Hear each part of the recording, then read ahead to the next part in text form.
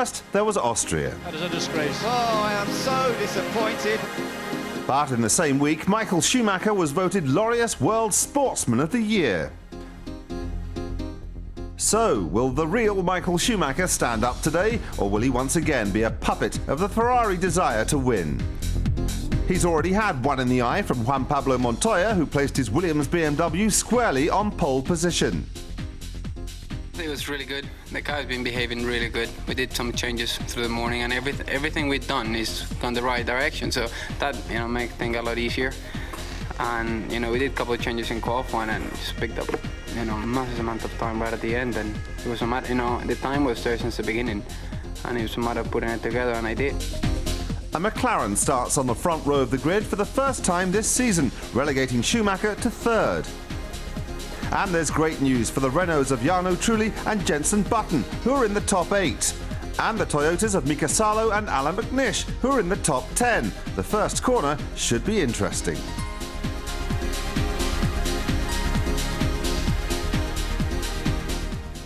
Worth waiting for. The Monaco Grand Prix under blue skies with the world's most beautiful people all on hand to watch. Well, not all of them, of course, because Jeremy Hart and Perry McCarthy are here, but that seems fair enough. Beautiful person Perry, we had a great qualifying session yesterday, didn't we? Listen, mate, when I was born, the doctor slapped my mother, so...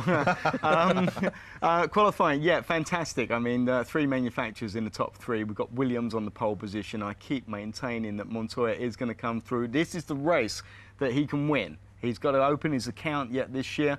This is the one, he's going to do it. Montoya territory. I would not want to be the driver trying to overtake this guy around this circuit. Second, Dave Coulthard.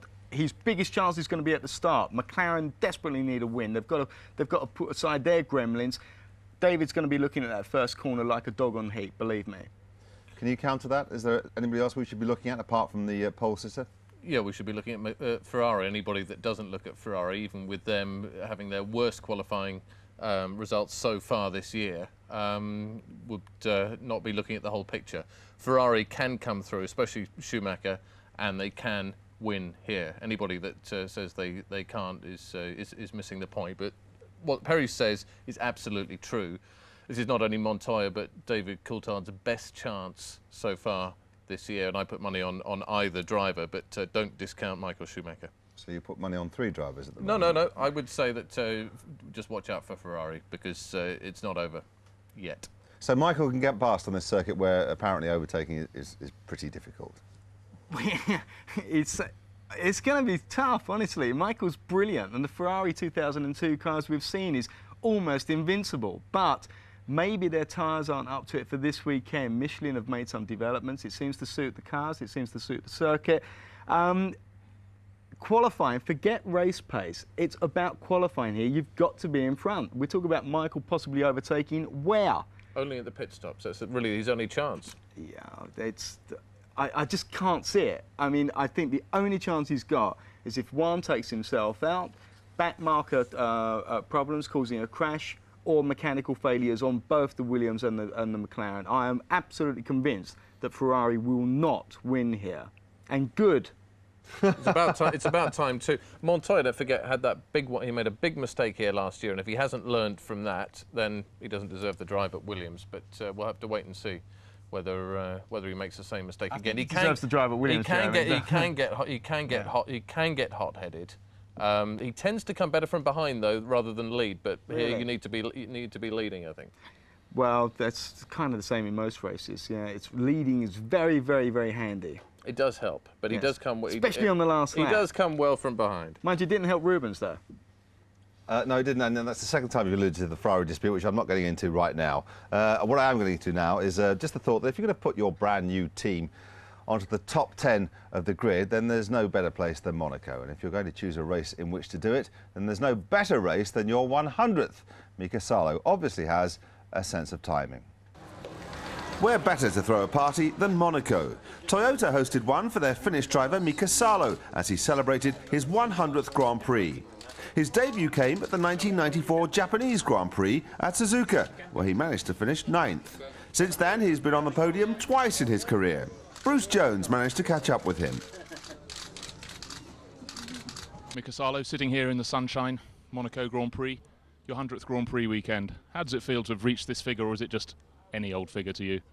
I didn't actually know about it until a few races ago, and it's just any other weekend. It's nothing special.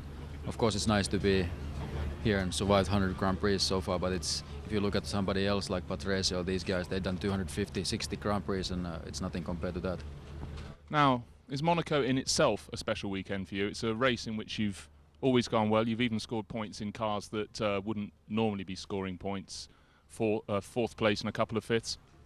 Yeah, it's nice that this kind of weekend happened to be in Monaco, because it gives it a little special boost, and I like the circuit. I like the driving this circuit. I don't like all the other hassle around, but the actual driving here is great fun, and we'll see. Hopefully I get even better memories out of my 100 Grand Prix after Sunday. What is it that's special to you about the circuit here at Monaco? It's just driving this circuit. If you make one mistake and you end up in the wall immediately, and you just have to be so careful, and 78 laps here you need so much concentration that it's just amazing. You're exhausted only because the concentration at the end of the race. This weekend, obviously, you've had a year off. You're back here for the first time since 2000, but you're here with a team that's never been here before. After the first day of practice, do you think that you can take it into the race? Well, I think so. I think everything is going well, and we didn't destroy anything, and everything is gone so far as planned. I think we prepared really well for this one as well, and we knew that this is going to be a very difficult weekend, and I think we were prepared well. Car worked perfectly all weekend. I hope we don't mess it up in some stage. It's very easy here to do it, but I hope we don't do it and we have a successful weekend. Both cars will score points here.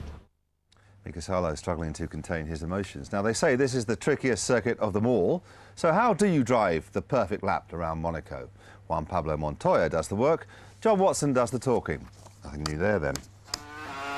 Start-finish straight is in fact one long shallow curve leading into Saint-Devoux. Very difficult corner, a bottle effect. Be careful with the curb on the inside, then let the car drift out to the barrier on the exit. Then the long climb up through Beau Rivage into the Mazanet corner. This long left-hand corner, you keep the car in, don't let it run too wide. Then it tightens on you, then you swing across to the right for the exit of the Casino Square. The drop down into Mirabeau, watch the camber on the left, watch the camber on the right, tuck the car in, then the squirt down into the Grand Hotel Happen Bend. Full lock, almost at a takeover, pick up the throttle, then ride the curb through the first part of Poitiers, run out to the wide, then cut back. This is very important, exit out of Poitiers, very important because it's the fastest part of the circuit. Through the tunnel, the light change isn't as bad as it looks on camera, then you explode out into the chicane, hard on the brakes, 180 miles an hour down to about 40. Clip the curb, then accelerate out the short straight down into the Tabac corner, the best corner on the circuit. Watch the barrier on the inside and on the outside. Now the swimming pool blind, jump the curbs, then slow down for the exit of the swimming pool complex. Careful again on the exit because that barrier gets very close. Then accelerate down to Rascasse, then all the way down to first gear. Just trickle around, pick up the throttle, maximum traction possible, then off again, then suddenly burst back onto this very shallow curving pit straight. Well, we couldn't have done better, actually, than to get those two to take us round. Both of them, as it happens, Monaco pole sitters. But Juan Pablo's position wasn't confirmed until the very closing moment. Here's John, the pole sitter, and Ben Edwards.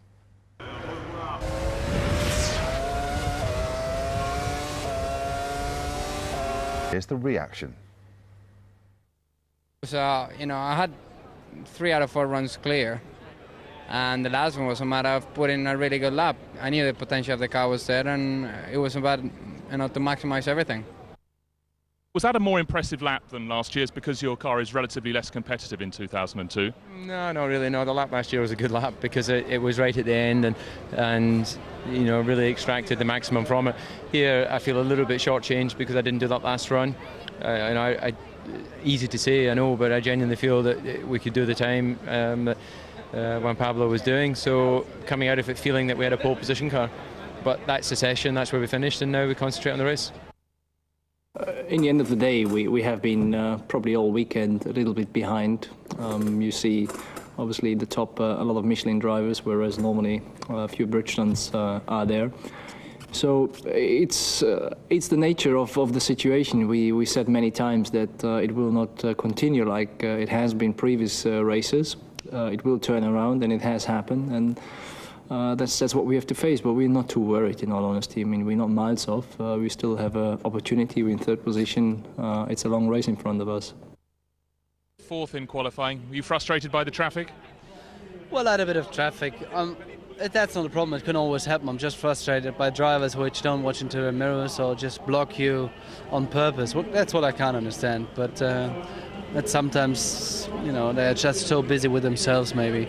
But at the end of the day, we have to say it was promising qualifying for the two of us. First and second row is good. Good position for tomorrow. I'm pretty happy for Juan. Showing up so good, really, because that was the real performance of our car, and that was brilliant.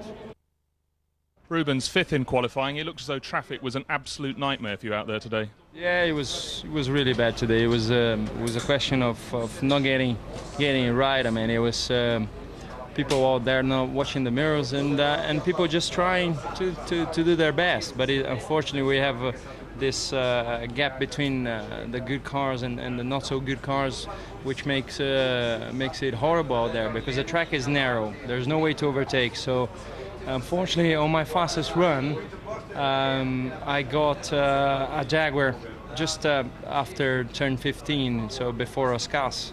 So it cost me 2-3 tenths on the run. But there's no ifs this year, so we have just to make the car very reliable for tomorrow and run quick. So hope we can make some overtakes, and who knows, I mean, tomorrow might be a good day. 2 points there, Perry. One, has he got planning permission for the peak on that hat, which is growing race by race? And secondly, when he talks about I was blocked by a Jaguar, is he talking about the Formula One equivalent of a breeze block on the track? I mean, it's almost as though it was a description of a car that's obviously going to hold him up. He could quite been blocked by a Williams in that situation because the Jaguar it wasn't because the Jaguar was slow. He was blocked. The Jaguar was just coming on to his fast lap, so he doesn't want to be too quick early on and take the performance out of his tyres. You can approach any car like that and get blocked. But this is what we know about Monaco, is that qualifying, sure, you need the good car, you need a great engine, you need the good tyres, and you need a fantastic driver, but you've got to have that clear lap. And as I said before it even started, you're going to have so many stories about I got blocked, and this is what we've got, and they're legitimate stories. You've got to have that clear lap. Juan got it. Although some of them there, not Rubens, noticeably, never Rubens, he's too nice a bloke, but the others did intimate that other drivers may have been deliberately getting in their way. Well, there are only two drivers in the whole grid that didn't complain about the fact that they had qualifying yesterday. That was Montoya, because he was happy to be on pole, and Jung, because he was lucky to be given the car at all and to get onto the grid. Everybody else complained at some point about drivers blocking them, cutting them up, whatever it was, and that's all. Even DC, who was second, you should be happy to be on the front row of the grid. He was still like to be one place better and still complained about being blocked. But has it never been done, Perry, that you set the fastest time, you're on pole, and then you just wander around for another couple of laps driving like a milk float and making sure that your nearest rivals don't get anywhere near your time? Yes, I've heard about that thing happening. But one of the biggest problems you've got with that is that if you try that stunt, you can be sure that you're going to get it back with a nice blue ribbon around it at the next race. So I think that people are trying to be seen to be courteous. I mean, to be quite honest, this is getting very, very corpy now, because yesterday I saw an official apology issued by McLaren to both Rubens and Ferrari for the fact that David inadvertently blocked Rubens' quick lap. McLaren didn't mention him by name, though, so they said one of our team members blocked it, and he has apologised. Yes. There was no mention of wasn't the one wearing DC at all. Wasn't the one wearing the crash helmet by any chance, was it? With a full tyre on it, and speaks with a Scottish accent. These things happen. I don't think David would set out to do that. You're very busy around this place. You've got a lot of things on your mind, and if you're just building up to a quick lap, the closing velocity of another car is immense. So sometimes you may have looked in the mirror, 2 seconds later they're on you, and you hadn't seen them before. OK, let's take a look at the grid. And people in the most expensive hotels will be leaning out in their bathrobes looking at this grid and wondering, can Montoya hang on to that position? I mean, it's beyond his control, isn't it, really? It can only be something fortunate will stop him hanging on to that position. I think he's too good to lose this. The only thing can be, he can make a mistake, obviously. I hope I'm not doing a curse on him, but he's got the equipment now. He knows what he's doing. That was a fabulous lap that he put together. I mean, that really was a good lap. That's faster than last year's pole position. There's an artistry around Monaco. It's an absolute balancing act. There is no room for manoeuvre. You get it right or you get it wrong, and when you get it wrong, you feel it because it's the wall. It's not like Austria, where you can go a little bit more up on the curbs. There's plus or minus 6 or 7 inches or whatever. This place, that's it, and there's a rhythm that these boys get into. I'm going to play devil's advocate for a minute because neither Williams driver has finished here, let alone won. I mean, I'm sure that will change this afternoon. The strength of the car looks very strong, although the track is a little bit cooler today than it was yesterday, but Michelin still seem to have the edge around here. But neither Williams driver has actually even finished, and Ralph's had 5 goes at it. Well, that's the grid looked at. Now, it might seem churlish to remind Eddie Irvine that he came 3rd in this race.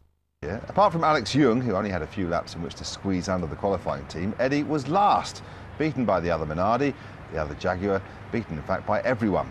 Peter Windsor, who of course is seldom at the back of the field, joins us now. Peter, it just can't go on like this, can it? Not really, no. A briefing was held this morning for the press by Richard Parry-Jones, the new chief executive of Jaguar, and he, obviously taking over and trying to get to grips with the problem, said, yes, of course, the car's not very good. The team is good. We've got good people there, but give us more time. We need time to make it gel. And when asked about drivers for next year, he said, well, I think most people would agree that we've not really given Pedro de la Rosa a fair showing, which implication being that he'll probably be retained for next year. But when the subject came to Eddie, he said, well, his contract does expire at the end of this year, so we'll see what happens. So make of that what you will. Yeah, but they're starting to watch the pennies on this a bit, Peter, because, you know, Eddie's contract is widely reported to be very, very high, somewhere in the region of £10 million or whatever. You know, do they start thinking, actually, Eddie's probably better than Pedro, but, you know, is the value there? Is that what they're thinking? I wish I could answer that. I don't know what they're thinking. You know, to me, it was logical 3 years ago. They needed 2 young drivers. They needed a specific number of good engineers, and they should be on podiums and winning Grand Prix now. So I can't really understand what they've been doing for the last 3 years. I think they've wasted a lot of money on drivers. Yes, you're absolutely right. If you're going to pay a driver that much money, it can only be because he's going to do more than drive the race cars. I've said several times, you know, somebody with that sort of money should be the motivating force behind the team, should be the guy putting the team together in the way Michael did at Ferrari when he left Benetton, and that hasn't happened. So to me, the only course really they should take now is to go for 2 very, very young guys that they can mould, and Jaguar have got some of those under contract already. Peter, what about time to axe Niki Lauda? He hasn't done what he was brought in to do, and I know you've been quite outspoken in the past about his lack of performance as running the team. Is it time for Lauda to get the chop as he did from Ferrari? Well, you know, we shouldn't be too critical of anybody in life, but if, for example, he wanted to continue down a path that didn't fit with the new thinking at Ford, then perhaps it is. Niki hasn't really achieved very much, I think, since he's been at Jaguar. He's certainly spent a lot of money and had a lot of time. I feel a bit sorry for Bobby Rahal, actually, because I think that his strategy was starting to gather strength, and the sort of carpet was pulled out from under his feet, as it were, when Niki was appointed. And now really Jaguar going back to square one again with the departure of Reitzler, the German chief executive. So, you know, it's a shame that they just have so many changes and they just didn't get it right from day one. And Bernie's talking at the moment about asking the big manufacturer teams to even go to 4 cars if we start losing some of the smaller teams at the back for the financial difficulties they've got. And Jaguar, being a major car manufacturer and part of Ford, would be one of those teams that would be expected to increase the number of cars, which would be the worst possible thing, wouldn't it? Yeah, I mean, I put a proposal to Ford 2 years ago when Minardi was for sale that they should buy Minardi and put 2 young guys in that team and supply engines and gearbox to Minardi and have a B team, as it were, and groom it that way. And Ford rejected the proposal out of sight, said they were not interested in having a second team or supplying another team with engines. And then they did the Arrows deal 12 months later. So to me, nothing makes sense at Jaguar at all at the moment. All right, Peter, we'll leave it there for just a while. Thank you very much. Now, despite all Jaguar's problems, their car would still make an attractive addition to your driveway. Here is how to get one up on the Joneses. It's unique, it's very fast, and you can own it. This is the Jaguar R3 that's currently being driven by Eddie Irvine and Pedro de la Rosa. And if you're our grand winner, then it's all yours. Every Grand Prix weekend, one winner gets a pair of signed Eddie Irvine gloves and his or her name etched onto Eddie's car. Before the final race of the season, 16 winners from each Grand Prix will compete to win this fantastic final prize, your very own Grand Prix car. Congratulations to Des Lane of Thornhill in Cardiff, winner of the Austrian Grand Prix competition and our 6th qualifier for the Grand Final. Des said David Coulthard won the 2001 Austrian Grand Prix and he won. So Des now has a pair of those Eddie Irvine gloves and his name joins our Roll of Honour on Eddie's car. So this week's question is, who holds the record for wins at Monaco? Who holds the record for wins at Monaco? We've set up a special phone line for your answer and the number to ring is 09002 434 434. That's 09002 434 434. Calls cost 50p a minute and shouldn't take longer than 2 minutes. Or you could send a postcard to F1 Competition, B Sky B, 6 Centaurs Business Park, Grant Way, Isleworth, Middlesex, TW7 5QD. Phone lines close this Monday and postal entries are required by this Wednesday, that's the 29th of May.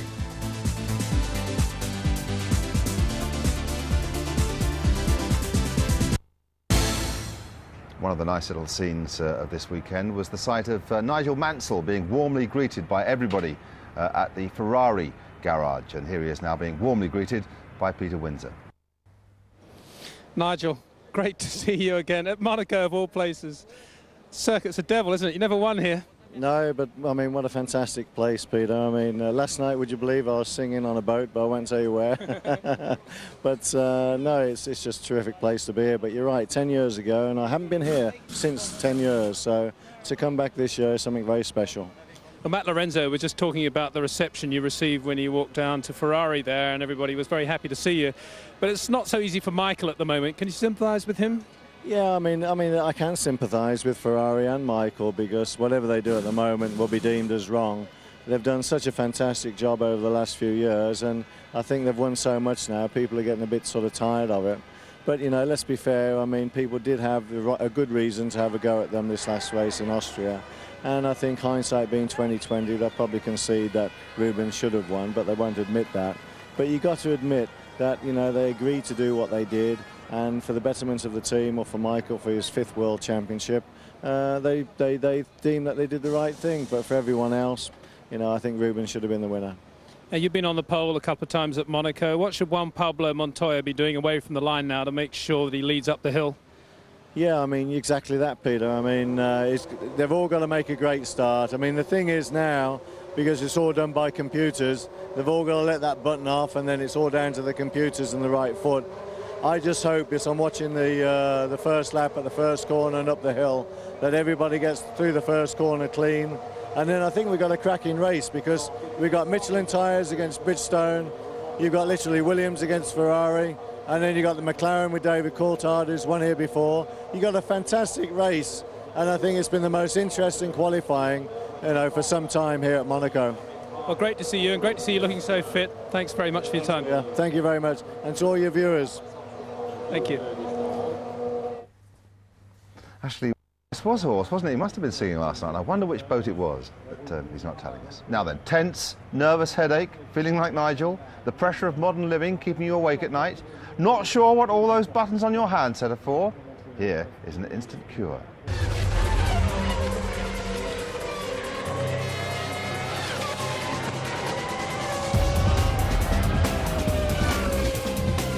F1 Digital Plus is a fully interactive channel offering. But Michael Schumacher is not shy when it comes to trying to make a pass. Well, we all know that one for sure, and Montoya tough as well, tough as nails when it comes to racing around the streets here. David Coulthard, he'll be starting alongside Montoya on that front row. A winner here a couple of years ago. Tried to start from pole position last year, only for the systems to fail on him and force him to start from the very back of the grid. Today, he knows he has a very real chance of victory. The McLaren team have dominated in recent seasons. 11 victories in 18 years here at Monaco. That is a pretty stunning statistic for the team. Everything has worked well for them in the past. Mika Häkkinen has taken wins, David Coulthard, of course Senna and Prost took numerous wins for the team. And can they do it again today? Coulthard has not won a race in over a year.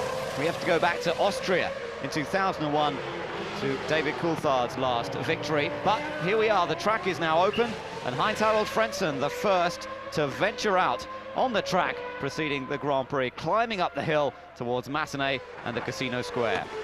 And of course the track has been occupied since the Grand Prix cars that is, were out on track. They came in at 10 o'clock local time, 9 o'clock UK time, and then that intervening 3.5 hours before they go back out again. They'll have been worked on tirelessly by the engineers, the mechanics, and just checking, double checking, and then looking at various thoughts and strategies. We look at Juan Pablo Montoya just getting pushed back, very tight confines of the paddock or the pit lane here in Monaco, and starting on a set of, or going out, let's say, on a set of tyres that have obviously been used. The Michelin traditionally tend to need a little bit more running before the tyre will be at its optimum, not necessarily its fastest, but its optimum for a race.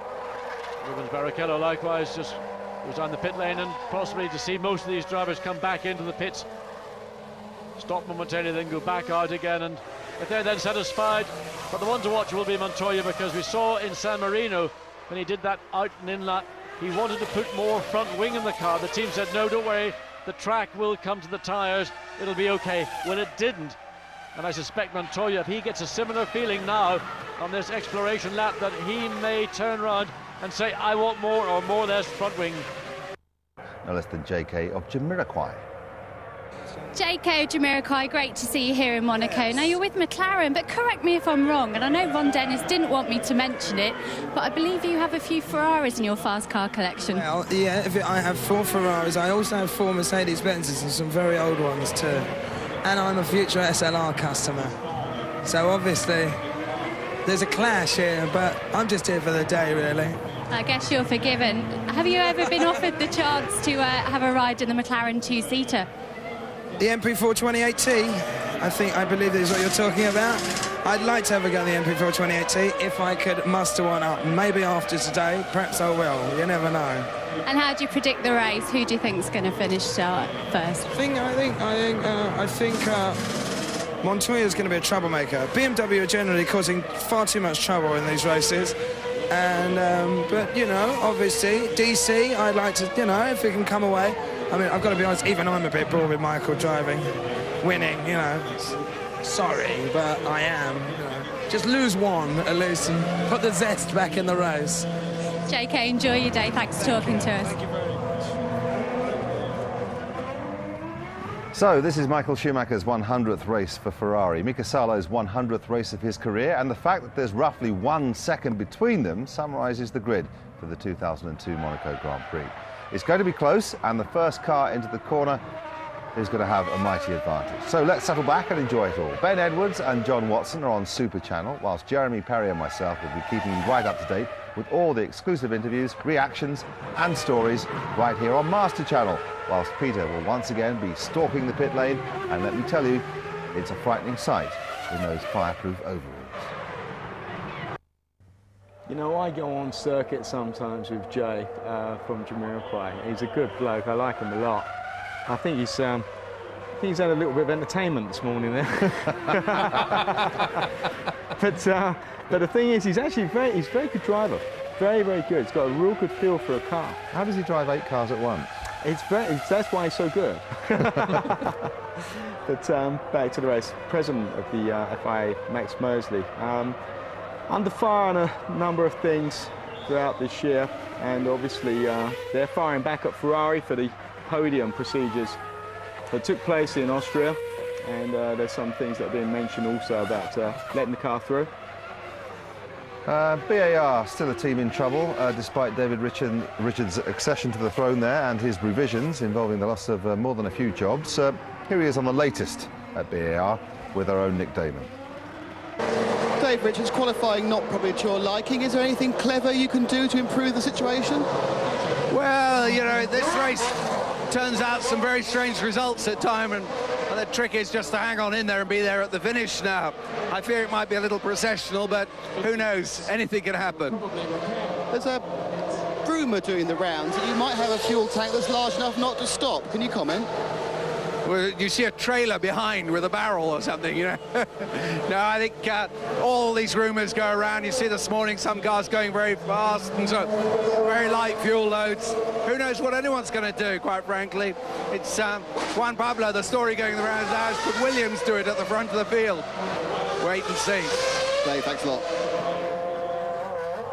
DR's been on the happy pills as well. Everyone seems very chipper in the pit lane this morning, considering that the BAR's qualified 18th and 14th. Villeneuve was down almost last until the very last moment, so he's got to be optimistic. It can't be worse. So he's off now. Is he getting a chance to test anything they may have done over the last few hours? Because he obviously wasn't happy having finished 20th in warm-up. Is there anything he can tell from this processional part of the afternoon? I couldn't confirm that he wasn't happy about finishing 20th. I mean, this is slightly disconcerting, but we talked to the BMW principals and they didn't feel anything was off. It just literally may have been he wanted to conserve the engine, keep the car well away from the barriers and just make sure that the systems were working. So they may be just very, very confident, but something may have been wrong. But I just kind of feel that they're just confident and didn't need to push. The only indication that there was any trouble was when he came into the pits and waved his hands around, but that could have been a communication issue. Peter Windsor, as usual, has more. Yes, just talking about that Montoya problem. Williams are saying, as we heard from the BMW gentleman, that everything's okay, shouldn't worry about anything. But there was quite a heated discussion going on when I walked up there between Sam Michael and Patrick Head, the two, if you like, the operations engineer and the chief designer. And the impression I got was that in running the race brake ducts, which are bigger front brake ducts obviously than they would use in qualifying, there was a different effect from the front wing and the car was not doing quite the same thing. And I gather that Juan Pablo had a bit of understeer. I don't think this is a problem for the race. It's exactly what Sunday morning warm-ups are for, to establish that sort of difference between qualifying and the race. But I think there was that, so that's probably what the team would have been working on between then and now on the grid. Okay, well that's, yeah, I understand that, Peter, Perry. Because if he gets too much understeer, then that's going to have a detrimental effect on the front tyres, which is a kind of a cumulative thing, isn't it? So they could be concerned about that. Yeah, that's right, but it's a soluble problem. I don't think it's an issue. No, neither do I, actually. And the other thing, yeah, the other thing that's worth noting is that Juan Pablo is actually running a slightly different front wing to Ralph, and he did that yesterday in qualifying because he felt it gave slightly more downforce, but it actually made the car more pointy. It made the back end a little looser going into corners, and Juan Pablo lived with that and set the car up for that and got the benefit from it. He really made it work well. But Ralph stayed with the other front wing, the older front wing if you like, and the car's better balanced, I think, but perhaps not quite as much downforce. Peter, just on a different subject, I was very interested to hear your interview with Nigel Mansell. That Nigel was not in favour of Ferrari's tactics in Austria, was he? He didn't think it was right. What do you think about that? Well, I think Nigel, like a lot of people like you, have made a judgment based on your own opinion, which is that a racing driver is paid to race and there shouldn't be any contrived conditions. And if you're a racing driver, that's what you're paid to do. But you know, I've tried to explain that I think, in my opinion, it's a different situation at Ferrari with Michael, and I think Michael could have raced Rubens hard in the Austrian Grand Prix, and he didn't. He sat there because it had already been established that it was a number 2 situation. I couldn't resist it, Pete. You're the one in the open air at the moment, so I had to have a pop at you, mate. He's been dying to get that one back at you.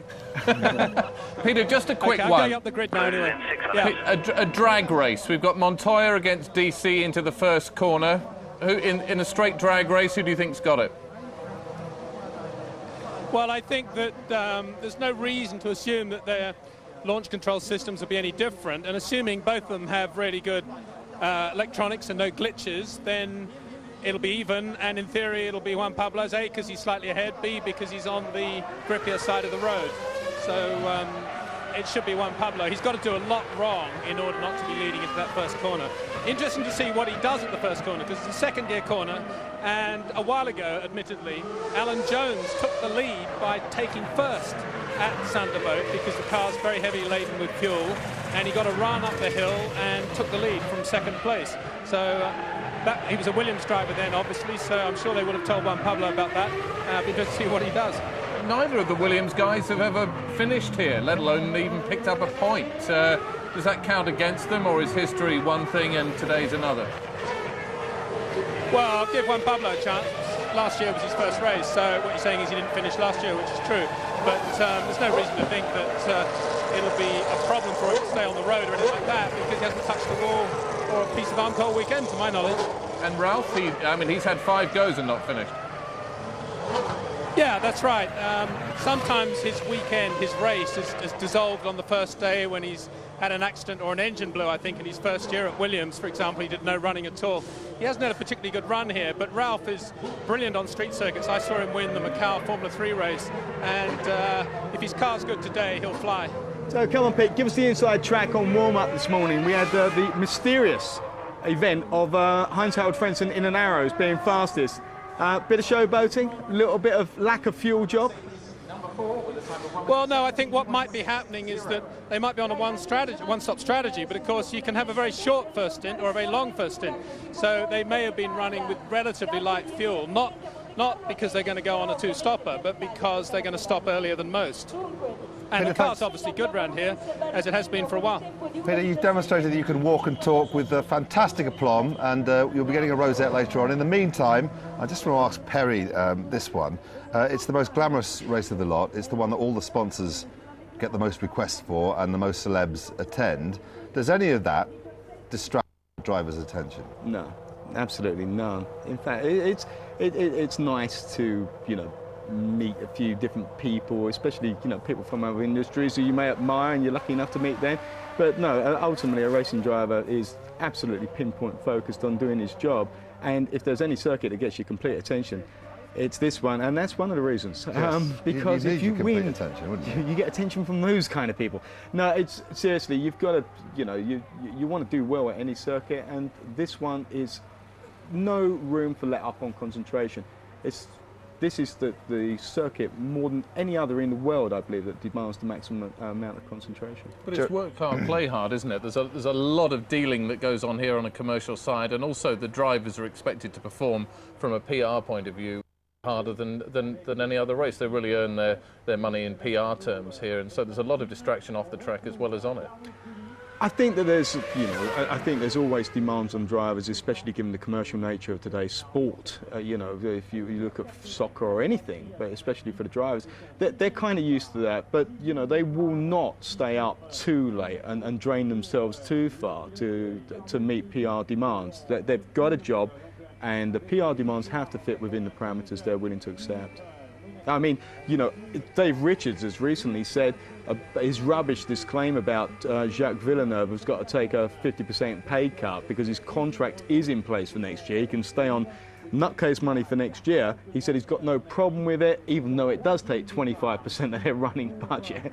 But the problem with that, the only thing he gets upset about sometimes is Jack really hates the old PR stuff. Some are more suited than others. Yeah, Jack's changed though. I mean, in the old days, he would only do 5 PR days in a whole year. Now, he's got less power to wield and less sort of ability to actually dictate how many days he does. And I know for a fact that last year he did at least 15. So he's losing his bargaining chip already. Perhaps, but it may be in his contract as well, John. It is. OK, Rubens Barrichello is now with Peter Windsor. Well, Rubens is actually with Terry Bootson. Hi, Terry. Nice to see you. Hello, how are you? Yeah, great to see you. Rubens, you're looking very relaxed. What are you going to do this afternoon? It is a different race, I guess. I mean, I like a lot of the attacking and going forward. But I think today, I just want to be out of the problems in the first few laps and try something in the middle of the race, because it's very difficult to overtake. Come on, there must be some places where you can overtake here. Tell us about them. I'll try. I mean, I'll try in places where people are not expecting, but you could lose a nose or something, so you have to bear in mind that it's quite difficult. If we're talking about the last 10 laps, you have to fight, but I'm quite cool. I mean, the car is behaving quite well. In the qualified trim, I think the Michelins were doing a fantastic job, but in the race, I think we can do quite well. And how's the relationship with Michael now? Is he calm, relaxed, usual sunny self? Well, I mean, it's normal. Never been bad, actually. I mean, he appreciates what I'm doing. I've said already how proud I am to be driving alongside him. So we're racing. I mean, it's obviously that one wants to beat the other, but it's not such a big deal. I'm quite cool with that. Rubens, I think you're going to have millions of people behind you today. Very best of luck. Thank you very much. Thank you. I wonder if that peak grows when he tells a whopper. Anyway, great news for Toyota, both in the top 10 and both drivers talking now to Nick Damon. Alan McNish and Mika Salo, 9th and 10th. Is the big thing to avoid each other in the first corner? I think the big thing's to avoid everybody all the time. Around here, you know, there's so many accidents. Mick obviously has got a hell of a lot more experience than I have in this situation, but I'm just going to try and make it through the first lap and then we progress from there. As Alan says, Mika, a lot of experience. Give him any tips about racecraft around here? It is. First lap is very important, and if you survive that, everything will be fine. But first corner and the loves happen on the first lap are very difficult ones. Just have to take care of them. Is there anything you can do with strategy here, or is it just set? Is there anything you can do with strategy here, or is it just 50 laps and then come in? I think there will be some different strategies, but basically it's quite simple, and it's no overtaking here, so that's the problem. And Alan, can you see your new house from here? No, I can see the palace, but that's not my new house. Thanks, guys. Best of luck. They, not often that teammates are mates, but it would appear there doesn't seem to be much beef between either of them. They're both good lads, actually. Alan I know pretty well, and he's good fun. He's good to get along with, and he's a great little driver. And I'm really pleased that he's 500s in qualifying off Mika Salo. And Mika is a pretty renowned driver, and there's been a couple of drivers test recently for Toyota, and as soon as that happens, the number 2 driver, which Alan currently is, knows he's under attack. So the more he can show he's absolutely bang on the pace of Salo, the absolute better it is for his future. Well, Giancarlo Fisichella picked up Jordan's first points of the season at Austria 2 weeks ago. And 11th on the grid. There's every chance he could do more for their reputation, or at least their chance of hanging on to that Honda engine in this race. Here he is now talking to Nick. Giancarlo Fisichella, a circuit you really love, in a way your home circuit. What are your hopes for the race? Well, first of all, I hope to get through the end, and it's gonna be a tough race physically and mentally, but if you do a good race and a good strategy, I hope to score some points again like the last race. Do you think that Jordan now has the reliability that it needs? Well, it looks better. It's getting better. Last race we finished the race, and for the weekend we haven't any problems, so I'm quite confident. Best of luck. Thanks, Giancarlo. They'll take any vantage point, but I bet they had to pay some to get even to that vantage point. I've been there before, and if you haven't got a ticket, they close the town down. They do, although there are a couple of points where you can sneak into and not have to pay. And there is, just below where we're looking at the moment, a whole wall of fans. And if you like, it's the most charismatic place to go, because it's where the die-hard fans go. They'll be there from way before dawn this morning. And it's got one of the best views as well of La Rascasse. All right, we can see David Coulthard, and we can also see our very own Peter Windsor. Once Terry Bootson stopped playing around with my headset. David, nice clear track in front of you right here on the grid anyway. Yeah, no, absolutely. I remember that view last year. Well, obviously from the other side, so hopefully we can make a good start this time, and it would be nice to be leading out the first corner. Anything you can do, perhaps, to get in front of Juan Pablo into that first corner? Any strategy that we should know about? Well, I'm hoping that our start system's going to be slightly better than Williams. That certainly looked to be the case over the last few races, so we just have to wait and see. But the Michelin Bridgestone situation is looking very interesting now, isn't it? Yeah, certainly on this circuit, over the one lap we've had an advantage, but we've got to wait and see. You know, Bridgestone have obviously got a lot of experience, and race trim, they'll probably be in good shape. Very best of luck, David. Thanks. Thank you. Well, Heinz Harald Frentzen was fastest in warm-up just a couple of hours ago for Arrows. I wonder what he was up to. Was he pulling any strokes? Perhaps we'll find out now as he talks to Nick Damon. Hi, Howard Frenton. You got it all right, one session too late. What did you do for warm-up that produced that superb speed? We did something to the car. I was suffering with understeer yesterday, and we just tried something different this morning. It seemed to work. People are thinking we are now on 2 or 3 stops, but it wasn't the case. So you've now got a really quick car, but you're starting in 12th. How do you approach the race? Good question, Joe. Watch out. Heinz, best of luck. So there you are, Perry. He did something to the car. That's what we thought, and that's confirmed. Technically speaking, he did something to the car. Yeah, it's good feedback. We did something to the car. We talked to Tom Walkinshaw this morning because I maybe suggested they were running on very, very light tanks to set the fastest warm-up time. Tom confirmed that they had enough fuel in it for their one-stop strategy. Well, instantly, I kind of thought maybe they're going to stop early, you know? Well, we'll see in the race. At least he said watch out, so it could be interesting as he tries to zoom up through the grid. In the meantime, standing right on the grid is Peter. I'm with Jarno, truly. Jarno, very, very frustrating day for you yesterday. I suppose you have to put that behind you now and just accept where you are on the grid and then make the best of it now and hope that something happens in front of you. You're right. I've been very competitive all through the weekend. Unfortunately, only yesterday in qualifying, one of the most important moments, we have had traffic, and so now we are all in 7th place. But again, this morning we confirmed that our performance. And it is so difficult to overtake here, isn't it? Yes, it will be very important to have a good start and get out of the first corner and then just keep up with the other. Well, very best of luck. We'll be following you. Thank you. Right, Monte Carlo. It is really the place to be in Formula One, and perhaps it might be interesting to see exactly where the Royal Box is. That's where the Renaults are on the grid, and if we can turn Giorgio around the other way, Giorgio, that's where the Royal Box is, and nobody yet in place there, but that is really what makes this race so special. And you can see the number of people just standing around on the grid now, how important this is as an event in itself, the grid at Monte Carlo, and it's all yet to happen. Perry, what was it like when you were here? Brief, very brief, Peter. And we got Flavio Briatore here.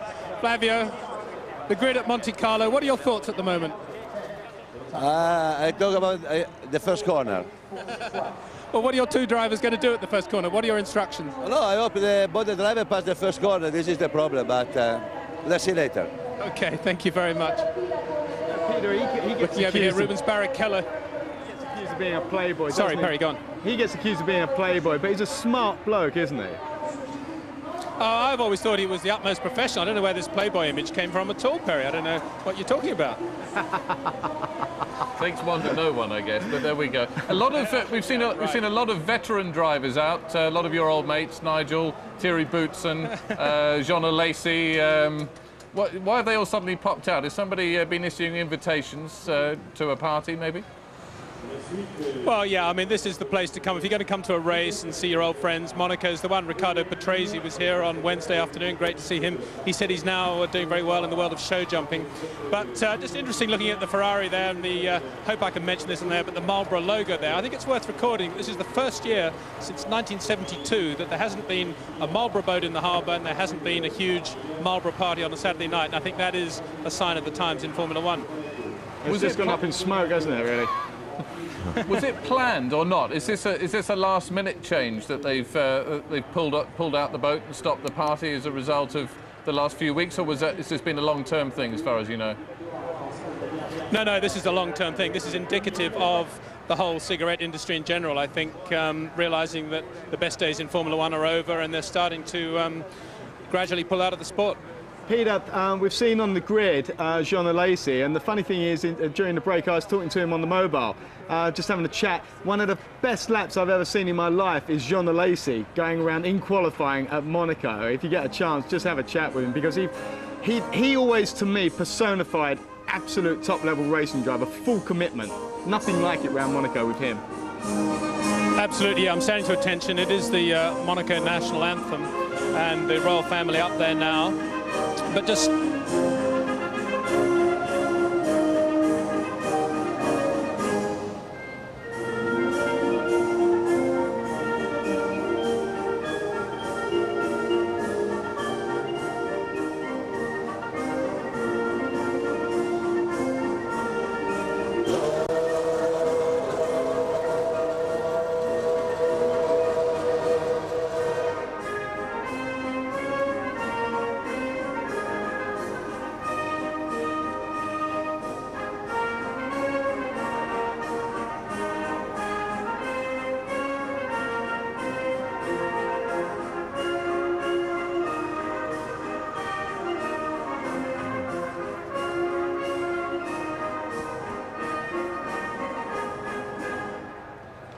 tremendous respect throughout the balconies of Monaco and indeed on the grid, Peter, and not a bathrobe in sight. They've all got dressed in honour of that wonderful and rather long national anthem.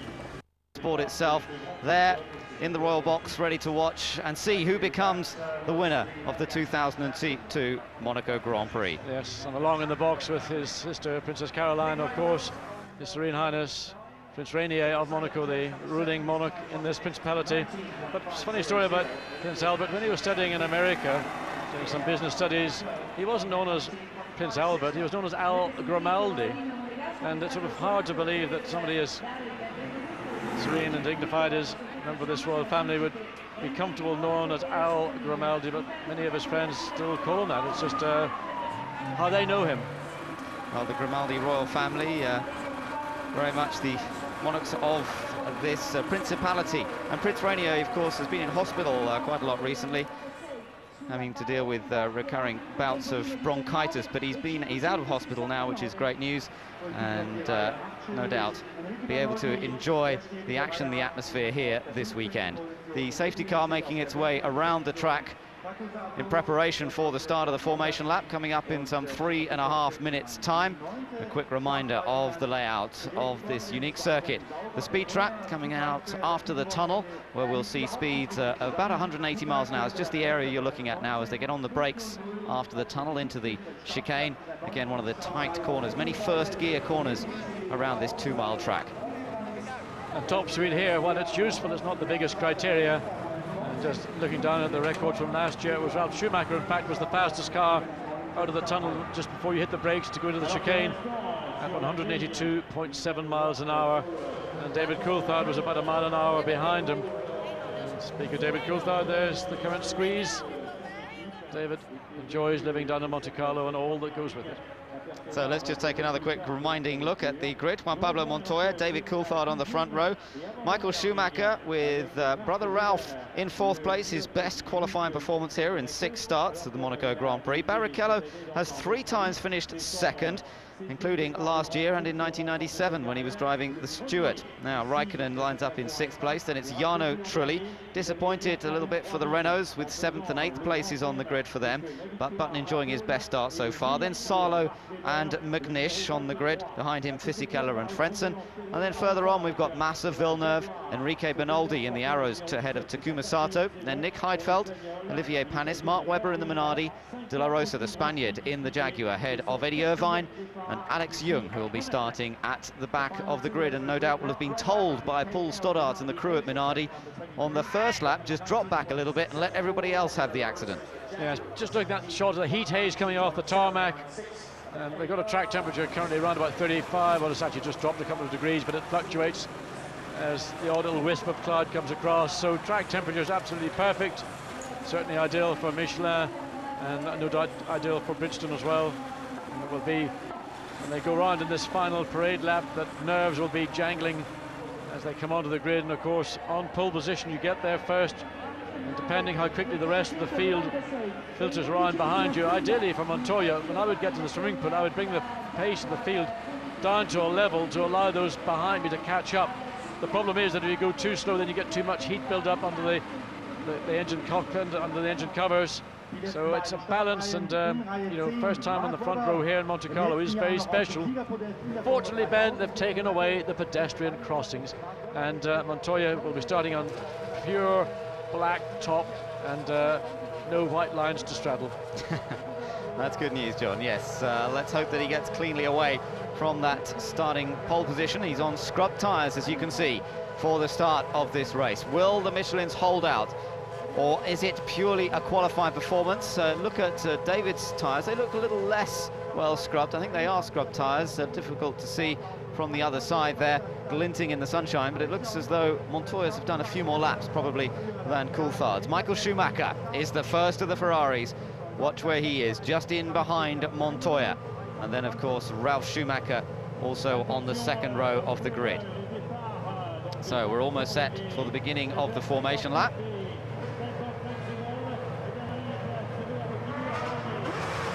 Watch for the rubber being laid, because all the launch control systems are going to be switched off. And they do that to put down as much fresh rubber as possible in the hope that when they line up, they will get it precisely on those strips of rubber. But of course, then with the benefit of launch control. So the 22 cars making their way around the 2-mile track on this formation lap in preparation for the 7th round of the FIA Formula One World Championship. Juan Pablo Montoya, Indy 500 winner a couple of years ago, now looking to add the Monaco Grand Prix to his list of successes. But he's got David Coulthard, Michael Schumacher right behind, both former winners around this track. The mechanics and support crews now make their way back to the pit lane to squeeze into their respective areas, and the fans getting a good view of all 22 cars making their way around. It looks as though everyone's got off the line safely. We do not have the dramas of last year where David Coulthard was left stranded on his pole position. Everybody is away cleanly, and let's just hope they make it around this formation lap in one piece, and we'll get ready for the race start. Blasting out into the sunshine on the exit of the tunnel.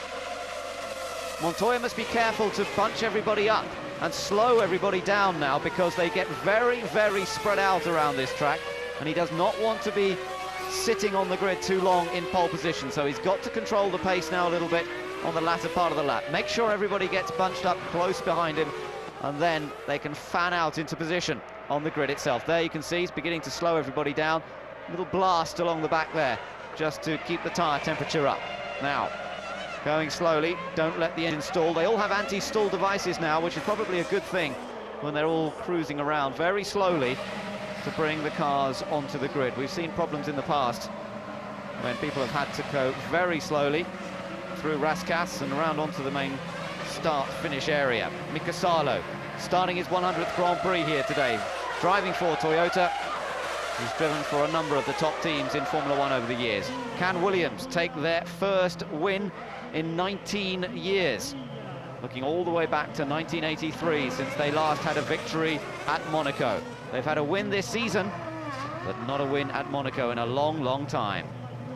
On board there with David Coulthard. Starts in second place, up on the outside with Montoya on the inside. That crucial inside line into the first corner, Saint-Devote, where we've seen so many incidents in the past.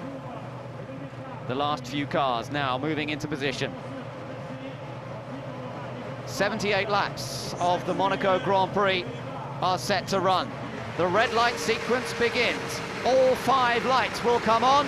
When they go out, the race will get underway. It's a quick getaway, and Coulthard makes a brilliant start on board with the race leader. He's got ahead of Montoya. Stunning start from Coulthard. Montoya down into second place. The Ferrari of Schumacher is in third place, chased by Ralf Schumacher, and we have a problem for Jacques Villeneuve. Villeneuve is left stranded as everybody makes it safely through the first corner. Great start from David Coulthard. Juan Pablo Montoya just couldn't get the car off the line. Maybe again that tension we talked about. But Coulthard for sure, blinding start from the Scotsman, and I suspect also aided by the fact that he's got a car a little bit lighter than Juan Pablo Montoya's, and all aided David to make that brilliant blinding start at the Saint-Devote. Now the midfield trying to struggle their way through the hairpins on this first lap. Sometimes you can get a bit of bumping and barging going on, and you can get a traffic jam develop, but it looks as though that midfield section has got through this Grand Hotel hairpin. There is Jacques Villeneuve's car being pushed away, and that is great disappointment for the Canadian. His race is already run. He started down in 14th, but some sort of mechanical problem has put him out. And a very good start from Jan O'Trulli. He's contained his 5th position. 2 Jordans running nose to tail, Fisichella and Sato. Good job from Sato, leaping all the way up from 16th place up to 12th. So, on the first lap, it is David Coulthard. A breathtaking getaway in the McLaren Mercedes, putting behind him what happened to him here last year when his car wouldn't get offline on the formation lap. It's Coulthard who leads, Montoya in second, Michael Schumacher is in third, ahead of Ralf Schumacher, then Trulli in a good 5th, Raikkonen is in 6th. And Rubens Barrichello, he's been a loser, started 5th, down to 7th. Mika Salo also leaping up to 8th place, starting 9th from the grid. Well, Mika Salo and Alain McNish still running in tandem as they qualified, running 8th and 9th. Heinz-Harald Frentzen is in 10th place, ahead of Fisichella and ahead of Sato as well. You're watching Michael Schumacher, and it's the battle that we've enjoyed several times this season between Michael Schumacher and Montoya. Now watch the start. Montoya moves, but I believe David Coulthard's got a much lighter fuel load on. He gets the traction and then just shoots alongside Montoya, takes the lead. Big problem for Button there. Button did not get off the line at all, and he's down in 17th position. Bogged down, but David Coulthard got the job done into Saint-Deveau, took the lead. Michael Schumacher couldn't do anything with Juan Pablo Montoya.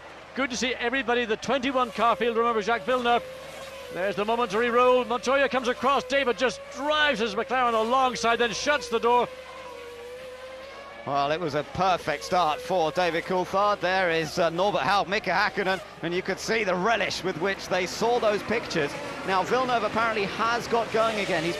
They've got the car started in the pit lane, so they have got Villeneuve into the race. He's not an early retirement. All the cars are still running, but Villeneuve, of course, right at the very back of the field. Coulthard leads, 2 laps completed here at Monaco. Montoya second, then it's Michael Schumacher hounding the Williams. Now that Montoya's got a couple of laps under his belt, he's settled down, had the fastest race lap in lap 2. Now he can focus on David Coulthard ahead of him and not be so concerned about that red Ferrari of Michael Schumacher directly in his mirrors. A little bit of a twitch from Montoya's car, down into Mirabeau. Trulli goes through, then it's Raikkonen, Barrichello, and then Mika Salo running in 8th place. Alan McNish, the 2 Toyotas, you'll see them just come into view at the back of this group. Behind them, Frentzen, Fisichella, Sato. Felipe Massa is 13th, that's where he started. Then it's Bernoldi, Heidfeld 15th, Panis is 16th. Jenson Button, who had a disastrous getaway, down in 17th place ahead of Mark Webber, and Webber has kept his advantage over the 2 Jags. De La Rosa, Irvine at the back. There we see Jacques Villeneuve getting back into the... He's now 1 lap down on the field. So he's only about 20 seconds. There's already going to be interest in the next 5 or so laps. Jacques Villeneuve 20 seconds ahead of this leading group of 4 cars. Montoya once again fastest car on track, but Michael Schumacher corner for corner going with him.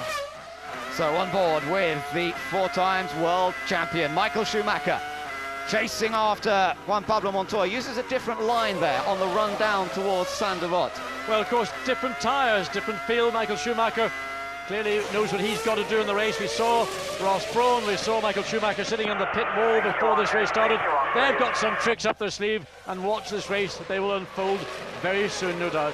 Further back, you're looking at the battle between Panis, Button and Mark Webber. Take another look and look for Jenson Button on the right-hand side. Jenson Button moved and then stopped. It looked as though he almost jumped the start or something went wrong. He pulls over and everybody manages to avoid him. Villeneuve was completely stranded. Yes, Villeneuve got stranded. I suspect for Jenson Button, one of those systems went down. They've got duplicate systems on board, and he may have been able to activate that. But what a start for Jenson Button, who was alongside his Renault teammate on the 4th row of the grid, now all the way down in 17th place on a very hard work in prospect this afternoon. Michael Schumacher, the sun glinting off the Ferrari, and holding 3rd position in these very early laps here at Monaco. Time to settle down into a little bit of a rhythm, and that's what is so crucial at this track. Getting into the rhythm, just being able to balance the car between the Armco barriers and keeping it away from the edge of the track, but still driving on the limit. And they've got the top 9 cars equidistant apart, about a second between the top 9 cars. Then in 10th place, Frentzen, a further 3.5 seconds behind Alan McNish, who is the last of that chain of 9 cars. Coulthard heads up the hill, his advantage 1.2 seconds over Montoya, and then Schumacher with Ralph holding on in 4th position in the 2nd of the Williams BMWs. But Ralph Schumacher, best lap 4. So the 2nd of the 2 Williams BMWs pushing now. Ralph keen to sandwich even tighter right from his brother Michael, with Montoya leading that little group of 3 cars. Patrick Head, the technical director at Williams, watching this, disappointed no doubt to have seen that Coulthard managed to get ahead of their man into that first corner. It was a clean move and Coulthard just rocketed off the line.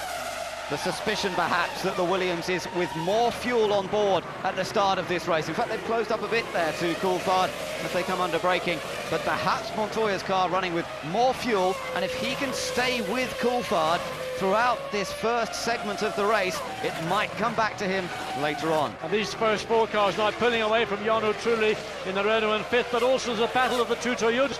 Mika Salo is getting a lot of attention from Alan McNish's teammate, and it'll be interesting to see whether Toyota decide to let that situation remain or say, McNish, you're quicker, Salo, let him go past, let him use that speed to try to catch up to Rubens Barrichello, who is pulling away from Mika Salo. They flash across the line once again beneath the gaze of the spectators, packed together in the balconies of the buildings here at Monaco. And again, the top three flash by in an instant. All three cars just covered by 1.4 seconds, and it's only another fraction back to Ralf Schumacher. Then Jarno Trulli is running in fifth place, a little further down the order. Look at Michael, very, very close there to the back of Juan Pablo Montoya's Williams. Well, also David Coulthard on that last lap was about 0.4 of a second down on Montoya and Michael Schumacher. Suddenly pressure coming from Michael Schumacher, who's passing it on to David Coulthard, probably because of this man Ralf Schumacher, who's driving those three cars ahead of him harder and harder.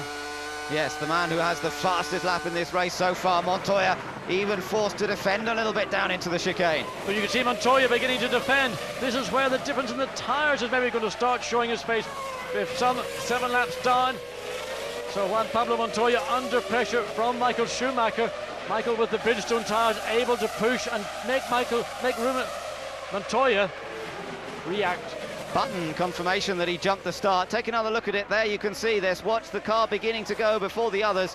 And then he stopped. It seems a bit unfair in a way that he has a drive-through penalty when he dropped a huge number of places, but that is the law of the Formula One rules, and he has to put up with the fact that he will have to come into the pits and back out again.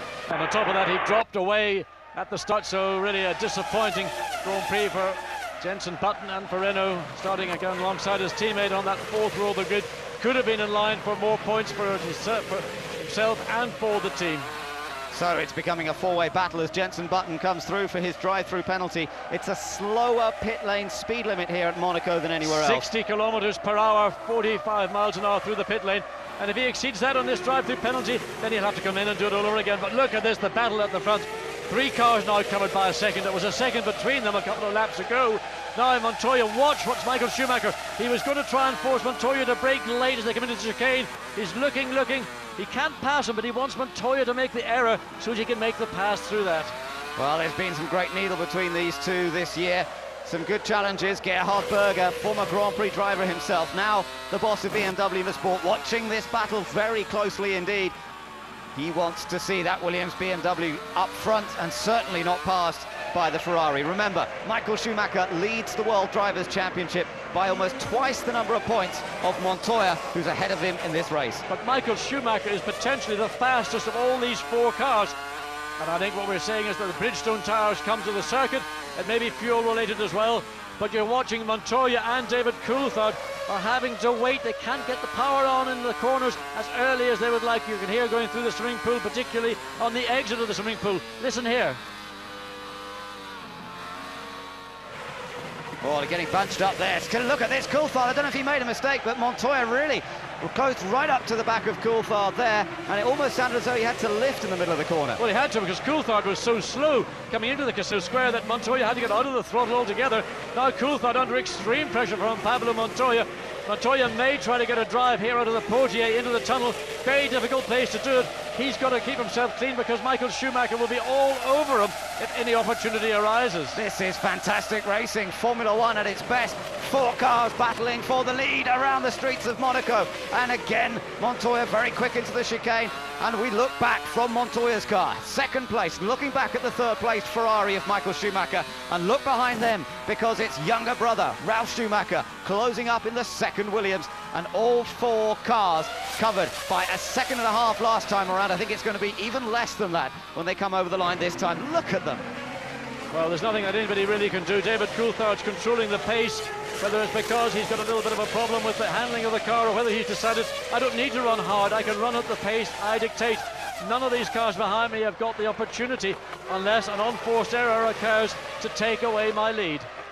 So avoiding errors is what it's all about, not making any mistakes as they wind their way through up to about 140 miles an hour, now down to 80 miles an hour through the left-hander. This is the view from onboard Montoya, looking at race leader David Coulthard. And let's look at this, down into Mirabeau, close in behind, and now into the tightest corner on the track. First gear, full lock, tight to get it round there. In the past, we've seen people try and go through. Sometimes it's happened, but often it's only caused a traffic jam. So now through the tunnel, David Coulthard, our race leader, still with huge amount of pressure on from Juan Pablo Montoya. Right behind him is Michael Schumacher. Once again, let's just ride on for a second with Montoya.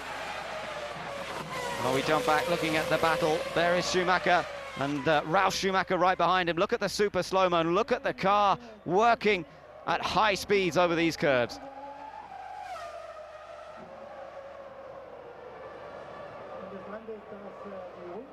And really, you can see the way the different cars, the two lead cars moving around, I think, more than the Ferrari is. And that I put down to the difference between the two tires. Now, a little bit of breathing space between the first three. They were bunched up together the last couple of laps. You can't drive a Grand Prix so close to your competitor. You've got to give yourself a bit of breathing space. You've got to give the car a chance, because engine temperatures run marginal at best in these cars.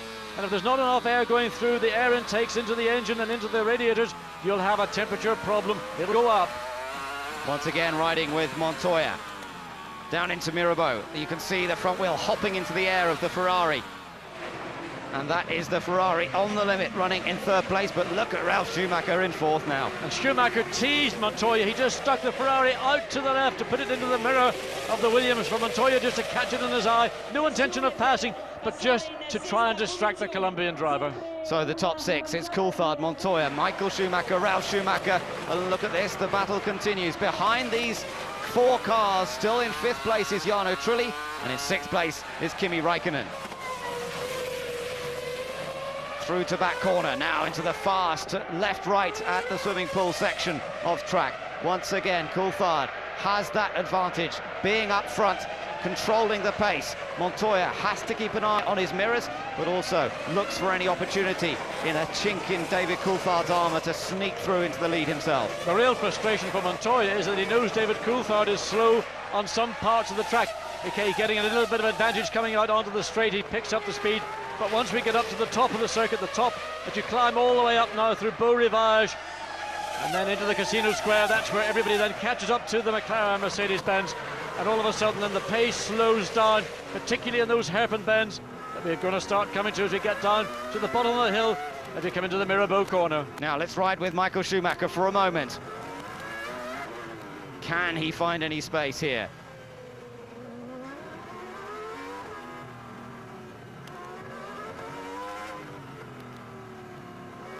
Almost having to coast it round a couple of the corners there. It's slow speed off the throttle, and now the engine gets a chance to work. Up to nearly 18,000 revs per minute, as you can see from the rev counter.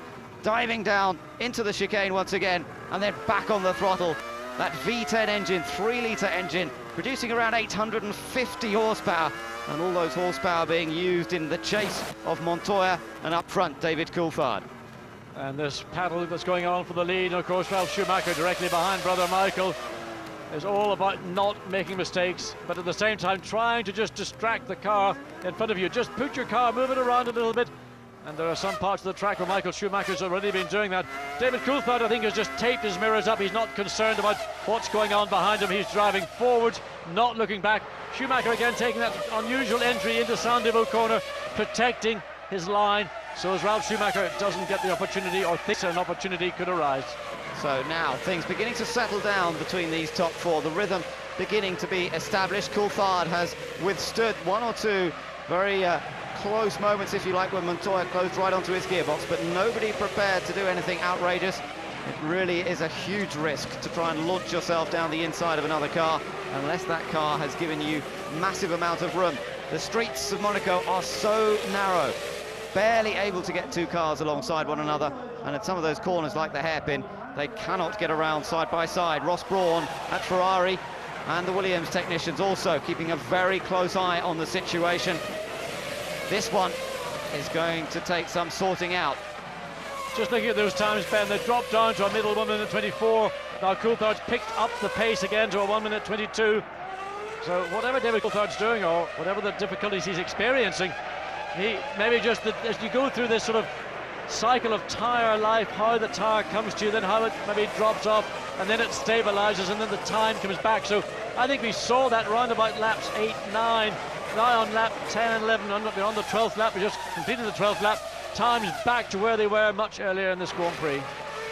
Ralf Schumacher, who was very close to his brother a moment ago, now has just dropped back a little bit. In the background, you can see Jarno Trulli in the Renault running in 5th position. Kimi Raikkonen in the 2nd McLaren Mercedes is still 6th. The Ferrari of Barrichello runs in 7th. Mika Salo in the Toyota is 8th. McNish 9th in the other Toyota. And then Heinz-Harald Frentzen in the Arrows is next up. And this is Jenson Button trying to find a way past Eddie Irvine. And I think poor Jenson Button's got 2 chances to find a way past Eddie Irvine around this circuit. He's a master of the Monaco circuit, and neither chance, unless Eddie makes a mistake, and I can't see him making too many this afternoon. A long work for Jenson Button, all because of that jump start. Maybe that was a mechanical fault. I don't necessarily believe that it was down to Jenson. Of course, launch control and all those systems have been problematic in the past in Grand Prix cars. Given the benefit of the doubt, it wasn't the driver's fault. Well, these two are fighting a long way down the field, of course, for 19th position. That's where Irvine is. The other Jaguar is 1 place further ahead up the road, but it's some 10 seconds ahead. De La Rosa currently running in 18th place.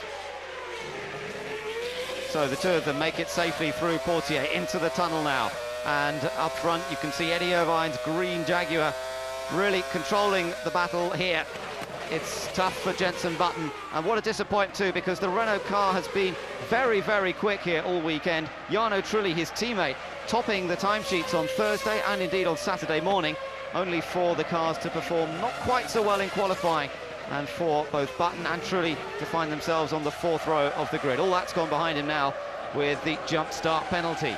But further ahead of those 2 cars, Irvine and Button, there's a real battle royal still continuing between the 2 Toyotas of Mika Salo and Alan McNish. There's less than a second between those 2 teammates, and still no indication from the Toyota pits that they might want McNish to use that extra speed that he appears to have over his teammate. Well, in fact, the 2 of them are not far behind Barrichello as well, so that's all a very close confrontation that's going on. We've got the battle up front with us once again here. Coulthard with just a little bit of breathing space over Montoya.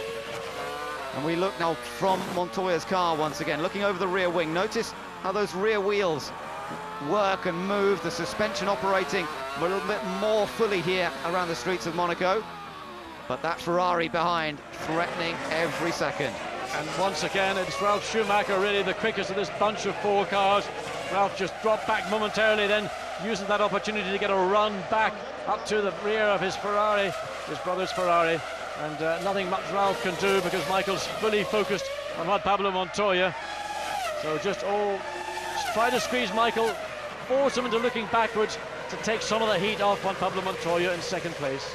In the battle of the tyre companies, we've got Michelin running 1 and 2, Bridgestone in 3rd place, but that Ferrari of Michael Schumacher, the only Bridgestone tyre user in the top 6 currently, with Barrichello down in 7th place, and then the next Bridgestone user down in 10th place. That's Heinz-Harald Frentzen in the Arrows. So the Michelin tyres worked in qualifying, and because they worked in qualifying, that means they've sustained good positions in the race, with overtaking being so difficult around this 2-mile track. Michael Schumacher very, very late, very hard on the brakes in the chicane, almost got close to overrunning into the rear of Juan Pablo Montoya. So whether that's just frustration or just momentarily lapse in Michael's concentration, or maybe just deliberately just trying once again to keep Juan Pablo Montoya honest, keep him on his toes, because getting past is difficult, and if you can force your competitor into an error, then that will make your job much easier. Oh, Montoya gets it very sideways out of the last corner. I think he managed to keep it off the wall, but that was very close. Well, that's the kind of error that can cause you to lose places. Just close, just getting within an inch or 2 of the barrier like that. Next time round, you might think, I've got away with it, I can go that much closer. Well, you tag the barrier, tag a wall, and that could be certainly a pit stop at best, and at worst, it could be the end of your Grand Prix. Watching this view, we can see how close Michael Schumacher gets to the barrier in a number of places, and you can really see, and that's one of the Toyotas, and I think it's McNish. It is Alan McNish. So what a shame for the Scotsman, who's been driving superbly well here. From 9th position, he was following his teammate, and well, you said, John, it only takes the slightest mistake when we watched Montoya. Perhaps that's what's happened here for McNish. We'll have to take a look at the replay. May well have been another car involved in that, but for Alan McNish, I'm afraid his Monaco debut is over on lap number 15. Well, that's very disappointing for the young Scotsman, because he'd been driving superbly all weekend.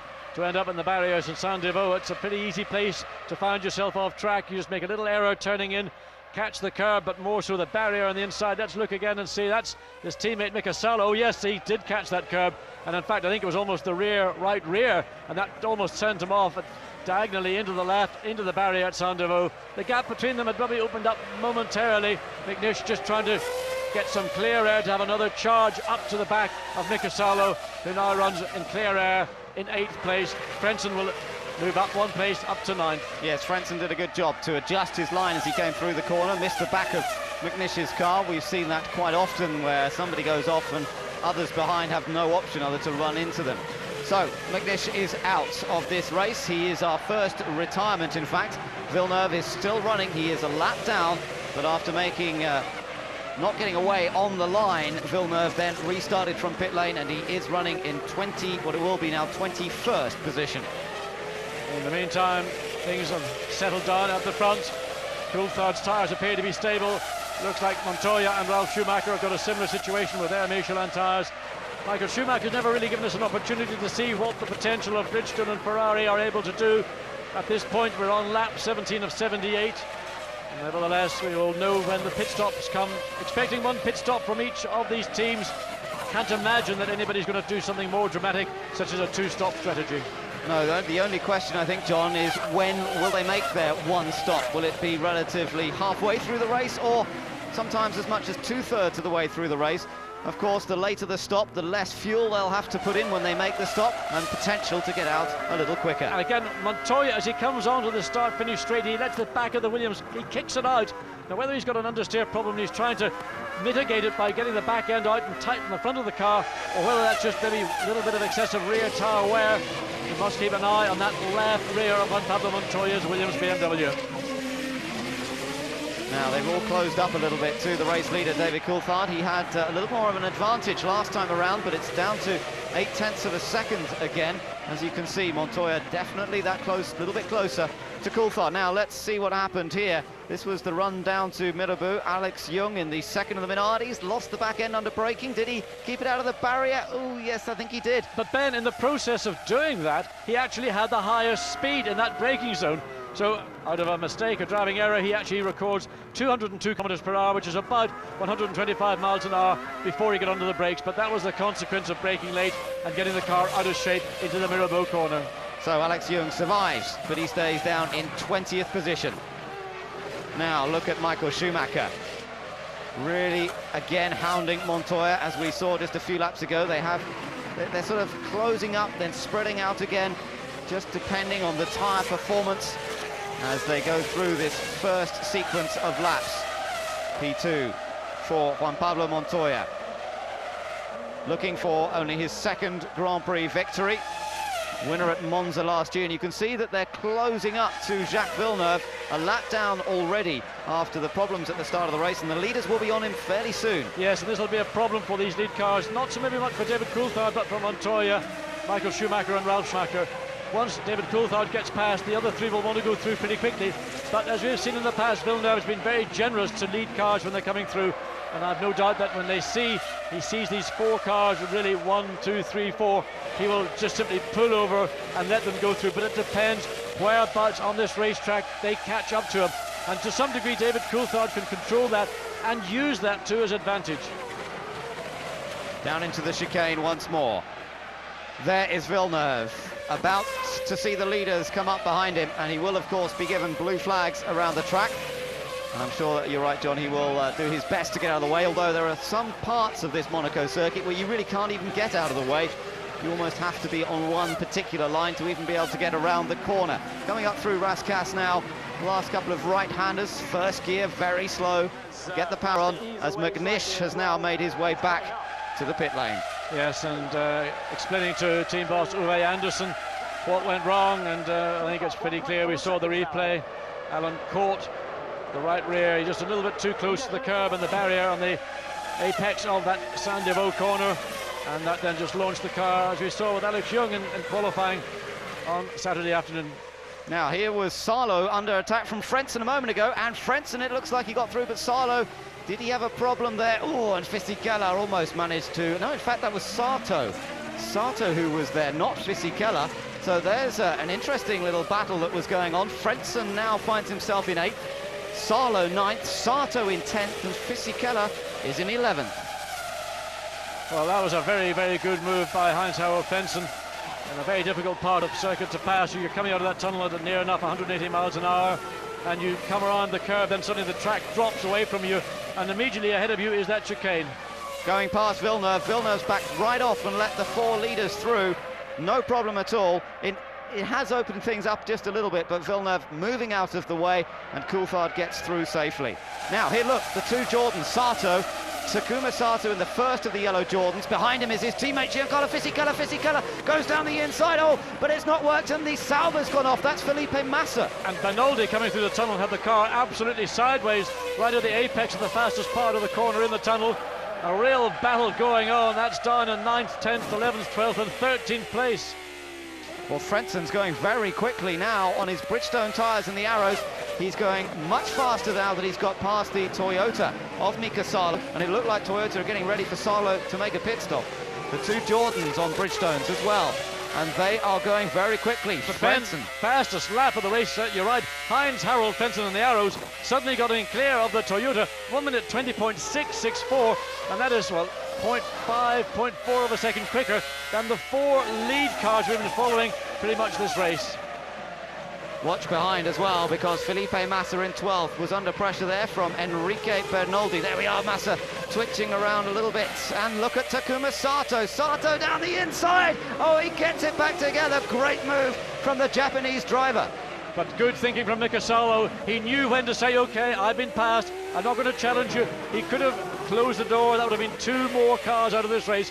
So now Giancarlo Fisichella, he's going to use all the advantages he's got with Honda power and those Bridgestone tyres to try and follow through. Otherwise, he will lose contact with Sato. Well, Salo must have a problem. Salo's got a problem, yes. He must have a problem. He's just moving out of the way here effectively and letting people through. Now we're looking at a replay. This was Sato coming down the inside. Salo saw him coming, didn't turn in, and Takuma gathered it all together. Good car control and managed to sneak ahead. And now look, Salo has Felipe Massa and Enrique Bernoldi desperately trying to find a way past as well. Well, something's going wrong for Mika Salo very rapidly. He's just losing place after place. Felipe Massa now backing up. Bernoldi behind him. Yes, Mika Salo's into the pits, and the Toyota team, what looked like a great opportunity. 1 car out in the barriers at Saint-Deveau. Mika Salo dives into the pit lane, and we don't know whether that's a mechanical problem or whether it's something they had anticipated. A very early stop, and I think not looking too good for 100th Grand Prix for Mika Salo. The Finn, very experienced. They're changing the tyres, refueling the car. This is an early pit stop, though. Lap number 21, you wouldn't normally expect them to be coming in quite this early in the race. He may well have clipped something somewhere on the track. We haven't been watching this battle only in the last couple of laps, so maybe there was something which was down to the driver, caused him to lose pace, but he's been reserviced, new set of wheels and tyres back on, and out he'll go. Now he has to drive hard all the way for the remaining 57 laps of this Grand Prix, because here in Monte Carlo you never give up, because you can always find yourself in a position to pick up maybe a 6th place or even a 5th place. 22 laps completed now at Monaco, and it's still the McLaren Mercedes of David Coulthard that leads the race from the Williams BMW of Montoya, the Ferrari of Michael Schumacher, the Williams of Ralf Schumacher, the Renault Jarno Trulli up there in the points, and Kimi Raikkonen in 6th place in the other McLaren. And Felipe Massa again getting his Cyber all sideways through the swimming pool, but further down the field other battles are going in. Mark Webber in the Minardi. Now we never thought Mark Webber and Olivier Panis in the BAR would battle, but they are having a mighty battle. Look at the replay here. This was Massa versus Bernoldi. Bernoldi had a little look to get in the inside going into the tunnel, but that's really not even a possible overtaking manoeuvre. The 2 Brazilians battling away, and Bernoldi now getting a little bit of the same medicine he dished out last year to David Coulthard, unable to find a way past Felipe Massa in the Sabre. The Jordan crew taking their time. They've got both cars still running in this race, and they're both in the top 10 now, so that's encouraging. But Sato ahead of Fisichella is a bit of a surprise. You almost wonder, John, will Jordan get on the radio and say, Takuma, move out of the way? Your experienced teammate, a bit of a master of Monaco himself, might be able to go and do something a little more than this. I would imagine that they should be doing it. I don't know why they're not. Sato's hit the barrier. He's hit the wall in the tunnel right in front of his teammate, and Takuma Sato, a huge accident. at the fastest parts of the track. He slides down into the tyre barrier at the chicane, and one of the Jordans is out. It could so easily have been both, and let's hope that he's okay. He was in a huge accident last time out in Austria. That was like Heinz-Harald Frentzen in the Jordan last year, same part of the circuit, lost it right in the apex of the corner, slammed into the barrier on the outside of the tunnel, and then just slid all the way down. Of course, left side of the car heavily damaged, and we may have a safety car. It is on standby. There we see the Mercedes-Benz safety car. It may be deployed. We've got a yellow dot which indicates yellow flags, and that orange dot indicates there is hit, big hit, Takuma Sato.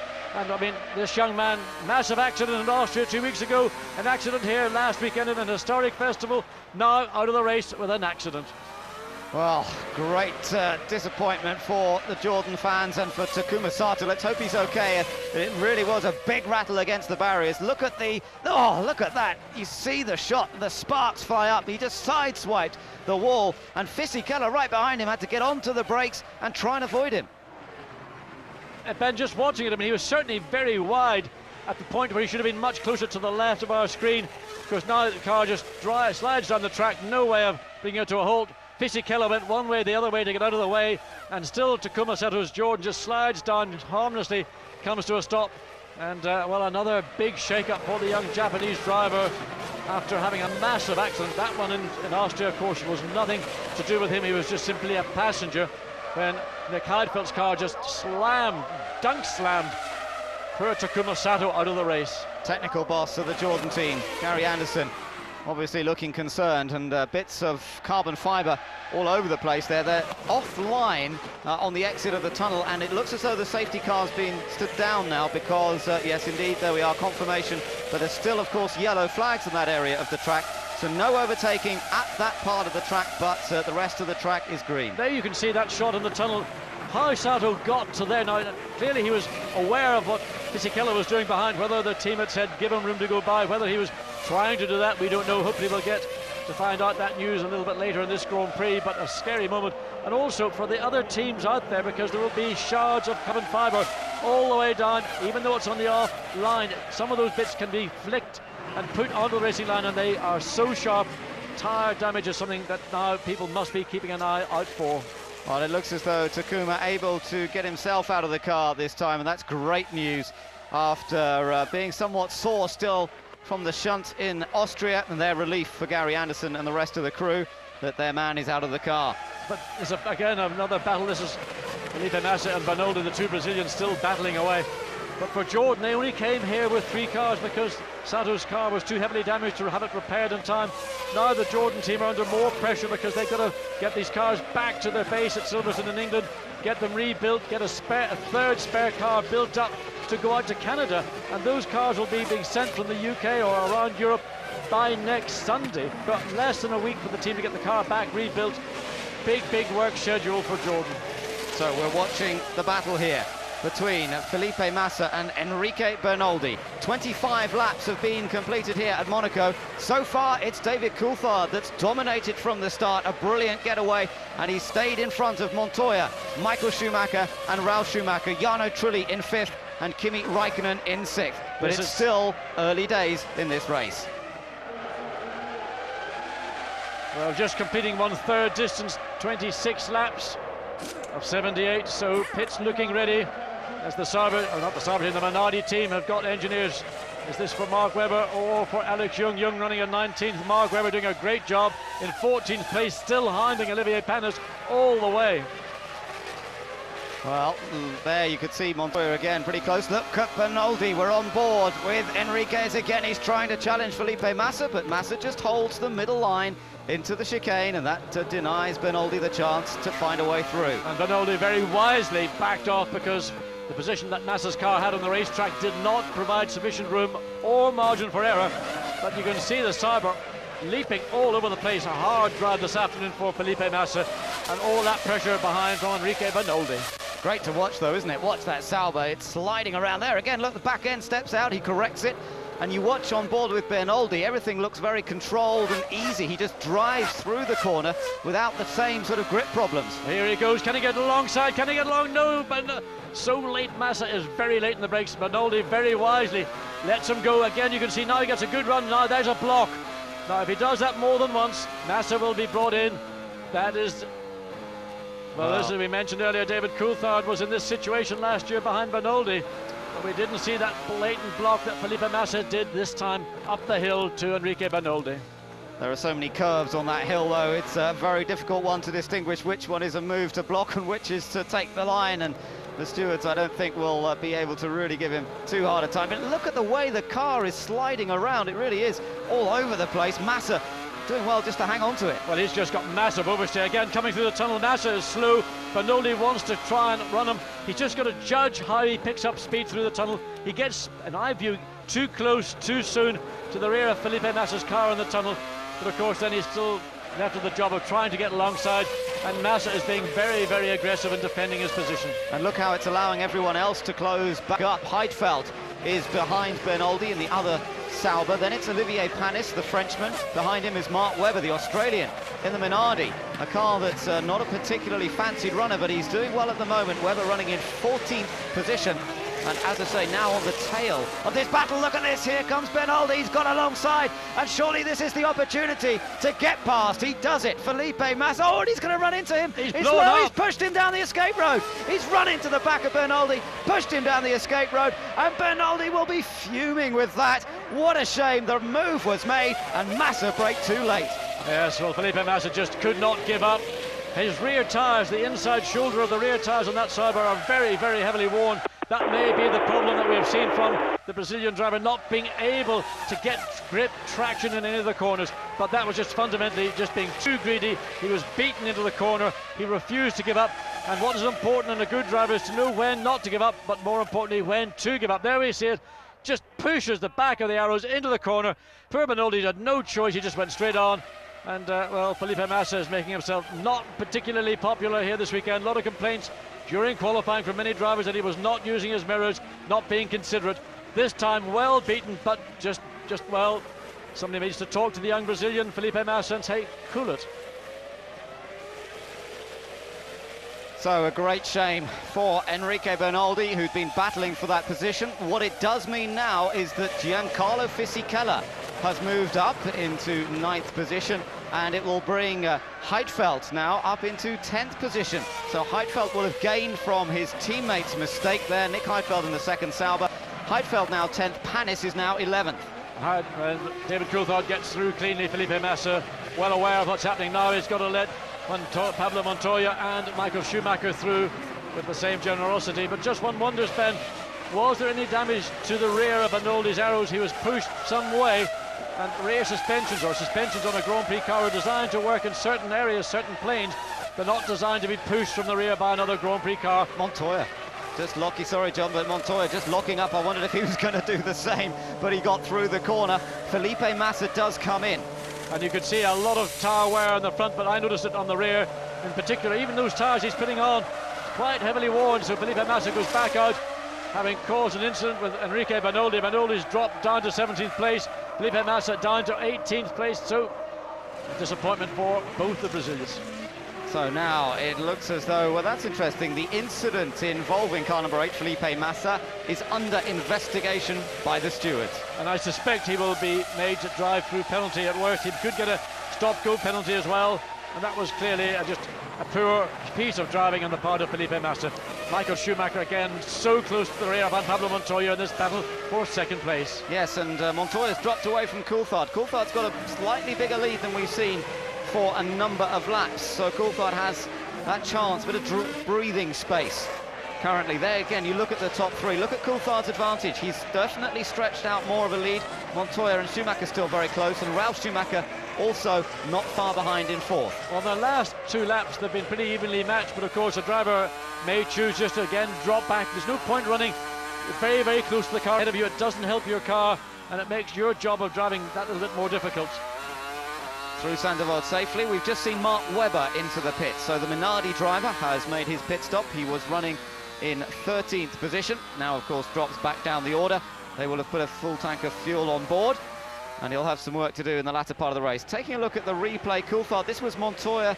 Oh, a wisp of smoke, Ben, a wisp. Now, was that bodywork contacting to the tyre, or was that a mechanical problem that David Coulthard is just beginning to experience? That little wisp sometimes, that looked, I don't know, tyre smoke and engine smoke. Yeah, there again, John. You just saw it. Smoke coming as he went into the tunnel that time. Definitely saw some blue smoke. Take another look again. there. Yes. So David Coulthard beginning to experience some kind of problem. We don't know whether it's engine related. There again on the exit coming out of that chicane. Watch right here turning into Tabak. Whether it's when he comes off the throttle, there's a little wisp coming out. Well, that is not promising at all for David Coulthard. McLaren do not have a good reliability record this year. Not at all, not up to their usual standards. Kimi Raikkonen in particular has not finished a race since the opening Grand Prix of the season, and it's been all sorts of mechanical failures that have let him down. Coulthard has had a slightly better run than that, but the McLaren crew watching the pictures very carefully. Still lapping fast, however, so it doesn't seem to be slowing him down at this point. Well, David Coulthard, oh, again, you see, I don't know whether it's on a change of gear or whether it's maybe just lifts off the throttle slightly to breathe the engine, but it is becoming more apparent by the corner, not just simply once on a lap. So there the battle still, the top four. Coulthard maintaining the edge that he has, some 2 seconds over Montoya. 31 laps have been completed, and a very slow Alex Young in the crabbing. tunnel. He's got a right rear. Is it a puncture or has he damaged the car against? Car appeared to be crabbing as he tried to hug the barrier all the way around the inside of the tunnel, trying vainly to keep out of the way.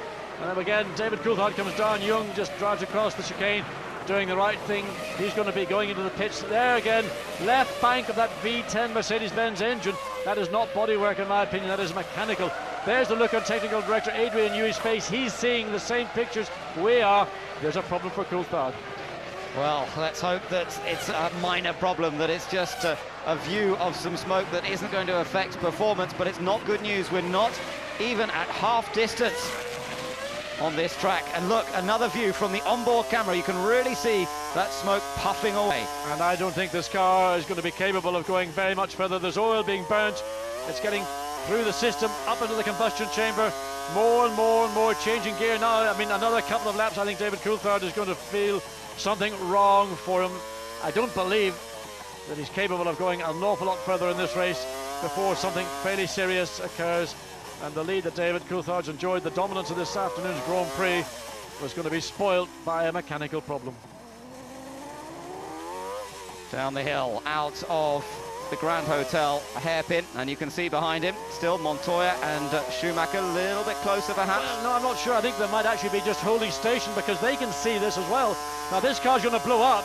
They don't want to have their car, their visor covered in oil, water, whatever it may be, particularly at a critical part of the circuit. So letting David, I think, just gradually ease away so they've got enough warning, enough time to adjust or adapt if there is a major problem. And there is Mario Ilian nearest the camera, boss of Ilmor, the man responsible for the engines in association with Mercedes, a man who's had so much success in both Formula One and in the United States, but looking at these pictures, he must be very, very worried indeed, as the smoke seems to be worse, and with that very finite amount of oil on board a Formula One car at the start of a race, well, a lot of it seems to be burning away. There won't be much left at this rate. Well, Juan Pablo Montoya was 1.5 seconds behind David Coulthard as they came across start-finish line there. You can see it's probably about 35-40 metres, so they've got to be careful. They don't want to overrun David Coulthard. Blue flag, of course, and that's a light on the dashboard of Mika Salo's. So he pulls over to the right, lets the first three. Now he'll go round the corner, and then Ralf Schumacher will also slip by without any difficulty. But Montoya must be careful not to get too close. He suspects, and I'm sure that the Williams team are telling him to be aware of a potential problem for Coulthard. And if that engine goes big time, there will be oil, water going straight onto the visor and on the wheels and tyres of Montoya and Michael Schumacher's cars.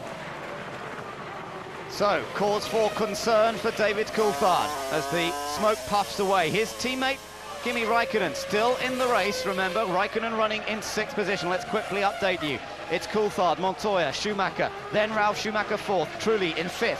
Raikkonen is 6th, ahead of Barrichello, Frentzen, Fisichella now 9th, ahead of Nick Heidfeld in 10th. Then it's Panis, De La Rosa in 12th, ahead of Irvine, Jensen Button, Enrique Bernaldi, Mika Salo, who's running down in 16th place, and then Mark Webber, who's made a pit stop, is 17th. Felipe Massa has also just been into the pits. It's the end of lap number 34, and we've still got some 44 laps to go. And the reason for Felipe Massa being in the pits for a second time this afternoon was he came in and had a stop-go penalty, and that was the result of that incident with Enrique Bernoldi when he ran into the back of him into Santiago. In the meantime, it's Michael Schumacher once again who's picking up the pace and pushing Juan Pablo Montoya less than 0.3 of a second, almost impossible to time only electronically. And you get the gap between the Williams and the Ferrari in this battle behind David Coulthard, race leader. The Mercedes men, Jürgen Habert and Norbert Haug, looking very, very concerned, of course, but so far David is still going, and there we can see his lead actually has opened up, if anything, over Montoya in second position. Well, it seems it's ebbing and flowing all around the track. Now that oil smoke appears to be dissipating. Either that's because it's cured itself, which is unlikely, or oil is getting very low indeed, which is probably more likely. And what a huge disappointment this would be for David Coulthard, for the McLaren team. Here's the other battle, Barrichello and Kimi Raikkonen. They're battling away for 6th place. Last championship point, of course, is 6th place. Yes, and just ahead of them, there's Jarno Trulli, the Italian, in the Renault. Right there, the McLaren of Kimi Raikkonen, the new Finnish boy wonder, if you like, this year. 2nd season of Grand Prix racing, 1st season with McLaren Mercedes. Has not finished a race since the first race of the year in Australia, but driving well here this afternoon, holding on to 6th, despite lots of pressure from the Ferrari of Rubens Barrichello. Kimi Raikkonen and Barrichello battling into Santiago. In the meantime, race leader David Coulthard is actually, with all the problems we think he has got, has set the fastest race lap, the first man to get into the 1 minute 19 second bracket with a 1:19.743, and the gap to Montoya is up to 2.4 seconds. So it doesn't seem to be slowing Coulthard down at all at the moment, and they're into some more back markers. Enrique Bernoldi is the car's moved out of the way there of David Coulthard already. Pat Fry talking to Ron Dennis about this situation, I'm no doubt, and hoping that they can sort it out. Bernoldi gets out of the way there of 2nd and 3rd place runners, Montoya and Michael Schumacher. Ralf Schumacher will be the next one to squeeze past. Well, we're trying to think what David Coulthard's problems may be, and of course these cars carry supplementary oil tanks, and maybe there's been a small malfunction and it's overfilling the tank, and that could be the reason why we saw those puffs of oil smoke coming from the back of Coulthard's McLaren. It seems to have stopped, the situation seems to have cured itself, and David Coulthard now 2.5 seconds ahead of Montoya in 2nd place. Good to see Takuma Sato back at the Jordan pit, perfectly okay by the looks of things, and perhaps explaining to his team what caused the accident when he sideswiped the tunnel there. A big, big accident, the fastest section of the circuit. Thankfully, Takuma is okay and lives to fight another day. He'll have to look forward to the next Grand Prix in Canada before he can challenge again. His teammate, meanwhile, Fisichella, running in 9th place as we ride on board with Michael Schumacher. So they come through the chicane. Some more traffic to be dealing with as you see David Coulthard coming through there. Coulthard's already found a way past Jenson Button, and now it'll be Eddie Irvine, the next one to be lapped. Irvine currently running in 13th position. And looking just at Pablo Montoya and Michael Schumacher, we're coming close to half distance. So for those that are planning to stop early, I mean, Michael Schumacher and Ferrari could take the option to go out of sync and get in and try and make a very quick pit stop. It all depends where he would blend back into the field, and with cars now spread equidistant around the racetrack, it's very difficult for the teams to determine the right time, other than that they might have done prior to this race beginning, where to go in and make your one and only stop of the afternoon. Renault are preparing for a stop now. Is it for this man, Jarno Trulli, currently running in 5th position? No, he stays out there at the moment. It might be for Jenson Button, running all the way down in 14th place. Trulli has not finished in the points at all so far this season, and he's hoping to get that sorted out. He's still being chased by Kimi Raikkonen and Rubens Barrichello. There is Raikkonen, currently running in 6th. Barrichello is 7th. But Heinz-Harald Frentzen, running all on his own in 8th place, is running quicker than the cars ahead of him, because Kimi Raikkonen basically is slowing down Barrichello. In the meantime, Heinz-Harald Frentzen running on his own, running almost a second a lap faster than the Ferrari and the McLaren Mercedes-Benz. Schumacher really leaning on Montoya that time down towards the chicane. Again, Montoya didn't give him space, but Schumacher hounding him, looking for a little slip up from the Colombian, enough to allow him through. But Montoya, who made a mistake on the third lap of the Grand Prix last year, put it into the barrier, determined not to do the same again. And this is crucial psychological battle between these two as they come up to lap Eddie Irvine. Well, Eddie Irvine will pull over and get out of the way. There he does, goes to the left of track, leaves the racing line free for Montoya and Michael Schumacher, and Ralph Schumacher, who'll probably slip in behind brother Michael. All three get through cleanly. Good. Well, in fact, Eddie Irvine didn't let Ralph, wasn't quite clear. So up the hill once again into Casino Square, and it looks as though Coulthard's car working brilliantly well at this stage. Into the pits and back out again for Jenson Button. Button was running a long way down the order. Remember, he made that drive-through penalty earlier for jumping the start. He'd already at the back. Montoya makes a little mistake down there at the hairpin, and he does seem to be struggling for grip, more so now than he was in the early stages of this race. He cannot seem to run at the same pace now as Coulthard. He's 4 seconds behind. Yes, a massive leap of 1.5 seconds. Sounds a large, but 1.5 seconds in the last couple of laps, and Montoya now really beginning to struggle. David Coulthard sprinting way ahead. Montoya clearly holding up Michael Schumacher. And news from the pit lane, Ben, is that McLaren, through the use of telemetry, we've now got pit lane two-car telemetry. They think they've made some adjustments that may well have cured that problem that we all could see David Coulthard had. That was smoke coming out of the right-hand bank of that engine. Well, new rules for Formula One this year, allowing the teams to make changes using radio signals from pits to the car, and maybe those changes, maybe that new rule change has allowed McLaren to breathe a sigh of relief here. We're still in the early stage. Well, we're at the half-distance mark now, in fact, in the Monaco Grand Prix, and so far so good for McLaren Mercedes, the most successful team here at Monaco, having taken 11 victories. Coulthard is up front. Through Casino Square now then, and Montoya manages to get past Felipe Massa cleanly without a problem. Michael Schumacher also nips through, and we wait for Ralf Schumacher. I'm sure he won't be slowed down too much. Schumacher, Michael that is, and the Ferrari was pressurising a moment ago to Montoya, but the gap has just opened up a length or so. It was out of the tunnel last time that he got very close indeed. But Montoya back now up to race speed in the 1:20s. Not still as quick as David Coulthard, the gap 4.6 seconds, but away from those laps when he was running in the middle 1:21s. And of course frustration now setting in for Michael Schumacher in the knowledge that David Coulthard, running in clear air, is able to run at his own pace and is pulling away from this battle for second place. There, the super slow motion action, watching the tyres as they shimmy a little bit over the curbs. You can see the little bits of rubber at the side as well where the tyre... Oh, we've got an accident, and that's Schumacher, isn't it?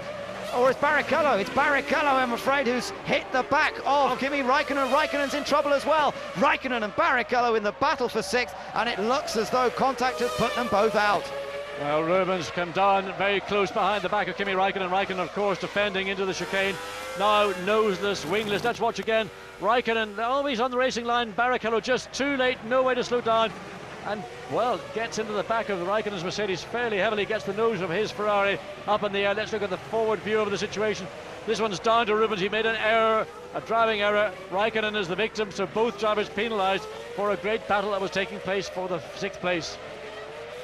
Well, that is disappointment for the Brazilian after giving way in Austria. Now a mistake, a driving mistake on his behalf, and he's out. And both cars are in the pits now. Can they get them both out again? Are they sufficiently okay? They're having a good look. Look at that rear wing, John. It's moving a lot. I think that wing, I think they've got to take the wing off and change it, put a new total assembly on. That'll take some considerable time. Barrichello gets out of the pit lane, and in the meantime we heard from Takuma Sato, the young Japanese driver who crashed in the tunnel. He said, basically what I was trying to do was get out of the way of my teammate, but I just made an error too far to the left and hit the wall very heavily, and he apologises to the team, to his mechanics, to everybody. But there's disappointment. Now will Barrichello be penalised for that driving error? We saw Felipe Massa being penalised for running into the back of Bernoldi here into Saint-Devoux. Now will Rubens Barrichello also be penalised by having to come back in and take a 10-second stop-go penalty? It's the sixth non-finish in 7 Grand Prix if Kimi Raikkonen doesn't get back out, although he's got back in the car again. So they will get him back out. That's good news. They will send him back out, so let's not add to his non-finish statistics just yet. Let's hope they do get the car running. Then the gap between Coulthard and Montoya was 4 seconds. Now it's down to less than 3. It's 2.9 as they came across the line. So Montoya back up to speed. Coulthard got delayed. Now that may have been simply just due to the traffic around the track. We have to keep an eye over the next couple of laps, because as the second and third place competitors come out of the tunnel or through the tunnel. They'll be out of it just in a moment. We can look forward and see how much traffic there is ahead of them, and it'll be a battle with Pines, Heidfeld and De La Rosa. Yes, incident involving car number 2 under investigation. So indeed, John, they are looking at the crash there for Rubens Barrichello, and he may indeed pick up another penalty. Another penalty adding to the fact that he's had to make a long pit stop for a nose cone change. Well, we'll watch that with interest as we look back from Montoya's car. They're still working on the Kimi Raikkonen machine, taking the rear wing off, and now hopefully replacing it with a new unit. Meanwhile, there are battles going on throughout the field here. That's the battle for second you're watching at the moment, but behind them, Ralf Schumacher runs 4th, Trulli is 5th. Frentzen now Michael Schumacher got very, very wide coming out of Sandovo. He really had to check the car, get out of the throttle. He just almost slipped all the way up the barrier on the exit. So you've always got to keep your wits about you.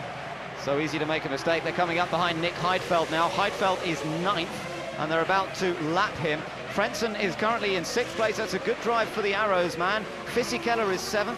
Barrichello has rejoined in 8th place after the incident with this man, Kimi Raikkonen. So then it's Heidfeld, Panis 10th, De La Rosa in 11th, Irvine in 12th, and Mika Salo 13th ahead of Mark Webber.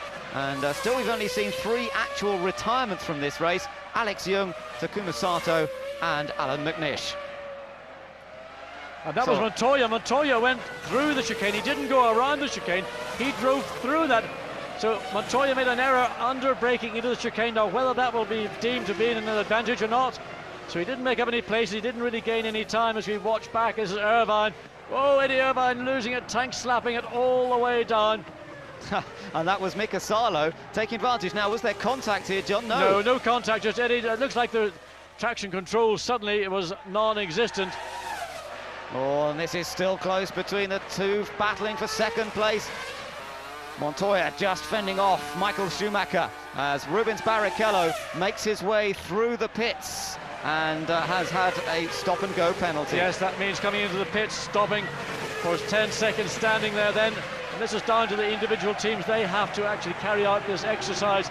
And then when the 10 seconds is up, the driver can go back out into the field. Barrichello had been very quick, immediately going back out after his contact with Kimi Raikkonen, but of course once again coming back in and will have lost about 30 seconds for in and out, plus 10 seconds, so a total of 40 seconds for Barrichello for that rash move. There's Montoya misjudging the braking.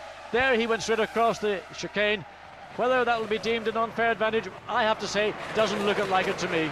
No, and he almost hit the barrier under the braking there. The car was very unstable indeed, but he saved it, and he stays in front of Michael Schumacher. Now, we've just seen Jarno Trulli come into the pit, so the Renault driver drops down the order somewhat. He's made a stop. He was running in 5th place. That promotes Heinz-Harald Frentzen up into 5th, and Ferrari 6th. are ready for Michael Schumacher. Michael Schumacher is going to be in.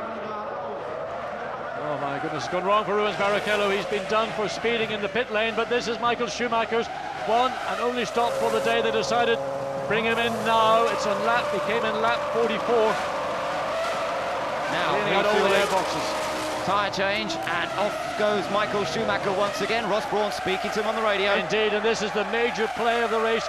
If Ferrari are going to take victory, or at least get up onto second place in the podium, it's going to start now. Michael Schumacher is going to rejoin the track, and really there's not too much traffic ahead of him, so he's going to be able to get in 2 or 3 really quick laps. One of the Arrows just comes by, and Michael just manages to get ahead of Heinz-Harald Frentzen. Frentzen, of course, running in 5th place. Michael Schumacher rejoins in 4th. So that's great stuff for Michael Schumacher to get out in front of Frentzen. That could be absolutely crucial. Now, if he can string a series of fast laps together, it may well be that he can move up into at least second past Montoya, but it looks like Coulthard could be coming into the pit soon. It is. David Coulthard is going to come in. This is going to be in lap 45. So we hope that McLaren are ready for him. So we'll wait and see what this team do. So David Coulthard cuts. No, he doesn't. He goes on one more lap. We saw the McLaren team preparing. It's for Kimi Raikkonen back in again. Yeah, it's Raikkonen who's come back in. So obviously, even though repairs have been made, the car is not right. And he's saying, no, don't take the steering wheel off. I think maybe we can still get back out there. Maybe it's only a minor problem. But I think that McLaren want to get this car moved out of the way as quickly as possible, because we are going to come into the window that David Coulthard and his team will be looking to make that pit stop. There we see Montoya now in second place, Ralph Schumacher in third. Michael will be pushing. He's just gone fastest in that second sector of the lap. New tyres, fuel on board. A chat to Ross Brawn as he went out of the pit lane. As Rubens Barrichello once again visits the pits. I think it's the third time we've seen the Brazilian this afternoon into the pits.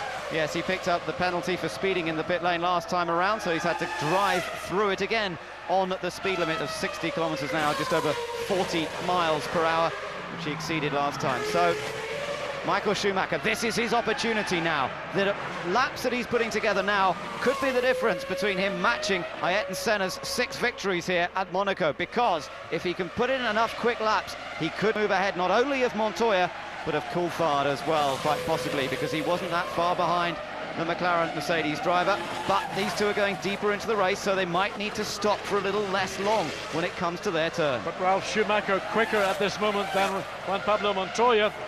As we look back into the pit lane and see which teams are beginning to prepare. There we look at the Williams team running second and third, virtually nose to tail, but Ralph Schumacher the quicker of the two Williams drivers at this moment. Little puff of smoke. And Montoya's in trouble. I saw a little puff of smoke as he came across the line, and then Montoya's in trouble, and it's Ralph Schumacher who's moved ahead, puts him into second. Patrick Head discussing things with the team, and what can you believe? I just wonder, is this a problem, or did Montoya lift off to let Ralph Schumacher go through? Because suddenly the car, and again a problem. You can see just coming into the mirror boat, suddenly the car just turned sharp left when it should have been going right. Let's take a look. This is the replay, John, as he came down past the start-finish line. Now, was there a puff of smoke? I thought I saw a little haze. There was a blue haze, but that problem occurred into the Mirabeau corner. We just cut away from that to see the replay of that initial incident. There is Montoya going slowly, and he's in trouble and out of the race. Listen to that, it sounds horrible. Down the hill. And I tell you what, we've had great reliability from the BMW engine this year, but not this time. Stay offline. He's got to get offline. If that engine is about to erupt and put oil down, water down on the racetrack, we have seen what happened to Eddie Irvine on Thursday. And I tell you what, we've had great reliability from the BMW engine this year, but not this time. Stay offline. He's got to get offline. If that engine is about to erupt and put oil down, water down on the racetrack, we have seen what happened to Eddie Irvine on Thursday in practice when he got caught on the oil from Bernoldi's engine. So Juan Pablo Montoya, just pull it off, take that car out of the race, Juan Pablo. Yeah, and cars coming around to pass him, and that's a nasty situation for the others. I think that's pretty much the first BMW we've seen let go. Ralph did at the end of the Barcelona, the Spanish Grand Prix, but that was right on the last lap. Montoya's had reliability all year long, but it's gone wrong for him here in Monaco when he had a great chance. And there we see once again as he comes out of the tunnel, you can almost hear it, let alone see it. So Michael Schumacher up to third place, having made his one stop. He is some 31 seconds behind David Coulthard. Coulthard yet to make his pit stop. So should Coulthard decide to come in at this point, he has got 31.8 seconds to get himself refueled, retired, and back out before Michael Schumacher will come past the pit lane exit. So it's down to this man, David Coulthard now. He's not going to have any help from Montoya. Ralph Schumacher still running competitively, but there's quite a gap between David Coulthard and there, Ralph Schumacher. You can see a huge distance, and I'm sure that Michael will be well ahead of him after Ralph has made his pit stop. It's all the question of how quickly Coulthard can go and how short a stop he can make. If he's going very deep into this race, it will be a short stop, and hopefully he might be able to still challenge Michael Schumacher when he comes back out. Waved yellow flags just on at the Rascas. That was to get Montoya's car pushed to safety. Ralph Schumacher lost a momentary second or two because of that, but some 15.7 seconds was 14.1 to this man, David Coulthard, who's now comfortably in the lead and has got a lot more options, but his concern will be the gap, not to Ralph Schumacher, but the gap to Michael Schumacher, who is now 31.8 seconds behind. Coulthard must push in these laps now before he makes his stop. Of course, the deeper he goes into the race, the less fuel he will have to take on board, the less time he will stand in the pits, and therefore that will assist him in that quest to take victory here this year. He's still lapping faster than Michael Schumacher at this point, John, and that's the key thing. He's still managing to go quicker than the Ferrari, And you know, last year, Coulthard was the last to make a pit stop. It was as far as lap number 65 out of 78. Now, he was going not as quite as quick as he has been this time because he got held up a lot. He had to start from the back of the grid. But it showed you what McLaren's tactics were. It took him some 26 seconds. He lost about 26 seconds on his stop. At the moment, he's 32 seconds ahead of Michael. If he can sustain this pace, he should come out back in front. On board with Mika Salo, having an attack of Panis here, trying to go past the Frenchman. The Frenchman forced to go across the chicane. Again, I think that's a case of force majeure, but it depends on there Montoya's car, just checking that. I mean, they didn't need to do that. They just dumped all that extinguishing powder on the car, and I'm sure that the BMW and them, that's just unnecessary, I think. So looking back over the rear wing of Mika Salo, and that now he is past Panis, so we don't quite know if Panis just backed off a bit there. Well, I think that maybe Panis felt that he was overtaken fairly and squarely, and maybe even the team have instructed him to let Mika Salo go. So Heinz-Harald Frentzen, after 2 stops, still in 6th place, but 1 lap down. There we sit again. Really nowhere for Salo to go. He couldn't get around. It would almost mean coming to a standstill, then picking up. So he did the right thing and let Mika Salo go. Now in 7th place, some 29 seconds behind Heinz-Harald Frentzen in that final points position, number 6. The positions at the end of 49 laps. Coulthard, the leader from Ralf Schumacher, and Ralf looks to be coming in this time around. Michael Schumacher is still 3rd, Fisichella 4th, Trulli 5th, and Frentzen 6th. But Michael Schumacher, a new lap record, 1:19.002, and that gap is going to close down very quickly. David Coulthard and McLaren have got to be careful. They can't allow him to stay out too long, otherwise his advantage will be lost when he does come in.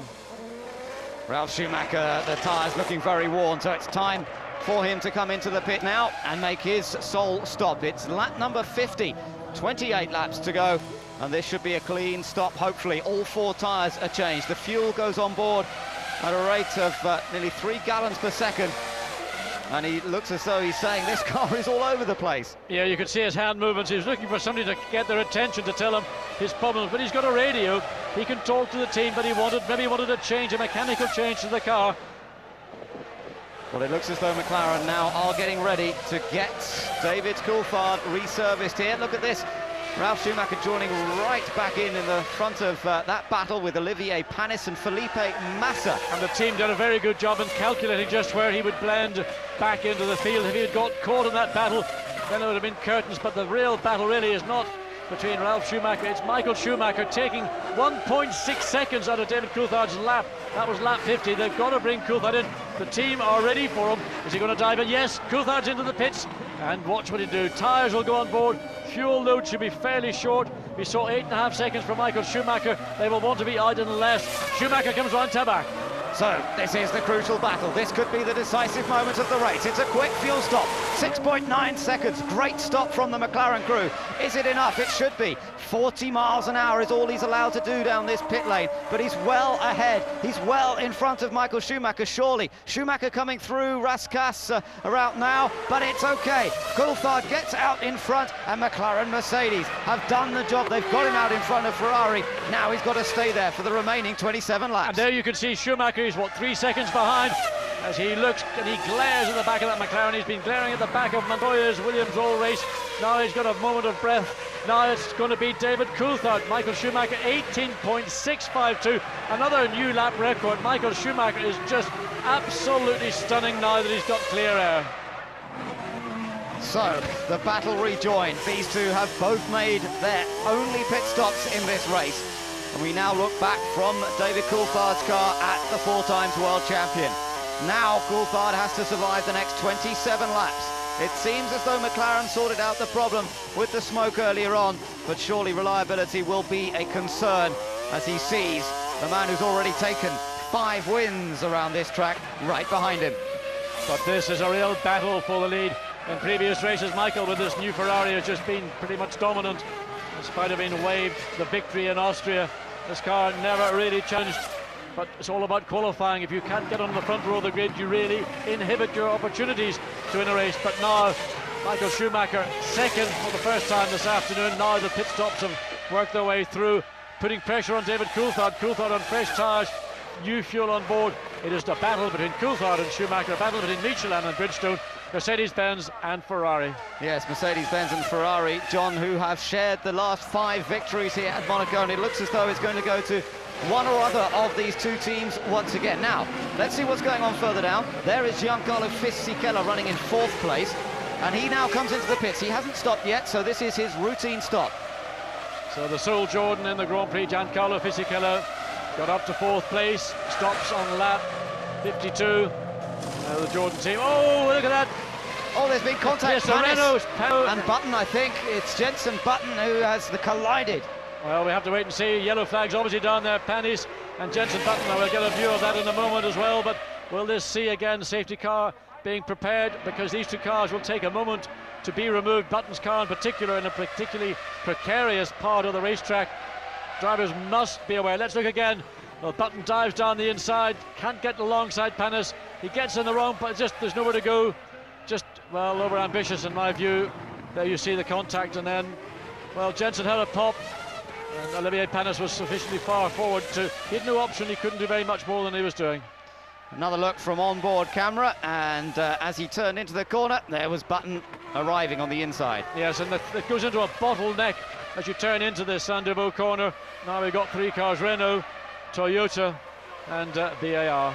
But the cranes, as ever, doing a fine job of moving the cars very quickly out of the way and clearing that zone so that racing can continue. They've still got to get Panis' car out of the way, but it's not as much on the line as Button's car was. And the two of them just having a little chat about that after the incident. Neither of them look to be getting in a point-scoring position this afternoon. But nonetheless, you never know what can happen here. With a few more retirements, they might have been battling over a position in the top 6. And the marshals ever efficient here in Monte Carlo, just putting little trolley jacks under that VAR to pull it away to another area of safety. The original place, which has got 2 cars in it now, well, there's no more room, so anybody else goes off at Saint-Deveau, that car will be, as we see here, the jack under the rear of the VAR, just taking it to safety in that runoff area. So let's just see how things have settled down. Pit stops mostly have been made now. It's Coulthard from Michael Schumacher. Ralf Schumacher's a further 18 seconds behind these two. Then Jarno Trulli has now moved back into 4th position after Fisichella made his pit stop. So we've got the Renault of Trulli in 4th. Then it's Fisichella 5th. Heinz-Harald Frentzen in the Arrows in 6th.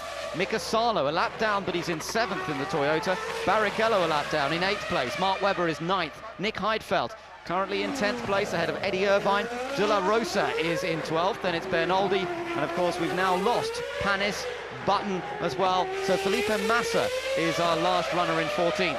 And Giancarlo Fisichella just rides the curve as he comes out of the Portier corner through the curve. That's where his teammate Sato, who was trying to make room for Fisichella on the lap that he went off, got it all wrong. Fisichella scored points for the first time for Jordan and himself in Austria in 5th place, running now in 5th place. Heinz-Harald Frentzen some 7.1 seconds behind. And, well, we need to see. Fisichella had a slow lap. That was because of the incident at Saint-Deveau. We wait to see what the lap time is for the Jordan driver vis-a-vis that for the Arrows. Feeds in the power through the last couple of right-handers that lead around to complete his 54th lap. Coulthard some way further down the road, some 62 seconds ahead, in fact, of the Jordan there. But Fisichella putting in a quick lap, and Trulli definitely in trouble, because Fisichella's lap then 3 seconds faster than Jarno Trulli, and that's because Jarno Trulli must have some sort of mechanical problem. He is definitely struggling. The gap is still 19 seconds between the two of them, but it's closing. Well, back to the front, and Michael Schumacher continues to hound David Coulthard. Again, that same situation that Michael Schumacher faced behind Montoya. He can get so close, but then the problem is, what is he going to do to make up the gap, but principally to get momentum to carry him past David Coulthard. And right now, really, it's going to be once again down to traffic or down to a driving error, or worse for Coulthard, some mechanical problems. Good first sector there from David Coulthard, but Michael Schumacher keeps the pressure on him. And again, Michael looks to be on a very quick lap, not perhaps his fastest overall. He set that on lap number 51, just a few laps ago. And Michael keeping the pressure on Coulthard. That's all he can do in this situation. These two drivers have won the last 2 races here. The last 3 races, in fact, here at Monaco. Last year it was Schumacher, the year before Coulthard, and Michael Schumacher the year before that, and it's going to go to one or other of them surely today, unless both of them run into some sort of mechanical problem. And just looking at those live super slow-mo pictures, not an awful lot to pick and choose between the merits of the two cars through that swimming pool complex.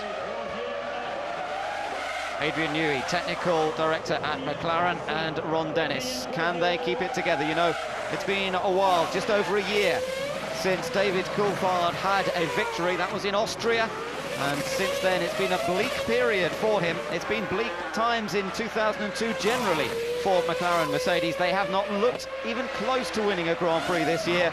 This is their very real first opportunity. Now, keep an eye on this man, because he is not lapping very quickly. Jarno Trulli, well, actually the last time he picked up the pace a little bit.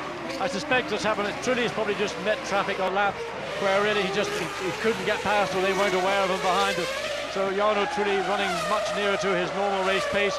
He's running behind Nick Heidfeld on the Sauber, but of course Heidfeld only running in 10th place and is a lap down. So this is Jarno Trulli trying to put a lap on the young German driver in the Sauber. Sauber having a very, very disappointing Grand Prix here in Monte Carlo this year. Yes, it doesn't seem to be coming together for them at all this time around. Look at how close the leaders are. This is Michael Schumacher right behind Coulthard. And who's Coulthard behind? He's behind Enrique Bernoldi, but this time it's the race leader coming up to lap Bernoldi. Bernoldi's given a blue flag. There are blue warning lights in the cockpit. He will move over and let these two race leaders go through on this pit straight. Let's hope that he does. Yes, he does. He moves well over to the left-hand side. Bernoldi, who held up Coulthard for many laps last year, but in that case it was a battle for position. He was fully justified in doing that. Now that Coulthard is race leader, he does a fine job of moving cleanly offline and letting the two leaders through. And still Michael Schumacher applies the pressure. You can see coming into the casino that Michael Schumacher able to close up to the rear of David Coulthard. Clearly the Ferrari with the Bridgestone is the quicker of the two cars, but David Coulthard has still got that tape in his mirrors. He doesn't know or care where Michael Schumacher is as long as he's behind him. The view from the camera mounted just beside Michael Schumacher's helmet there. The focus, the concentration. And John, you know, how does this feel for David Coulthard? He's been in a winning position many times, but if there's one man you probably don't want breathing down your neck, it's Michael Schumacher. This is true, but David Coulthard's raced with Michael Schumacher on many occasions. They've gone eyeball to eyeball, and David Coulthard's one of the few drivers who's been able to overtake Michael Schumacher on mirror. So now let's just watch Michael as he comes through up past the pits once more. That is lap number 58 that is about to be completed. Coulthard crosses the line, a 1 minute 19.9 for him, a 1 minute 20.1 for this man, Michael Schumacher. The gap remaining at just under a second between them. And we've just heard from Juan Pablo Montoya about what happened to him in the race, but also principally about the start. Why did he lose the lead? And he's been none too complimentary about the software on the launch control mechanism on his Williams BMW. Now, he's obviously very upset about the day. He thought he could have a win here. He lost the lead at the start, and then it ended up with a major engine failure. Third place for this man, Ralf Schumacher, the sole remaining Williams BMW in the race. Some 22 seconds behind Michael Schumacher. So there's a big gap between the top two and this car in third, but he has a lonely time because it's a long gap behind him to Jarno Trulli, some 25 seconds. So Ralf just has to maintain focus, maintain concentration. He hasn't always done that at Monaco in the past, and let's hope that he can reel off these final 20 laps safely and securely. Well, Ralf is already calculating if he finishes in third place, he'll get 4 points. That will give him 27 points, equal with his teammate Juan Pablo Montoya. He's driving for third place. He's not driving for second or for victory, and he's got no pressure behind him from Jarno Trulli in the Renault. So Ralph's already worked it out. The team have probably worked it out, say just finish the race, get on the podium, you'll get your 4 points, we'll get our 4 points, and that will give us 54 in the Manufacturers' Championship, still well ahead of McLaren in third place. 10 points available for the win, and David Coulthard would love to take those 10 points. He's only scored 10 points in all 6 of the first Grand Prix of 2002, so he could double his score here today if he stays where he is. Michael Schumacher, of course, clear points leader, 54 points he's scored out of the 6 races. Well, not quite a maximum, but very near to it. 60 points is the maximum he could have achieved, and he scored 54 of them. Well, there's body language, I think, that says, I'm sorry, it was my error, I tried something. I couldn't get alongside early enough, and then of course they came to this very narrow funnel or bottleneck as you go into Saint-Deveau and put Olivier Panis and then Button as well into a compromising position, which ended up with both of them out of the race in the crash barriers. Looking down the field, it's the Ferraris that are providing the entertainment at the moment. It's Michael Schumacher hounding race leader David Coulthard, and the other one is Barrichello, who's right behind Mika Salo in the battle for 7th place. Same sort of gap between the two of them. We now ride with Eddie Irvine, who's scored points last 2 races here at Monaco, driving for the Jaguar team, but today it's been a matter of survival. He runs in 11th. Yes, Eddie running in the 1:21 barrier, but I mean that's the best you can expect from the Jaguar. His teammate Pedro de la Rosa running directly behind him in 12th, and both Jaguar drivers doing the best they can with a car really which is falling so far behind, even out-qualified by the Minardi of Mark Webber for 19th place in the grid. The Jaguars 20th and 21st, and really I can't wait for the British Grand Prix to come along. That's when they expect to make this quantum leap on their aerodynamic. Listening into a little bit of team radio. As Irvine, we change to another view now, looking over his left shoulder. The Tiger design on the crash helmet, and this is the latter part of the lap, coming past the Raskas restaurant on his right-hand side. It's a cousin of the Tiger. It is actually a Jaguar. Jaguar, yeah, sorry. The Jaguar on his helmet rather than the Tiger. But Coulthard comes through. Schumacher in 2nd place. The gap has stayed at a 2nd between them, and Ralf Schumacher still in 3rd place. So this battle for the lead, for victory here in Monte Carlo, one that David Coulthard would love to repeat, one that Michael Schumacher, of course, very familiar with, and if he went on to take victory, would match that of the late great Ayrton Senna there. Slight opening of the visor, David Coulthard's just letting some air circulate. Hard work, and David has really driven hard all weekend, and of course now that he's once again in the lead, having made that pit stop, great job by the McLaren team to get him in and out, and just getting some air, whatever air he can in, just to keep that composure. Just looking at the timing screens as well at the same time. Enrique Bernoldi down in 13th place has just set the fastest mid-sector of anybody, any car on the lap just now. He's running down in 13th place in the Arrows, but he's still going pretty quickly. We're riding with Coulthard, concentrating, focusing on not making any tiny mistake, with the barriers lining every part of this track. But Coulthard seems to love the place, and he's making the most of his opportunity to run ahead of the 4-time world champion. There's been a little bit of a change just outside the top 6. Rubens Barrichello now in 7th, because Mika Salo, we saw him very briefly, had to dive into the pits, whether it was strategy, whether it was planned. The fact is that now Salo's dropped down to 8th. Barrichello has got clear air to Heinz Harald Frentzen in 6th place, some 20 seconds behind with some 17 laps remaining. Tall order for the Brazilian to get that final point here this afternoon. Well, Michael Schumacher is not going to lessen the pressure in the remaining 16 laps it is now as they cross the line one more time. He is going to keep this pressure on Coulthard throughout. And there you can see, just ahead of them, Heinz Harald Frentzen running in 6th place, looking to try and score another point for the Arrows team. He managed it 2 Grand Prix ago, and he wants to do the same this time around. They looked strong in Austria. Unfortunately, the two teammates had a bit of a coming together, which didn't help. Now, look on board once again. See how close Michael Schumacher gets to the back of the McLaren.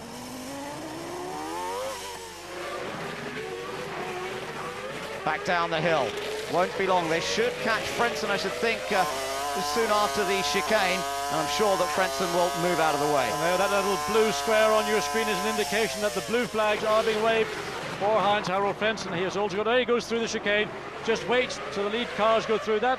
He'll not be penalised for that. That was smart, intelligent driving from the German driver in the Arrows. Just puts himself in a safe situation. Oh, Michael Schumacher so fast into that swimming pool complex. Frentzen has a full 20 seconds advantage over the next runner on track. That is the other Ferrari of Rubens Barrichello, who's now ahead of Salo, and that's because Salo's just been into the pits once again. So Barrichello has gained one position, but let's see what times they do as they come across. 1:19.7 last time, 1:19.6 from Coulthard, and a 1:19.7 from Michael Schumacher. These two lapping consistently quickly, but Coulthard at the moment has it under control. And all the pressure that Michael Schumacher can inflict upon David Coulthard, as you look at Mario Illen, the man who is responsible for these Mercedes-Benz V10 engines, The company's come under some criticism from not having an engine performance to match that of BMW and Ferrari in particular. Other people say it's not entirely an engine fault, but the difficulty for anybody is that if you're behind the 8 pole, it takes time to recover. But this circuit isn't quite so engine advantageous as, let's say, Austria before, or even the next Grand Prix, of course, when we go to North America for the Canadian Grand Prix. Time penalty for car number 21 for gaining an advantage, and that was Bernoldi. And it may well have been that middle sector time was in fact when he went through the chicane. Perhaps that's why we saw Bernoldi suddenly flash up with the fastest time through the mid-sector of the lap. Yes, and if you gain an advantage, then you will be penalised. It may be something as simple as just a simple drive-through penalty, or if it was more severe, then you'd be brought in and stopped for 10 seconds. And very strict control these days on the running of a Grand Prix. And with the cameras all around the circuit and the opportunity to replay and video and see precisely what did take place, and of course the timing as well, then a driver, if he does infringe regulations, will find penalties awaiting him very shortly. 100 Grand Prix for Mika Salo, the Finn here in the Toyota. It didn't really go according to plan in the early stages, but he's lapping quite quickly at the moment. Good straight line speed from this Toyota. Their first season of Grand Prix racing has brought them a few points already. Enrique Bernoldi coming into the pits for his drive-through penalty. And he'll come, and in fact I think he just carried that penalty as drive-through. But Mika Salo in 8th place is now lapping at the speed of the 2 race leaders, and that's quicker than Ralf Schumacher, Trulli and Fisichella. So some instructions to Bernoldi on the oil pump and making the odd switching change. And now, who is going to? This must be Williams. Well, it must be one Williams. It's only Ralf in the race. So Ralf Schumacher having to make a second stop. Well, we've seen him struggling for pace somewhat. He's 30 seconds ahead of Trulli. That's just about enough time to get back out in 3rd, as long as they have a clean stop. Well, this will be purely a tyre stop. It's not for fuel. He's slowing down. Ralf Schumacher slows down big time, coming through the chicane. Now, what is Ralf doing? Has he got a problem with the rear there? He's going straight on through the chicane. He must have a major problem. It may be a puncture or something that we're not able to see. Is that right rear? It is. It looks like the right rear is difficult to tell. Left rear doesn't look particularly good either. So Ralf Schumacher slowed. It is, I think, the left rear. Yes, there's a shredding of the left rear on Ralf Schumacher. It's probably picked up something through the carbon fibre on the circuit, and the tyre is deflating. Ralf will come in. The team will jack the rear of the car, but will be slightly down on that right rear. So they're going to change it and get him out. He's got plenty of time. It's really a tyre stop for Ralf Schumacher. So he should be okay just to change the tyres and get back out. Plenty of time ahead of Jarno Trulli, who runs in 4th position. Now, don't break the pit lane speed limit here, Ralf. You'll be safe enough if you just get out of the pits cleanly. Jarno Trulli will still end up behind you. Trulli's just coming through the last couple of corners onto this area, but there he is now, yes, so it's a big advantage still for Ralf Schumacher. He retains 3rd place. And indeed, he's got a very nice fresh set of tyres on his Williams BMW, and I would expect Ralf to be able to pull away quite comfortably from Jarno Trulli. As we go back to that little barrier, we see Jarno Trulli is some 4 or 5 seconds behind Ralf Schumacher in 3rd place. So, and we've got Felipe Massa. Massa has made contact, wiped off the front end of the car. This looks like it might have been quite a big accident. It is a very big accident. Massa comes down in. Oh, yes, and he comes down and he doesn't even slow down. He just basically has it looks like a brake problem for me. Look at the amount of carbon fibre dust when the car hit the barrier. Both front wheels detached from the chassis. And the young Brazilian just climbs. He was a big impact. He really didn't slow down that much, and that looked to me as if he had a problem with the brakes. His head's moving, so waiting to see the safety car once again on standby in case they need to bring this field to control under the safety car. That car badly situated. That is in the middle of the runoff area in the Saint-Deveau corner. Nasty, frightening accident for Felipe Massa, heading straight into the barrier at virtually unabated speed. The safety car is standing by, but he seems to be getting out of the car. I should think, if anything, John, he must be winded at least. I mean, that was a heavy, heavy impact. Yes, he went into the tyre barrier, I would say certainly at 80 miles an hour. Looking at the pictures, the fronts were locked on. He really didn't have any way of slowing the car down. And it may have been a brake problem. We don't know. Maybe a stuck throttle. All the things that you think about as a racing driver. And there walks away. He'll be a little bit bruised and sore on Monday morning, but good to see the young Brazilian after a very, very tough Grand Prix. I suspect mostly he's really winded by that impact. He would have had some whiplash, of course, as well, and a head-on impact into a tyre barrier like that never the most pleasant way to attack a barrier. So the safety car does not need to be deployed. There'll be relief there at the Sauber team that their driver's okay. Take another look at this and look at the speed that he comes in at. Well, he's got the fronts locked on, but the rear still driving. That's always the question. He had no means of slowing the car down. Can't tell whether it was the throttle or not, but something clearly was not working, and that car went in at very high speed. Comes, hits the barrier, 2 layers of tyre barrier, and then springs back. So Felipe Massa getting one of those horrible moments. A racing driver always fears that something mechanical goes wrong when you're going into an area such as the Sandevaux corner. There's nothing you can do. He has fully locked brakes, no steering control whatsoever, and fortunately there was something there yielding to slow that car down and prevent any further injury to Felipe Massa. Well, his car is added to the increasing number of stricken Grand Prix machines that are down there at Sandevaux, and he adds to our list of retirements. We now have 13 cars still running in this race. That's still up on the last couple of years. We've seen 10 finishers in the last 2 races here at Monaco. Another view once more. Yes, again, to me it looks more like a throttle-related problem, because he's got the front brakes locked. There's no sign of the rear brakes locking, which indicates that the power of the engine overcomes the power of the brakes, and all he can do is sit there and wait for that inevitable collision. And you know, you can see the marshal, in fact, you see that marshal just running to the right of your screen. Well, he saw it coming, and once again, I mean, the speed of that, well, that was more than 80 miles an hour. That was in excess. That was 100 miles an hour, and I think really maybe it was more a reaction to the impact than it was to seeing what was happening. And any racing driver who's ever experienced that kind of problem in the past knows that's the one that you always dread. You have no control over what looks to me like either a rear brake failure or a possible throttle sticking. We have a new fastest lap for Rubens Barrichello. He's running in 7th place, but he's just set a new lap record. So the other Ferrari going quickly, closing up on Heinz-Harald Frentzen for what is 6th place. So Frentzen in the arrows is going to come under some pressure soon from the Brazilian in the 2nd Ferrari. Up front, you're watching the 2 leaders. David Coulthard still in charge of this race. 10 laps to go now, some 20 miles. If he can stay in front, this would be a superb victory for David Coulthard, but he's still got to complete it, make the distance, and Michael Schumacher looking for any little mistakes. And I think Michael Schumacher really resigned to the fact that David Coulthard has got the legs today of Ferrari. And Michael, well, it's a good PR exercise not to win here and let McLaren go on and take victory as we watch Rubens Barrichello once again, fastest man on the circuit lap after lap. 1:18.6 was his previous best, 1:18.023, yet again a new lap record for the Brazilian. Now only 3.5 seconds behind Heinz-Harald Frentzen. It may be less than the predicted 2 laps before he's on the tail of the arrows, but as we know, it's one thing to get there, but then he's still got to find a way past. But also he's taking lumps of time out of Giancarlo Fisichella in the Jordan in 5th place. So as he takes time from Fisichella, he's doing very much the same thing from Heinz-Harald Frentzen. Our race leader comes out of the tunnel, down to the chicane once more, past the harbour front here. And he's got to find a way past the Jaguar of Pedro de la Rosa, the other Jaguar of Eddie Irvine, just ahead of him on the road. And let's just watch the super slow-mo. You can see the suspension, the stiff suspension, hardly allowing the car to move. The car actually bounces over the curbs there. And there's really an opportunity to see the deflection that you get in these Grand Prix tyres. Michelin and Bridgestone, different philosophies of tyre manufacture construction.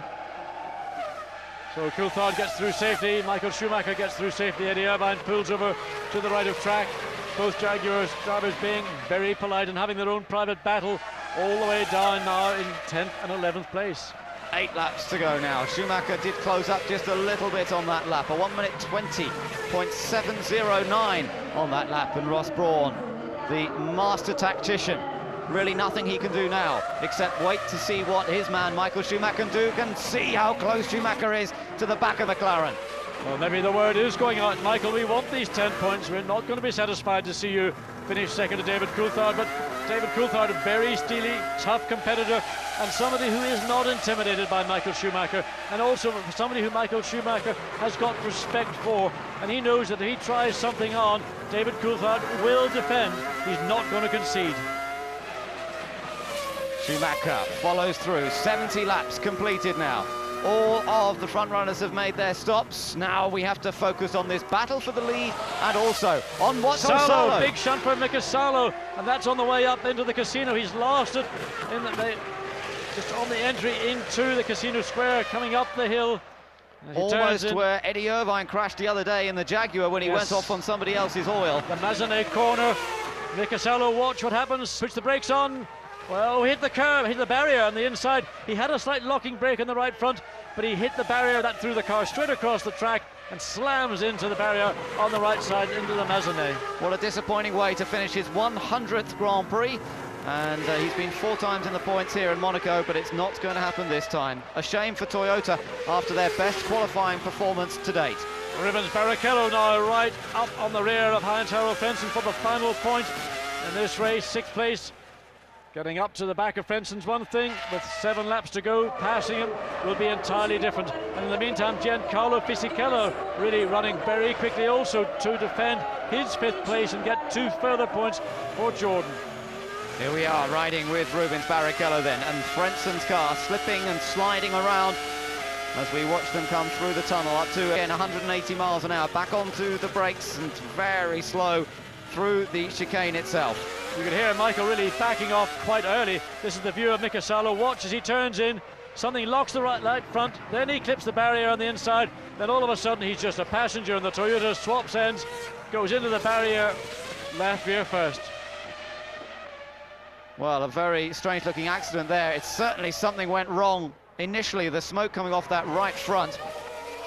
Looks perhaps a front wheel bearing failed on that right front, and that effectively pitched him into the barrier on the left-hand side. It's certainly not a part of the track or a corner that you'd expect a driver of Salo's experience to make an error like that. And there was the hint of a wobble, and that could have just been sufficient to cause the problem to start. So here we are, the battle for 6th position, with the arrows of the very experienced German racer Heinz-Harald Frentzen ahead of the similarly experienced Rubens Barrichello. And well, it's no good waving blue flags. I don't know what flag that was being waved there, but this is a battle for position. And Rubens, of course, in the quicker car, but really has to find a position, and Heinz-Harald Frentzen too canny and too experienced to offer that up. Also for Arrows to get 1 more point in the championship to go along with that they scored earlier this year would be a real treasure. Funds, of course, related to performance. And as we go back to the action, Ralf Schumacher in 3rd place. Ralf Schumacher a long way behind the race leaders. He's over a minute behind now from Coulthard and Michael Schumacher. 72 laps completed, 6 laps remaining in the glorious sunshine on the streets of Monaco, the most prestigious Grand Prix of the year. It's being run in absolutely picture-perfect conditions, and the fans are soaking up a race of true drama throughout. Coulthard has led from the very start, but he has not had it all his own way, and he still has to fend off Schumacher. Oh, there's a replay. This is Heinz-Harald Frentzen and Rubens Barrichello. Can't get much closer than that. Again, the blue flag's being waved, but of course it is important not to worry about them in this situation, because this is a battle for position. Now we look from Frentzen's car and looking back at Barrichello's car, and of course Fisichella's a bit further ahead of them up the road, quite a long way ahead in fact, so they won't have to worry about him at this stage. Just looking at the rear of Frentzen's car, that left rear tire, quite a lot of wear on that inside shoulder, maybe affecting the handling, but basically he's got a car of greater performance behind him. So for Heinz-Harald Frentzen, 5 laps to go, really having to just try not offer up opportunities to Rubens Barrichello. A little bit of a lock up there for Frentzen, but he keeps it under control. Desperately wants to finish in 6th place, take that final World Championship point. As you say, it's so crucial to this small team, and having taken the point there in Barcelona, this would be a useful addition. But also Fisichella in 5th place has now got a battle of his own with Jarno Trulli, less than half a second behind the Renault. So Jordan in 5th place, looking to make that 4th place. Frentzen crashed out of the race here last year, coming out of the tunnel, as you mentioned, a little bit like Takuma Sato. He just needs to keep it all together this time. 4 laps remaining for him to hold on to 6th place. Climbing up the hill once more, and Barrichello, despite having that much faster Ferrari cannot find a way of sneaking past. He has to try and force Frentzen into a mistake. Well, what Frenson's doing, just watching this rearward-facing camera, is he slows down a lot before he enters the corner, which then forces Barrichello to slow down, which then, of course, gives Frentzen the opportunity to sprint away. So it's a real seesaw battle between the Arrows and the Ferrari, but Frentzen really using all that experience and guile to try and unsettle Rubens Barrichello. Back with the leaders once more. David Coulthard versus Michael Schumacher.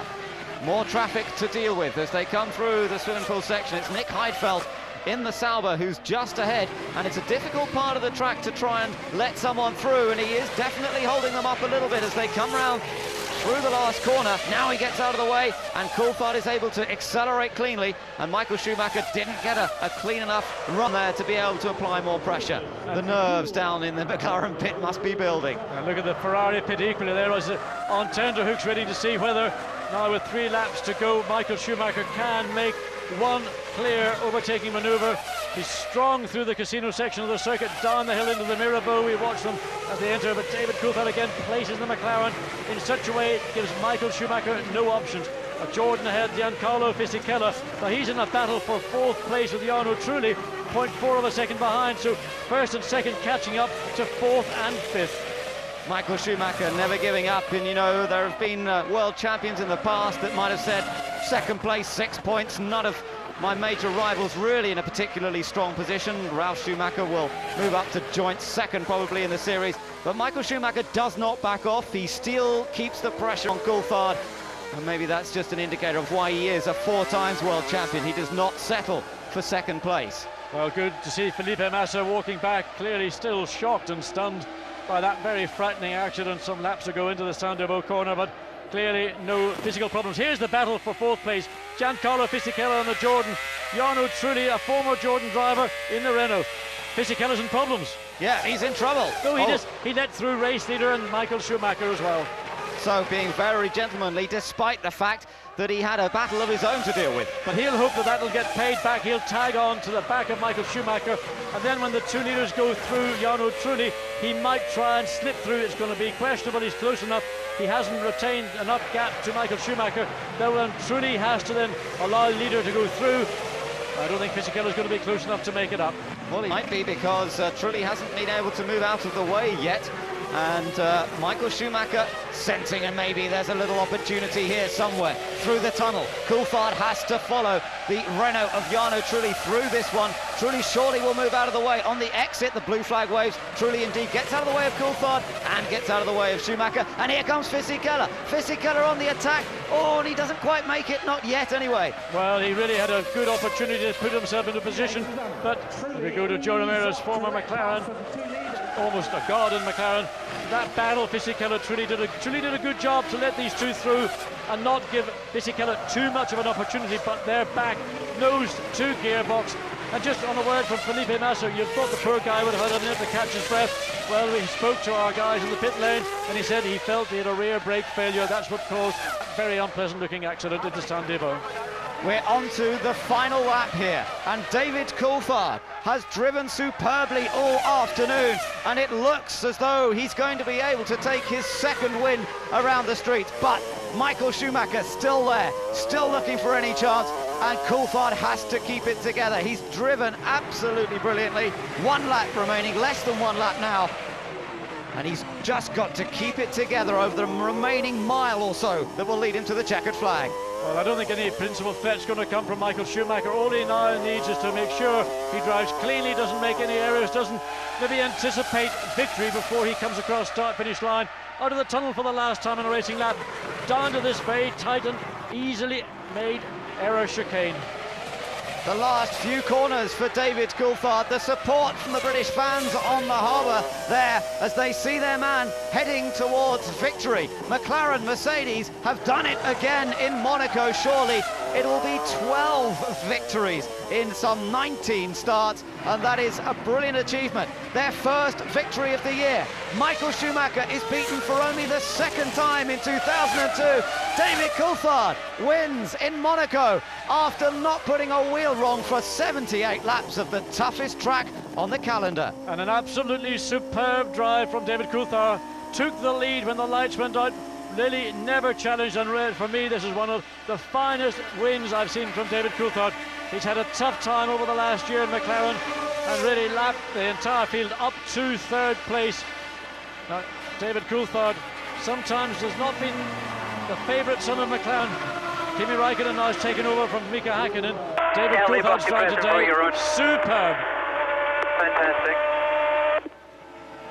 Okay, well done, David. Great job. That has to be your best ever, David. That has to be your best ever. I told you, no present. But thank you. Well, that was team boss Ron Dennis talking to David Coulthard.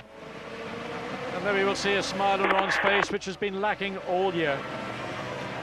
You could hear Adrian Newey there as well, also thanking David.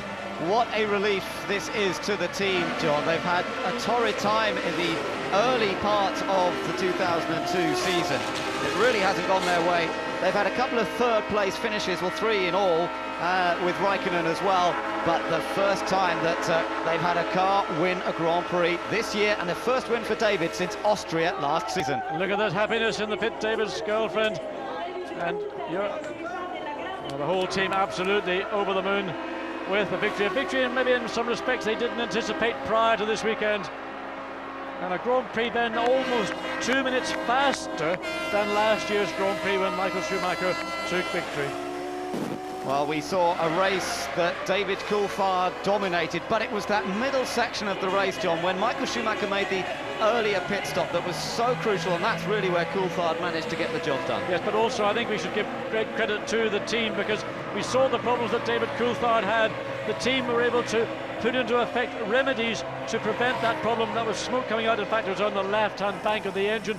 We thought David Coulthard was heading for retirement before mid-distance, yet the team were able to, this by means of telemetry from the pits to the car on the circuit, rectify a cure, and that is a real team victory. But I think the credit on the day goes to David Coulthard. His superb drive under pressure for the entire 78 laps. Well, how must this feel? His second victory, and to become a multiple winner here at Monaco. He joins a very, very select group of people, some of the greatest drivers in Grand Prix history, and David joins that list as a multiple winner around the streets of Monaco. Out he gets! Coulthard the winner, and he is going to enjoy this moment to its full. Well, that was one tough race. You can see his overalls matted with sweat, and he bows towards the royal family that are here, and he will very shortly go up onto the podium and receive the winner's prize. David Coulthard thoroughly delighted there, his team, the guys that work with him day in, day out at Grand Prix, and really he's done a job for them here this afternoon.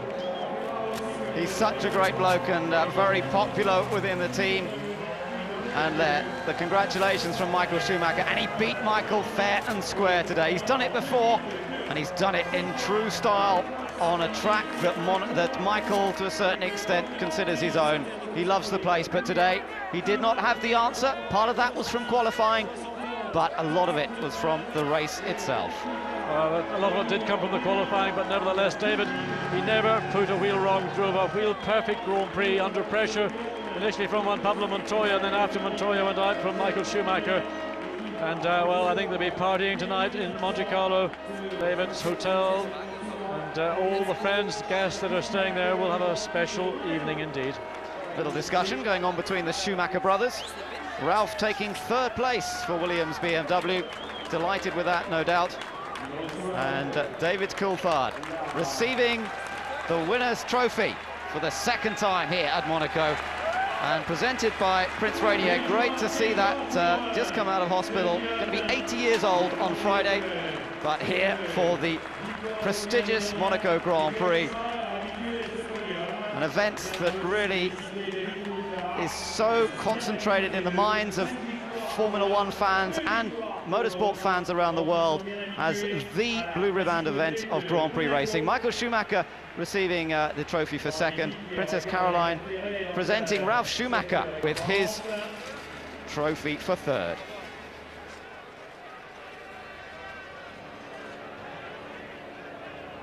Ralf Schumacher étant donc troisième, a été récompensé.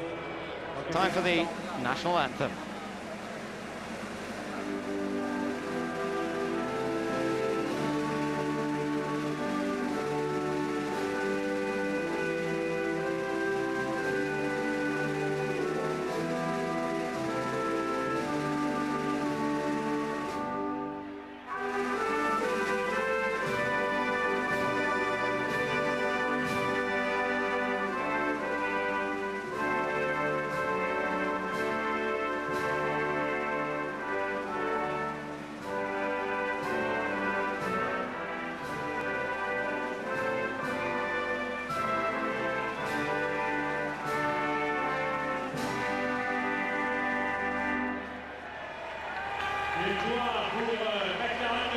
very happy David Coulthard. Girlfriend Simone there, applauding his efforts this afternoon. He really showed true class in that drive, beating Michael Schumacher in a fair fight.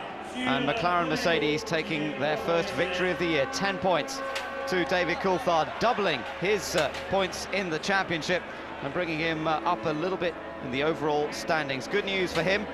Barrichello also fought well today, but had problems, wasn't able to quite get into the points as it turned out.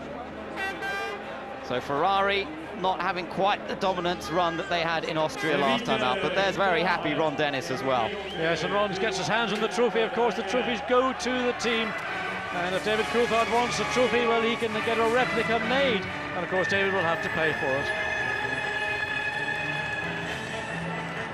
Well, I think that's the first of many mouthfuls of champagne. David and his family friends, Simone, his girlfriend, Jürgen Herbert, we saw there, chief at Daimler-Benz, Daimler Chrysler, Norbert Haug, sports director at Mercedes-Benz, and they've waited for this a long time. 7th Grand Prix of the year.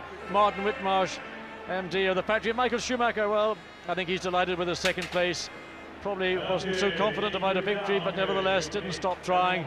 But in those final laps, I think it was pretty evident that Michael wasn't going to make a last lap ditch attack on David Coulthard. He'd rather take his 6 points and go on to fight in Canada in 2 weeks' time. A look at the Drivers' Championship, and a tie for second place now behind Michael Schumacher. 27 points apiece for Ralf Schumacher and Juan Pablo Montoya. Coulthard now up to 4th. Got to see a victory here. And then the rest of the points scorers so far this season. Jarno Trulli getting 4th place today, and those his first points of the season, so that's great news for the Italian, who's driven well all year but just hasn't had the luck. Fisichella scoring 2 points again, as he did last time out in Austria, and the final point to Heinz-Harald Frentzen in the Arrows. And now the 3 winners, David Coulthard, Michael and Ralf Schumacher, jumping on board one of the courtesy vehicles, because the press room and the unilateral room where Michael just being taken away to get on board for that press conference, because of the location of Monte Carlo, all these sites are all over the place, so they'll be taken, and hopefully very shortly we'll hear the story of Michael, of David Coulthard, and of course of Ralf Schumacher. Mansur Roger, partner of Ron Dennis and Mercedes-Benz, and Francois Mazet, one of the officials here, speaking to Mansur Roger. Mazet, a driver in Formula 2 in the early 70s, and now one of the officials in the Automobile Club de Monaco. Well, Schumacher still receiving a huge amount of support and applause, and perhaps Austria is soon forgotten as he is beaten here by McLaren Mercedes. No talk of team orders. This was a battle between 3 different manufacturers all weekend long, and at the end of the day it was McLaren Mercedes. David Coulthard wins ahead of Michael Schumacher, with Ralf Schumacher 3rd. In fact, we have 6 different manufacturers there in the top 6 places, and that just shows you a very open race. A lot of experience amongst those drivers. Trulli, Fisichella and Frentzen using the experience of many, many Grand Prix to get themselves into the points. Barrichello just missing out in 7th, no points from 7th down. Heidfeld, Irvine and De La Rosa all finishing the race, but the 2 Jaguar drivers disappointingly 2 laps down. The other finishers, Mark Webber and Enrique Bernoldi. And in a way you have to feel sorry for the 2 Jaguar drivers. They did a great job, kept the car off the wall, finished nose to tail, but just totally uncompetitive at the minute. Many drivers not classified. Mika Salo sadly going out towards the end of the race. Massa had that rear brake failure. Panis and Button tangled together. Montoya had engine failure. Had a part to play on the podium, but I think he would have been pushed back to 3rd at least with Michael Schumacher's pace. Villeneuve out. Raikkonen, of course, in a dramatic incident as well involving Barrichello, which put him out eventually, although he did come back out. Jung, Sato and McNish all out of the Grand Prix, but David Coulthard taking victory.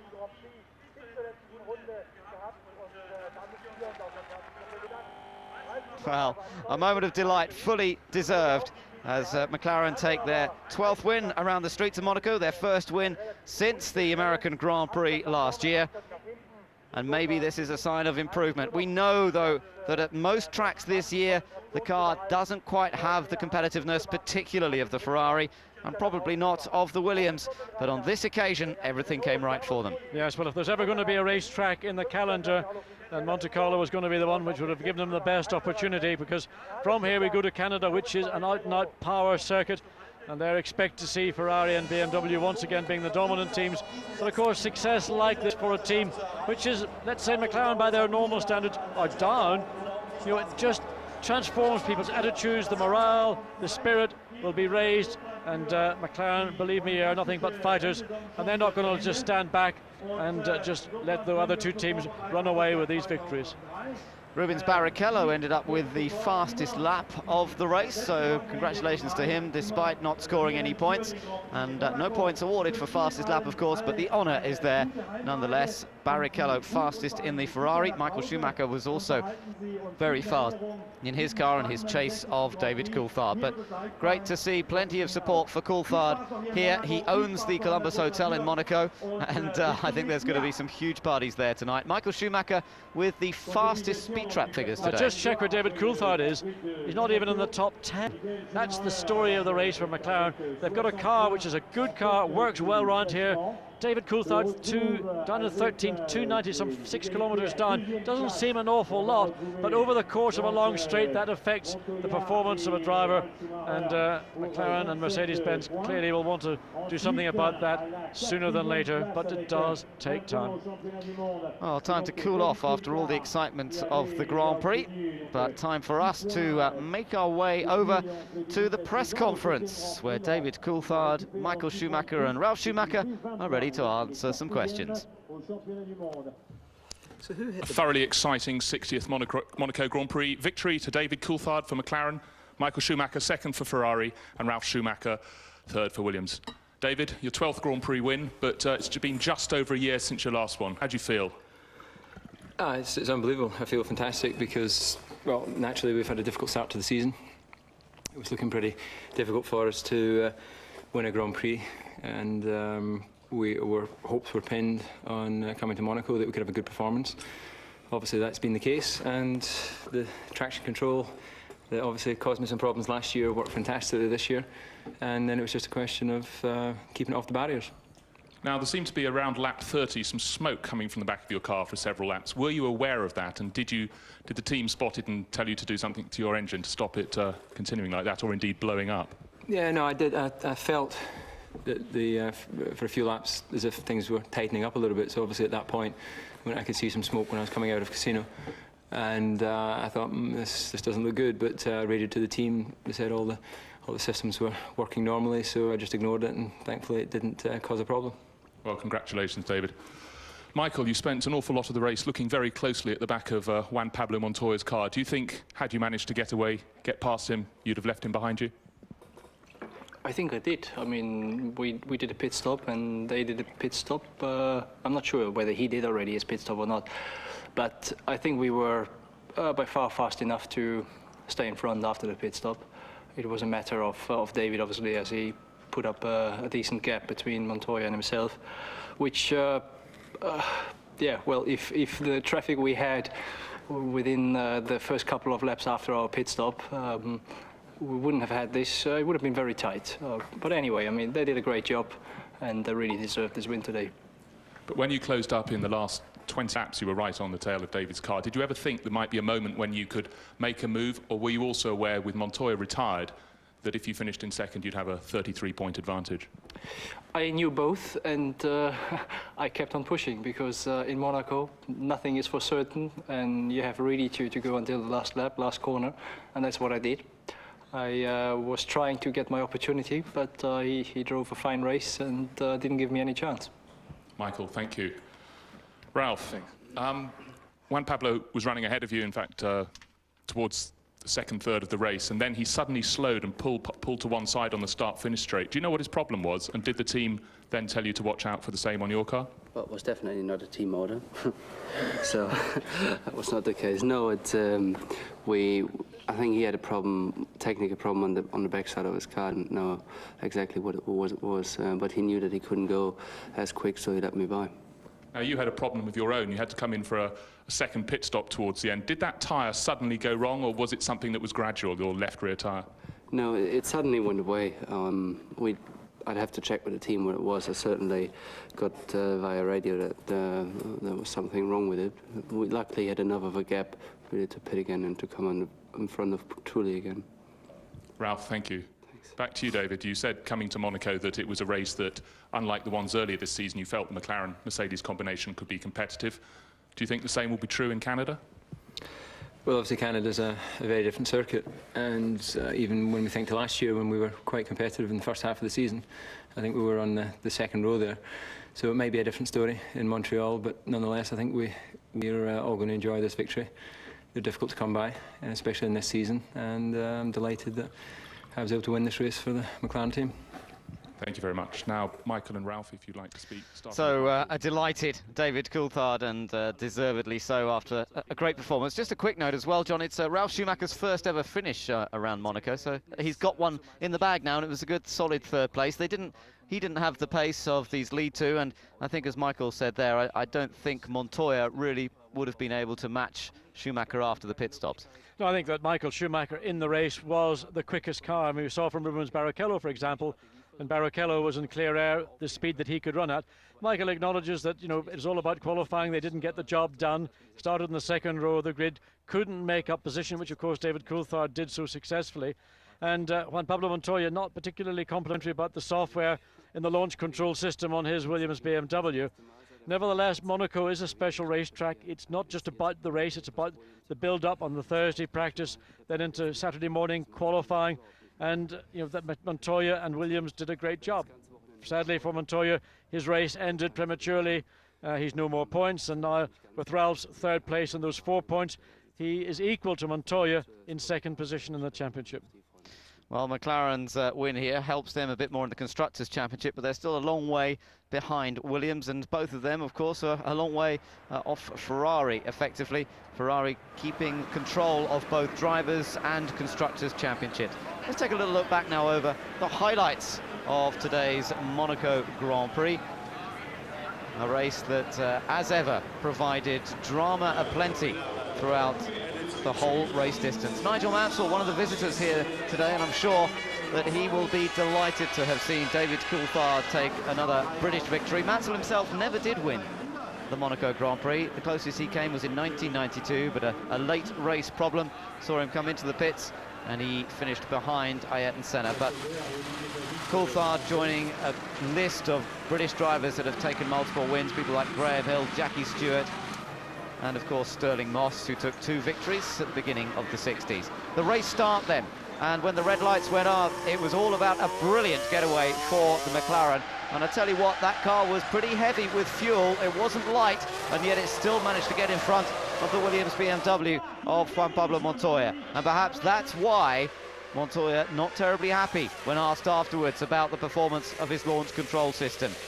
Well, into the race then, it was really the top 4 cars with Ralf Schumacher all involved in the initial dicing, but nobody able to find a little mistake from the car ahead to move through. Michael Schumacher and Juan Pablo Montoya managed to run nose to tail for lap after lap this time, something that we didn't see in the early races of the 2002 season, when often it seemed to go wrong for both of them. Ralf Schumacher in 4th place. Didn't seem to have quite the same edge, but normally keeping on that sort of performance edge. Button had problems at the start, dropped back, and then had to try and fight his way back up the order. Alan McNish, sadly, was one of the first retirements, clipping the inside barrier at Saint-Devote and going out of the race. Then we saw more dramas. Mika Salo had some sort of technical problem and let 1 or 2 cars come past him.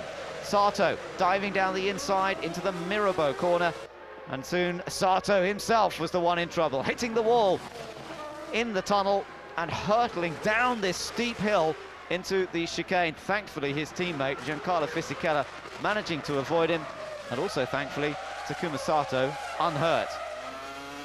Then Bernoldi trying to make the move on Felipe Massa, which he managed, but Massa then locked everything up, pushed him down the escape road at Saint-Devote, and all that hard work for Bernoldi was immediately undone. Later on, it would be the same car and the same corner as the brakes failed on Felipe Massa's car. Before that, we saw an incident for Alex Young collecting the barrier, and smoke appearing from the back of Coulthard's car.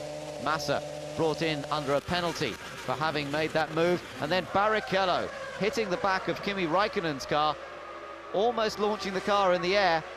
The damage done to the back of Raikkonen's car, but Barrichello was able to rejoin the race with a new front wing. Raikkonen himself eventually was pushed away despite having a chance to get back out, and then Montoya's engine failure.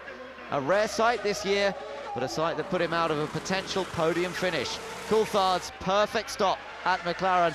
They got him out ahead of Michael Schumacher, and that was enough then for the rest of the race. An incident between Button and Panis, unfortunately, ended in tears at Saint-Devote, neither driver making it to the finish. But Coulthard did not put a wheel wrong, despite unending pressure from Michael Schumacher throughout the race distance.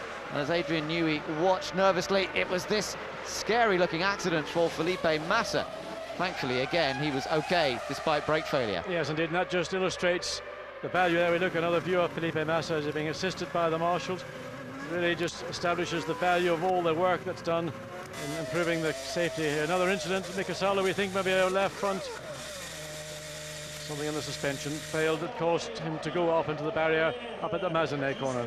So both Toyotas were out of the race, and then we saw Barrichello attacking the arrows of Heinz-Harald Frentzen, and Frentzen doing a good job of maintaining that final point scoring position all the way through to the end of the race. A very important final point. Coulthard held off Schumacher to the flag, take his second win here in Monaco. And really a very fine victory. I mentioned earlier that I think it's probably the best victory David Coulthard has achieved in his 12-win career. And there, girlfriend Simone, and in fact, Kathy Roger, the wife of Mansur Roger, part owner of the team. Jürgen Hubert, so much an important part of the Mercedes-Benz involvement with this team, and then David Coulthard. And well, suddenly everybody's a fan of Scotland, of David Coulthard, as David then just gives the champagne bath, but saving a fair amount for himself. The trouble is, of course, champagne, when it goes into your system, which is so adrenaline charged, goes straight to your head. And one of those things, David takes a mouthful, and he'll get plenty more mouthfuls later on this evening.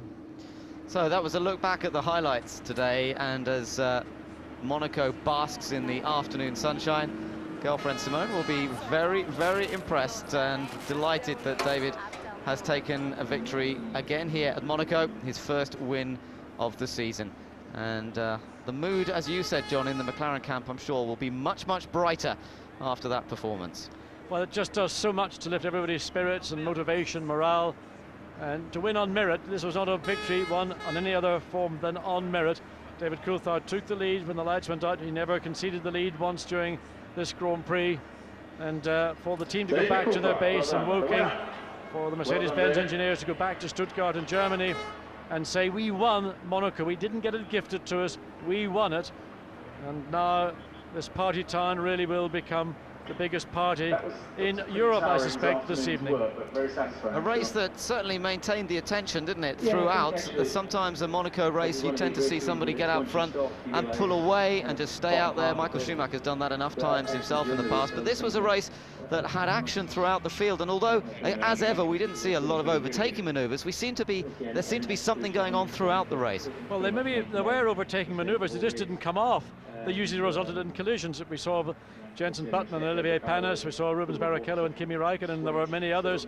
The problem with this racetrack is it is difficult to pass, and these cars, with the performance they have, the traction off a corner, the level of grip that they enjoy, but also the braking performance, it does make it extremely difficult on a street track in particular to get alongside somebody. Button did try, and in fairness, he put himself into a very difficult position. He was virtually alongside Panis, but they're in that corner, the Saint-Devote corner, there really is nowhere to go.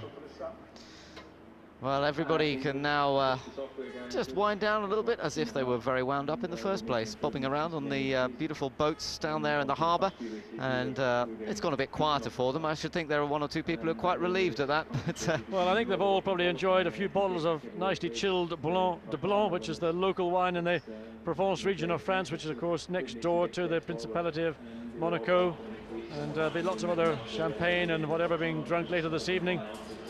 And I doubt David Coulthard will be getting the scotch out, but let's say I'm sure he'll enjoy a few glasses of bubbly, and it will be truly well earned. A superb drive from the Scotsman, and I think for his position within the team and the way that he's had to always play, in a sense, second fiddle to Mika Häkkinen, and now with Kimi Raikkonen coming in and representing the future for McLaren, David has established himself well and truly as now the lead driver in the McLaren Mercedes-Benz team.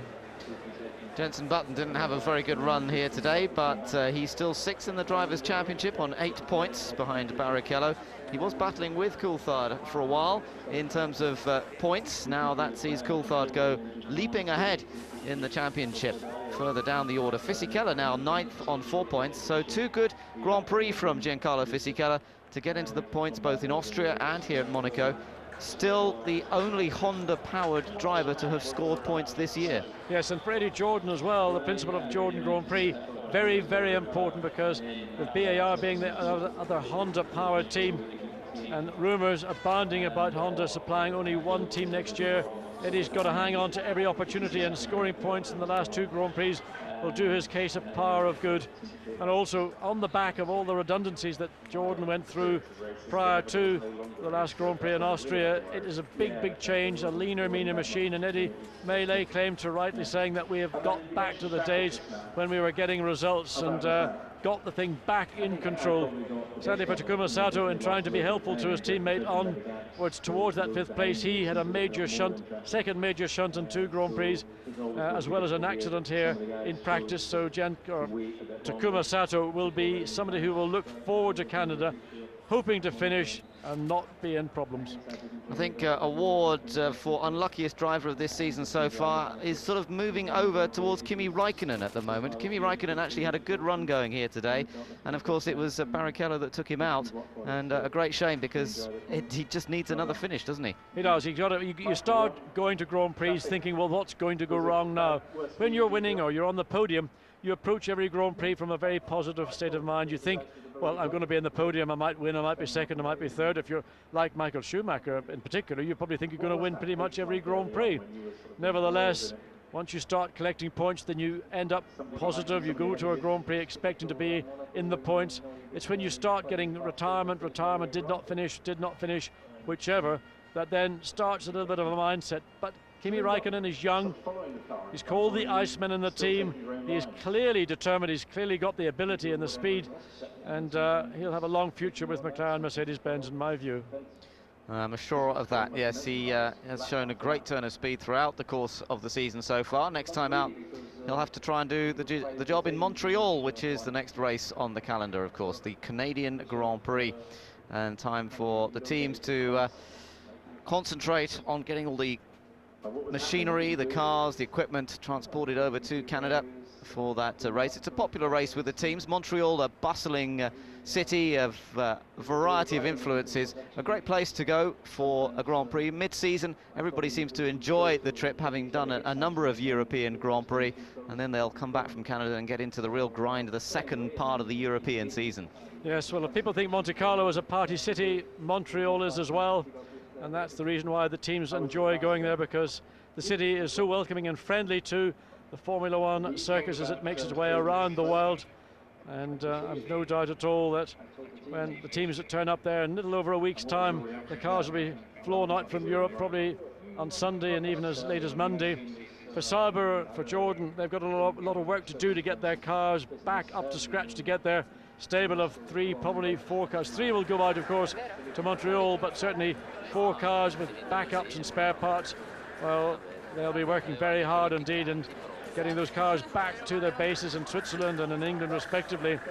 It's going to be a mammoth task. Already there'll be faxes, emails going back to the headquarters to say we need X amount of parts, get them under, if they're not in production, get them into production. We need them very quickly indeed.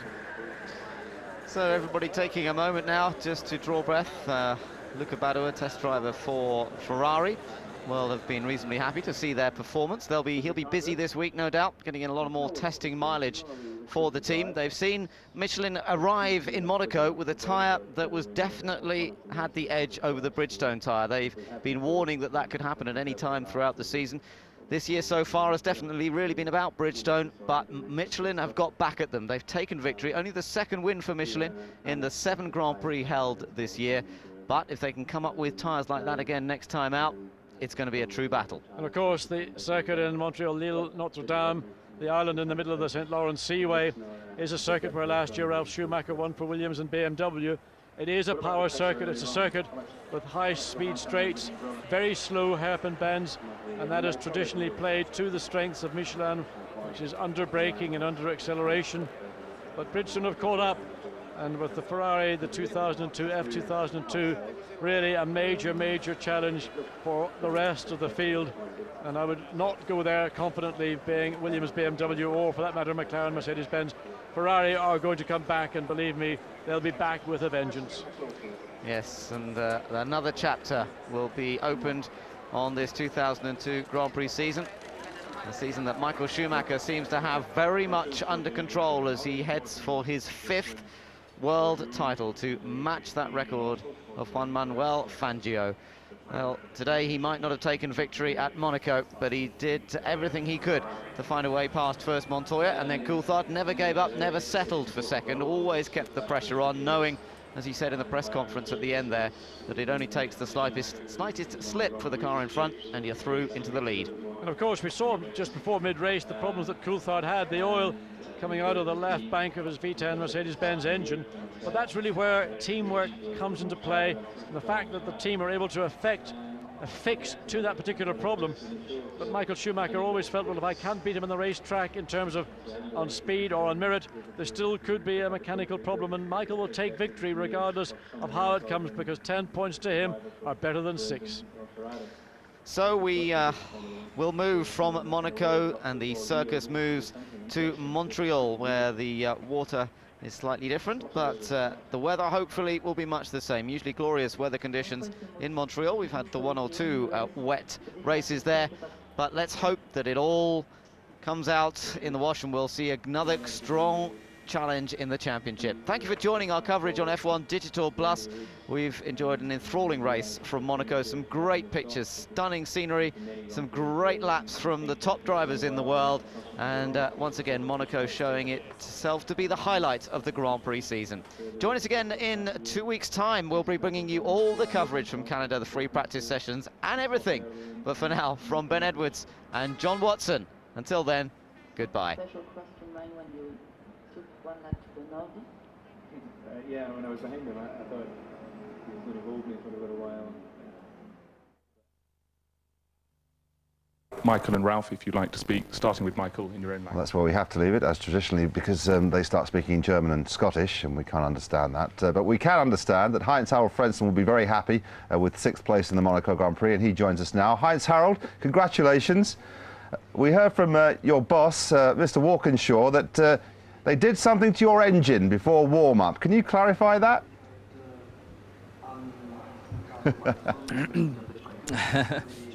Well, we found something on the car. If you said it's on the engine, maybe there's something on the engine as well. Can you hold it? But we've certainly found also something on the front suspension. We found some more grip, and certainly I wasn't suffering so much from understeer like yesterday in qualifying. Hi Heinz-Harald, it's Perry.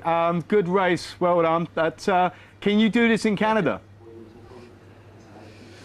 I think our car is very competitive.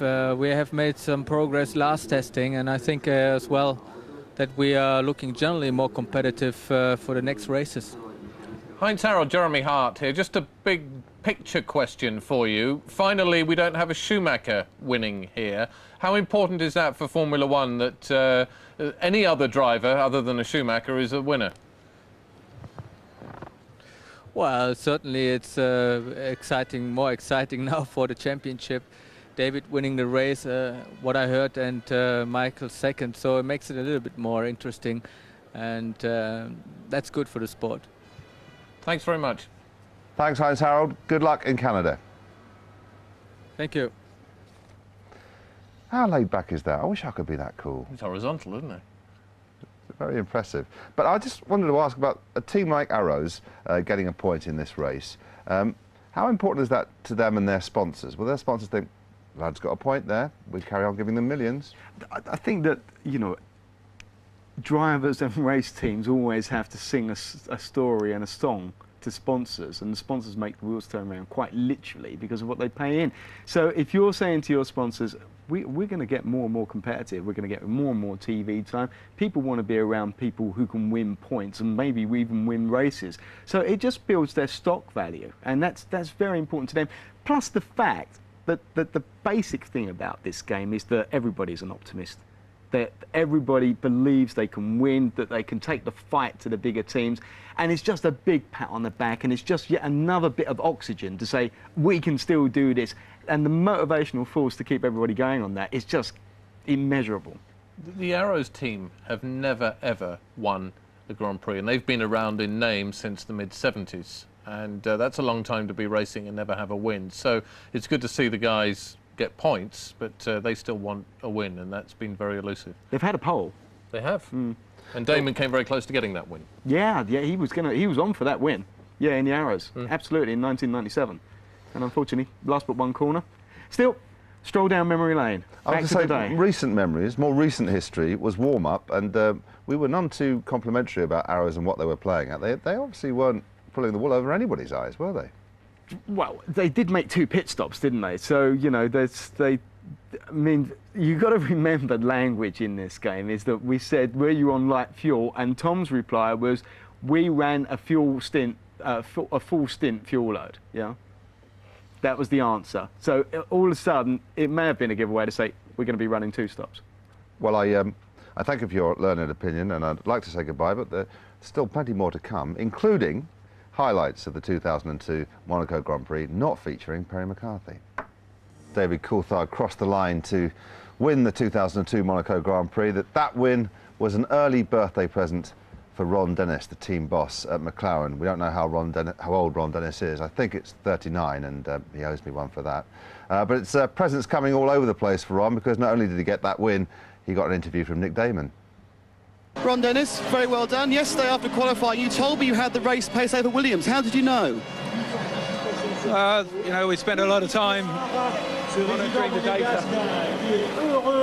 Obviously, you're always trying to measure your competition, but we knew that Michael's tyre choice was going to give him a little bit of pace in the race, but everything was about getting off the line clean. And of course, getting off the line from the best grid position, and we sacrificed some race pace to get the race win. And what about the smoke from David's car? What was that? We actually knew exactly what it was, and we were able to fix it with telemetry. How nice is it to win after these races? It's always nice to win. Thanks, Ron. And it's been a long time coming for that particular team. It must be a huge relief, because you could see him giving interviews so far this season through gritted teeth. Nobody likes to be protective all the time, and which is exactly, they've been on the run, they've been on the back foot, they've got a giant corporation in Mercedes behind them ploughing in untold millions. McLaren, of course, are used to massive success. Nobody's getting anywhere. They don't like have to keep being on the defensive. This is nice to bounce back, have something to say positive. Do you think he's worried about Raikkonen's performance? Great for Coulthard, obviously. I don't think so. I mean, Raikkonen is a fighter. Monaco got the best of him this weekend, that's all. I think if we see him in Canada, he'll be strong again and he'll be fast again. But the question is now, is the McLaren going to be competitive for the rest of the year? I think the answer is probably no, but it'd be nice to think that maybe they've turned the corner and we will see some more good results from Silver Arrows. OK, Ross Brawn has declined our offer to join our pub quiz team. That's because he has an IQ of 800 and could see us coming a mile away, but he wasn't able to get out the way of Nick Damon. Here he is now. Ross Brawn, I don't think you're that disappointed with second today, are you? Well, it's always disappointing if you feel you've had the best car in the race, and really we paid the price for the start and qualifying, which David did a super job of. I mean, he made a great start. And really it was very difficult then. When Montoya ran into trouble and held us back, David built enough of a cushion that we couldn't do anything about it. They reacted quite sensibly to our pit stop, brought David in early, and that really finished the race for us. But obviously second is pretty good, another 6 points for Michael, and I think a few more points over Ralph, so we're a bit better off in the constructors. So Michael's now 33 points ahead. It's pretty all over, isn't it? It's never over, and you could see this weekend we were beaten. People thought we would walk each race, but we didn't get it right this weekend, and you've seen the result, so it's far from over. Ross, thank you very much. far from over. Anyway, just if I was his PR guru, if I was Ferrari's PR man, I'd be saying, good result. Perfect result in view of what happened 2 weeks ago. If I was Ferrari's PR man, I'd keep jolly quiet and let's go to Canada. There'll be a month then between what happened in Austria and the next proper race. They came away from here with Michael's second place. They should be quietly very, very happy with that. Give some more breathing space and let's get on with the championship from Canada onwards. But that breathing space of a month is crucial for the rest of the championship and how people view Ferrari. Do you think they actually care about how people view Ferrari? I think they should do, especially with Ferrari going public shortly. They're looking at putting it on the stock market, and you know, you've got to have a bit of enthusiasm there. There could be a backlash. I think they see it as overall they're undamaged. It's just short-term backlash on this. Michael Schumacher will be unhappy about the personal backlash he's getting from what I still believe was a team position and not down to Michael. But you know, I just think they should not do it again. OK, Jarno Trulli finished 4th today. He'll be happy with that, I'm sure. Jarno, do you think it could have been even better if you hadn't had those problems in qualifying? Yeah, probably yes. Unfortunately, I've had a Sauber which held me up during qualifying twice. Anyway, the race was good. I had a very good start thanks to the launch control. Then for the first 10 laps, I was keeping up with the best, but then eventually I had some problem with the tires. We did a very good pit stop strategy thanks to the team, and was lying in fourth for most of my race. Unfortunately, I had one small outside holding me up, which didn't get blue flags, so I spent 20 laps behind him, Heidfeld, and then eventually got blue flags. But in the end, obviously, I was on all tires and I was struggling a little bit. Yeah, actually, Giancarlo, it's Perry McCarthy. We saw Fisichella catch you up. Giancarlo Fisichella catch you up very rapidly in the end. Yeah, basically we did stop very early, so with the last set of tires I had a lot of laps on, and basically also he caught me up because Heidfeld was holding me up. That was my biggest problem. From 20 laps I had probably lost 1 second per lap, so it was very close in the end to me. Jarno, everyone, it's Jeremy Hart here. We're looking forward now to Canada, and a lot of teams are talking about Canada being a turning point for them. Is that PR wishful thinking, or do you really think that teams like BAR and whatever are really going to turn the corner and it'll be more competitive in the midfield than it's been already this year? We don't know. We have to wait and see. We are pretty confident that we can do well there. We got a good car, strong package aerodynamically, good tires, very light and low engine. So we got everything, you know we need to do well. So we are confident. Cheers, mate. Thank you. Jarno, thanks very much. Good luck in Canada. He's off, probably straight off to Canada, actually. Patrick Head, then. We saw him with his Schumacher cap on. It paid off in the end, didn't it? Here he is talking to Peter. Patrick, I've just been told by our director that you were seen having a very animated discussion on the pit wall just as Juan Pablo ground to a halt. How much warning did you have of what was going on there? He just said he was losing engine power, and the BMW people said there was a mixture control problem, and then the next thing we knew was that he was out of the race. What happened at the start? Did the telemetry show anything with the engine off the line there? I don't know. We haven't had time to look at it yet. But obviously, if you're on pole, your plan is to get into the first corner first, and we didn't manage it. So we've got to have a look. It's obviously a disappointing result for us from 1st and 4th on the grid to finish just 3rd. And when David Coulthard started to pull out a little bit and there was smoke coming out of the back of the McLaren, did Juan Pablo naturally drop back because of the smoke, or was he in some sort of trouble then? I don't know whether he thought there might be an engine blow up and drop back, or whether it was just that because David was still doing very good lap times, but the engine seemed to be misfiring, and when it misfired a little bit, there was some smoke coming from the engine. And finally, Ralph's last pit stop there? There seemed to be some sort of delamination from one tread block on the tyre, so when he told us about it, we called him in and put another set of tyres on because he had enough gap to Trulli to be safe. Not the first time that happened on a Michelin this weekend. Well, they're obviously quite soft tyres and they're very difficult to make, whether they're Bridgestones or Michelin's, these soft tyres, and sometimes those sort of problems arise. Well, he still kept third place and a podium finish for you. Well, yes, but we were hoping for more, but never mind. Thanks, Patrick. Thanks. So the official line is never mind, but do you think he will be upset with only getting third place? Yes. Thank you. Next question. Yeah, I mean, absolutely. I mean, they're fighters. They love their racing. After all these years, both Frank Williams and Patrick Head, you know, they're there to win. Same as Ron Dennis. Same as all of them. You know, I mean, I don't think he could hide his disappointment there. But he didn't go too far into this fuel mixture problem, did he? He basically started saying something happened, and then basically, oh, then he was out of the race. So there's maybe a sensitive issue there with BMW just at the moment, I guess. Well, Jordan picked up their first 2 points of the season at the last race in Austria. Got another 2 today, so Gary Anderson ought to be happy. He's again with Peter.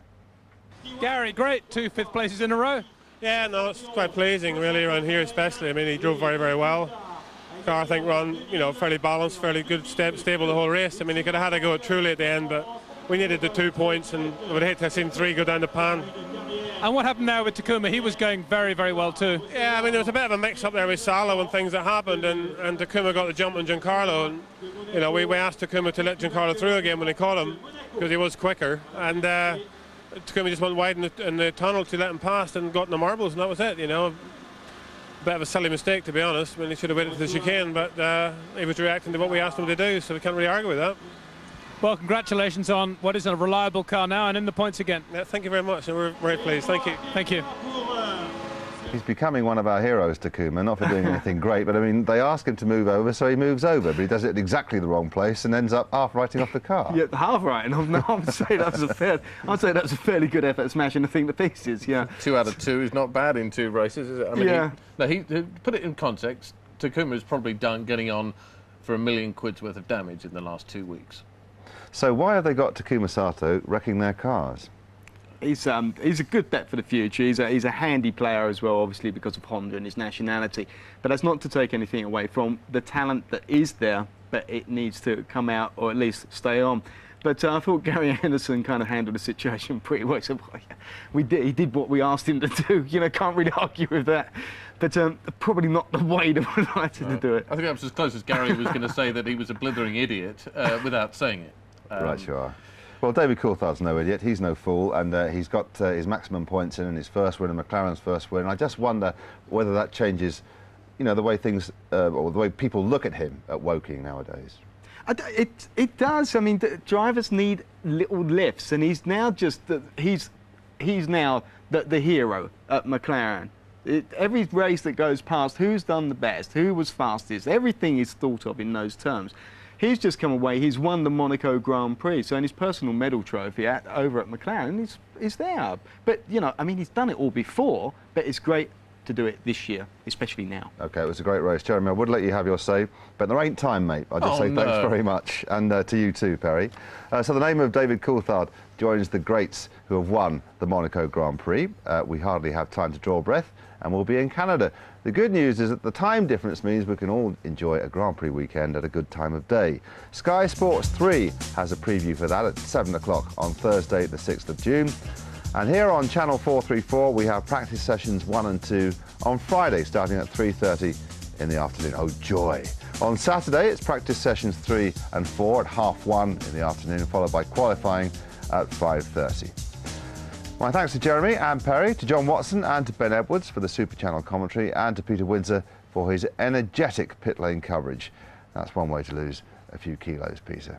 For now, though, the rich and famous of Monaco will be clinking their champagne glasses to David Coulthard. And why shouldn't they? He owns the bar in which they're clinking them. Lucky man. And I saw his girlfriend too. Even luckier man. Cheers. I'll have one of those.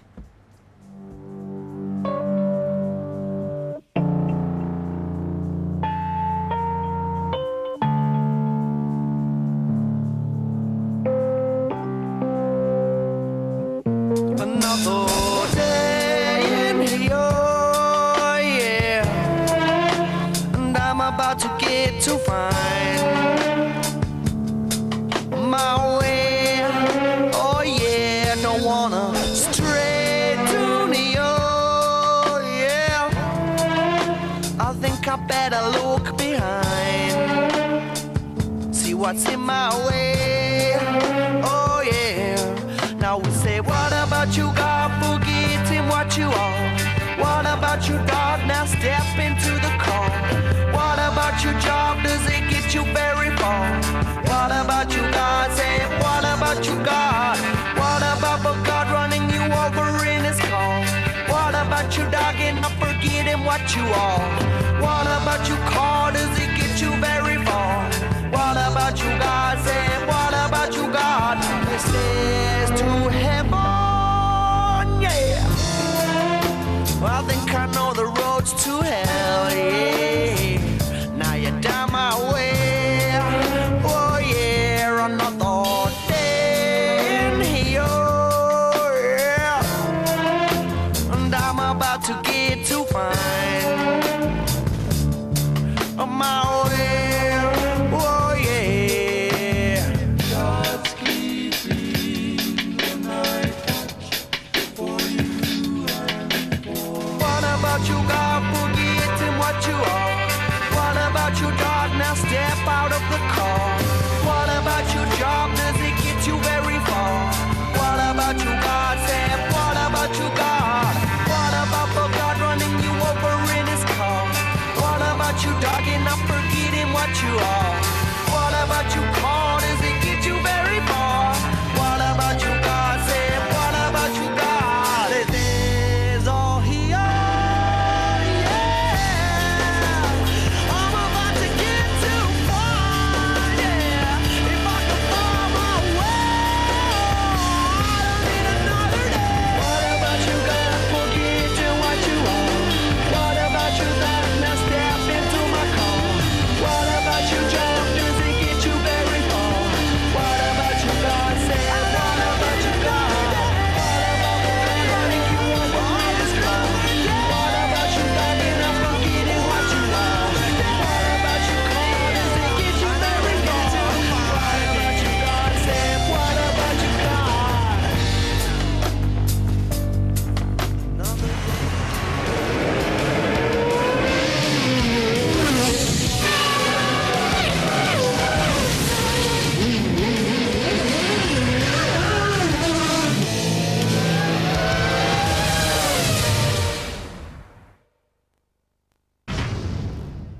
We've seen the first British victory for 18 races in Monaco. Well done, David Coulthard. It's been a long time coming, and Coulthard leading this race for all but the first few metres. A great start from David, 10 out of 10 for him. Michael Schumacher still one short of Senna's 6 Monaco wins. First Monaco finish for Ralph. Trulli doing really well in the Renault to get at 3 points. Fisichella, Monaco specialist, and Jordan always do pretty well here. And Heinz Harold Frentzen, who was 35 last week, making his point for Arrows. We needed that one to restore our faith in this game a bit.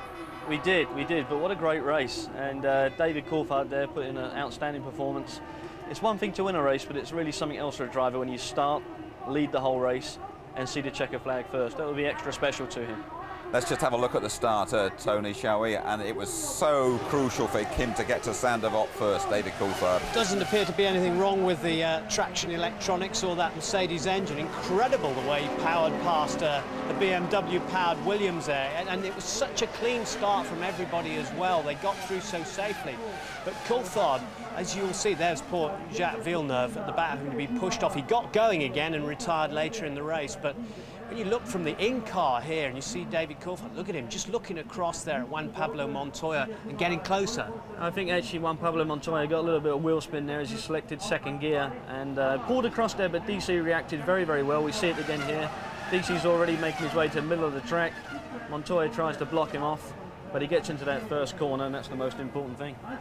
Guess what goes on? Because Rubens dropped back there, and Sato did really well. And we don't know what happened to Button either from 8th place. He dropped away in the start somehow. Perhaps he was due that one after what happened to him before that formation lap last year. Oh, definitely, but I think this is now a turning point maybe for McLaren. If they can come off of this result, Michelin also will go into the next race with a lot more confidence. Absolutely. We were all a bit worried, Tony, when we saw that smoke coming out of the back of the McLaren. Thankfully, it was nothing too serious. Well, yeah, I don't know. It's quite amazing, this, but I mean, Coulthard soaked up the pressure and something soaked up all that oil. Mark and I were chatting about this. Obviously, the engineers with the two-way telemetry will have been monitoring the engine all through that. Mark has a bit of a theory on that. There is a case sometimes that they overfill the engine before a race, and sometimes it just burns off the excess oil, but obviously no problems. Do you think he'd have been aware of what was going on?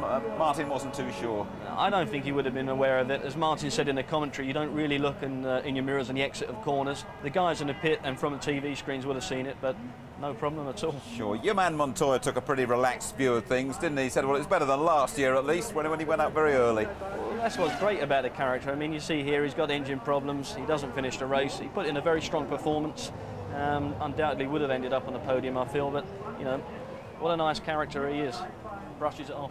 Absolute breath of fresh air in this game, isn't he, Tim? I suppose Ralf Schumacher was a bit more pragmatic after that when he saw that his teammate's engine had gone. Yeah, I mean, it's like the smell of oil. It's kind of like the smell of blood in the hunt when someone's smelling a guy in front almost near retirement. But, you know, from inside there, must have been very worried indeed. And Ralf Schumacher has been nowhere. He's never been higher than 5th until this year when he got 4th place. To get a podium for him is tremendous. I think this is his 5th attempt, and he's actually up on the podium in his first finish. Was it just a dozen finished this time round? A bit better than last year. Rubens Barrichello and Kimi Räikkönen had a bit of a moment coming out of the tunnel, didn't they? Yeah, Rubens here really made an error of judgment. I think he was trying to get underneath Räikkönen. He was obviously frustrated, loses the patience, what you need for this race to get to the end, and paid the price. You know, fortunately for him, he did actually get back into the race. They replaced the nose. He finished off in a 7th position, but really down to him that I think it's unlucky for Räikkönen. OK, we can go straight to the press conference. David, your 12th Grand Prix. That's quick, so he let me by. At least he finished this time round before the start. You might have seen David Coulthard's girlfriend Simone giving him a quick cuddle. Let's see what she made of her man's win.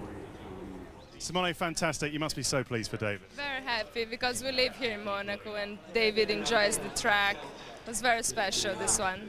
And he's going to be in a really good mood tonight, I suppose. Yes, the whole team is very good mood. Good mood and a big party tonight. Well, I was just going to say, he'd be very busy. His hotel's just round the corner. He's short of staff. He had to cook 300 breakfast extras this morning. He's got 400 dinners to cook tonight and the bar to run as well for the whole of the McLaren team. They'll be there. Yeah, I feel sure that there'll be one man at that party, the McLaren boss, Ron Dennis. This McLaren's 13th win round Monte Carlo. They are the most successful constructor. Ron Dennis, fantastic result. Well done.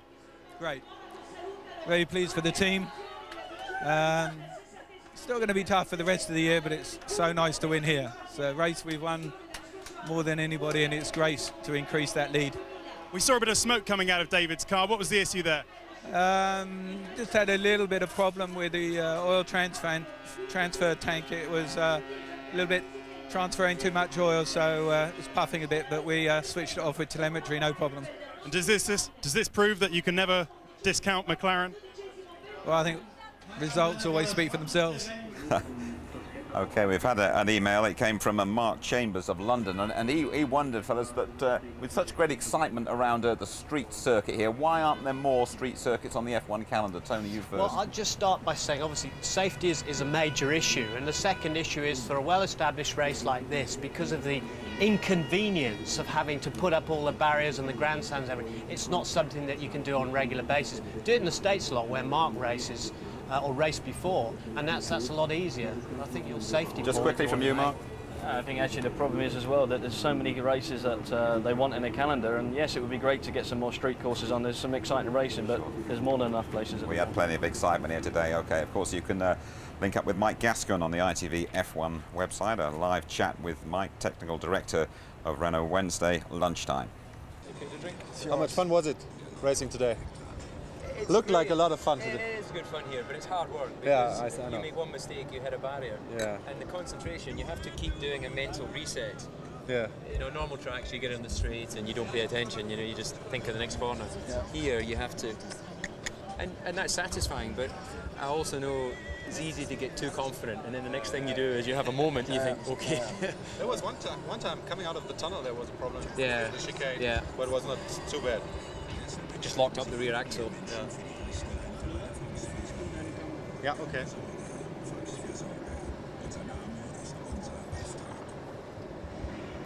That's a good view from up here. It's perfect. Yeah, it's our best setting the whole year. Very good. Yeah. Performance due to the oil overfill. Yeah. I got on the radio and said I'm losing power. Yeah.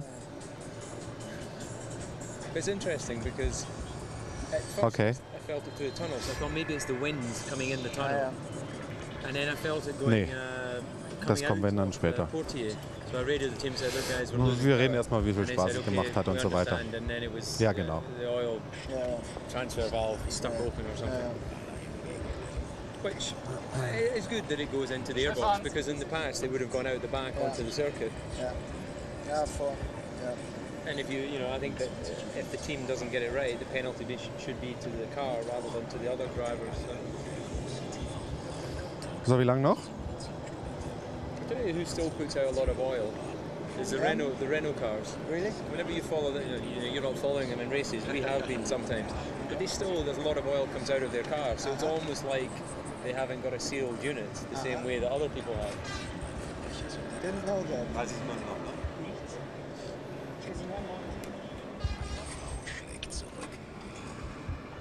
Fortunately, this year we didn't have to make the experience. Yeah, lucky for you.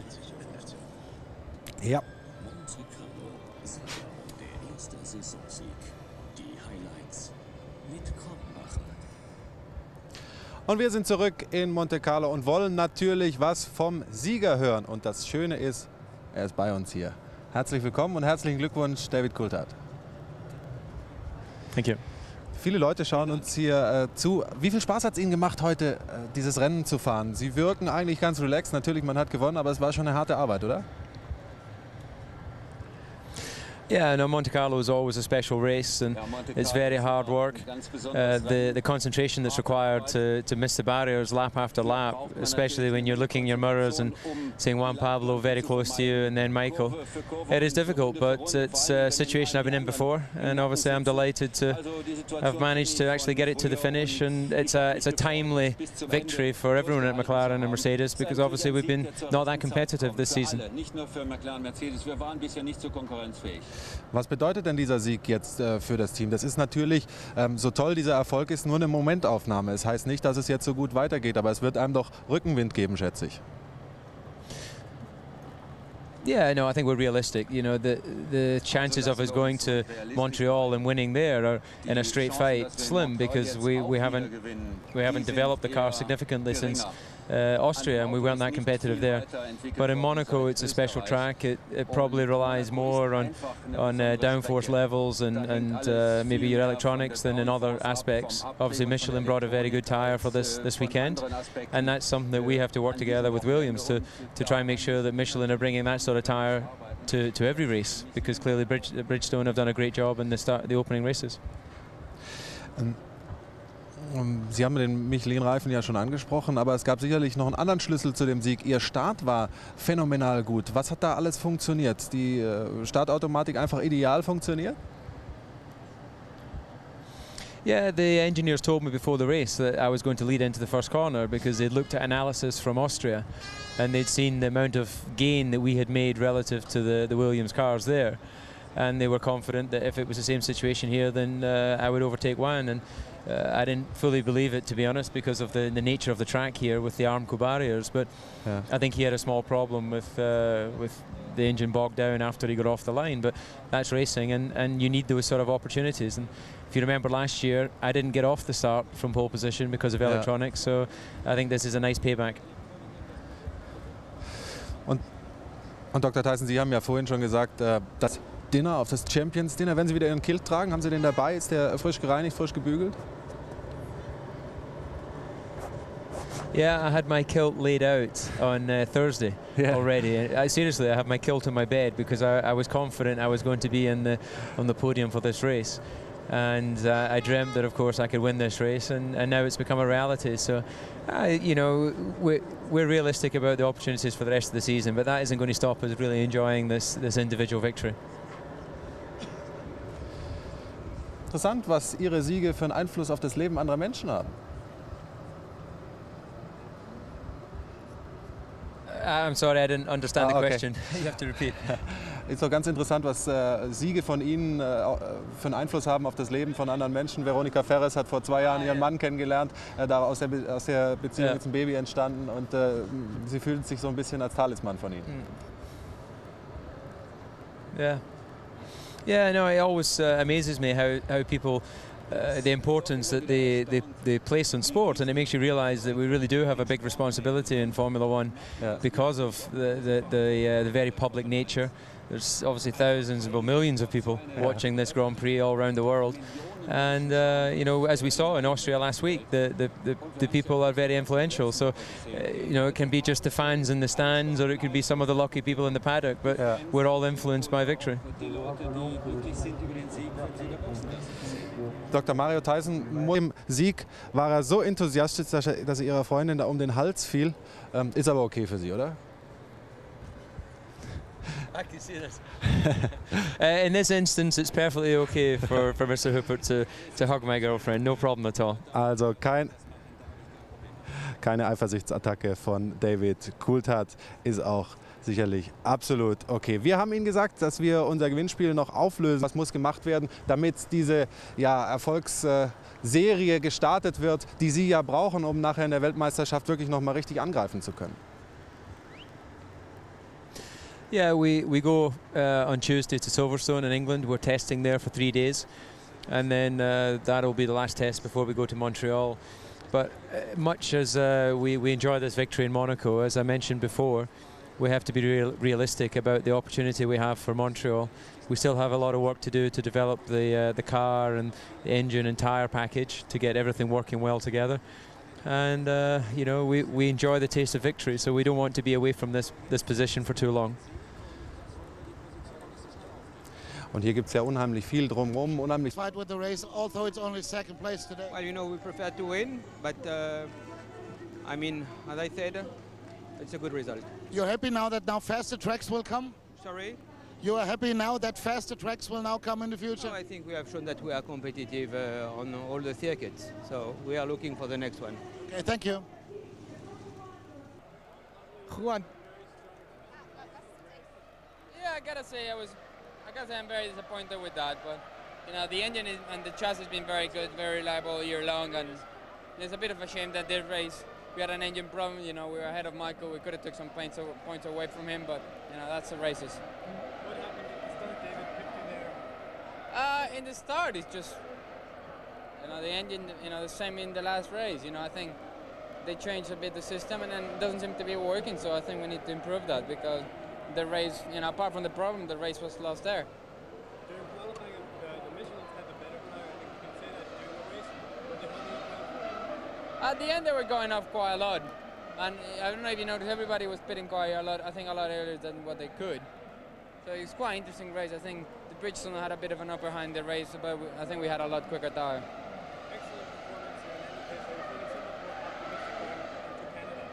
Yeah, a bit more optimistic, and a bit disappointed I didn't finish this race. We were doing really well. You know, I kept my head together and everything, and I think it really paid off. Cool. Juan, can you confirm just an engine problem? Yeah, we had a little engine problem. I don't know what happened exactly, but you know, that was it. So why did David catch you at the start? Don't know. You know, the last race we had a bad start, and they review everything, and they thought everything was okay, and I told them, you know, this morning we practiced the start and it wasn't very quick, and I said, you know, we need to do something. And they said, no, it's going to be okay. And it wasn't. Now, even if it was a short run, probably would have been a longer run, Michael would have gone by me as well. How much racing fun was fighting with Michael? It was okay, you know, Michael, you know, had a go on me like 2 or 3 times, but didn't really have much to pass me. You know, it's the same with David, you know, when I was close to him, I was trying to drive really hard to try to pass him, but there was no chance either. Thanks. Alan, was it as simple as it looked?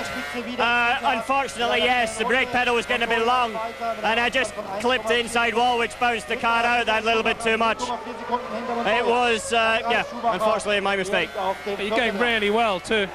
Yeah, the car was good. I was quicker than Mika, but obviously you can't overtake. You can't overtake, you just sit there. Very bad luck. Well done for a great weekend. Thanks.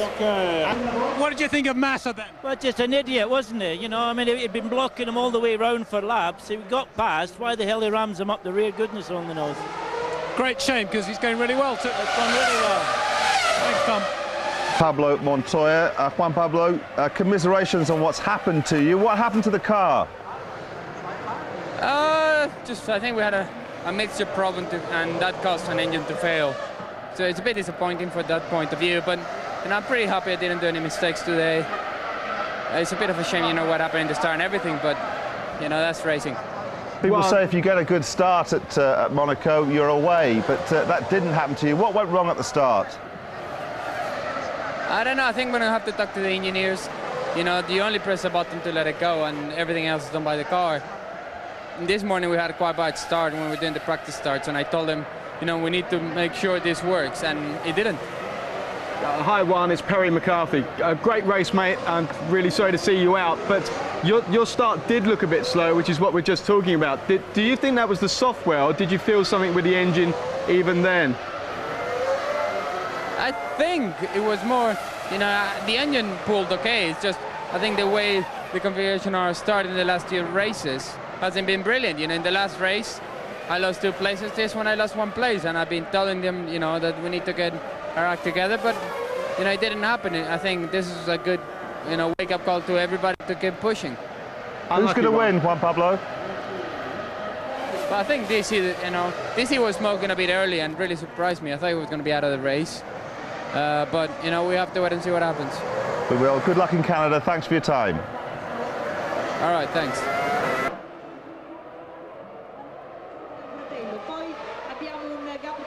Alan, very bad luck. Monaco, a track that can bite you, and you got bit. Yeah, basically.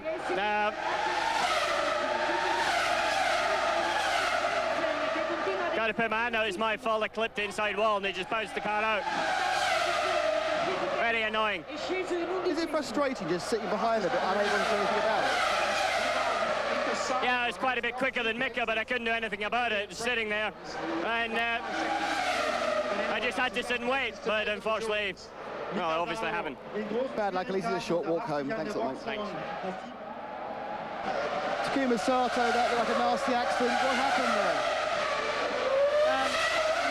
I was ahead of my teammate, and the team asked me let him go because he was slightly quicker than me, and I was trying to let him go, but that was in a tunnel, and I just crossed over, and I picked the marbles up, and I just, you know, lost control and I touched the barrier, and that was the end of the story.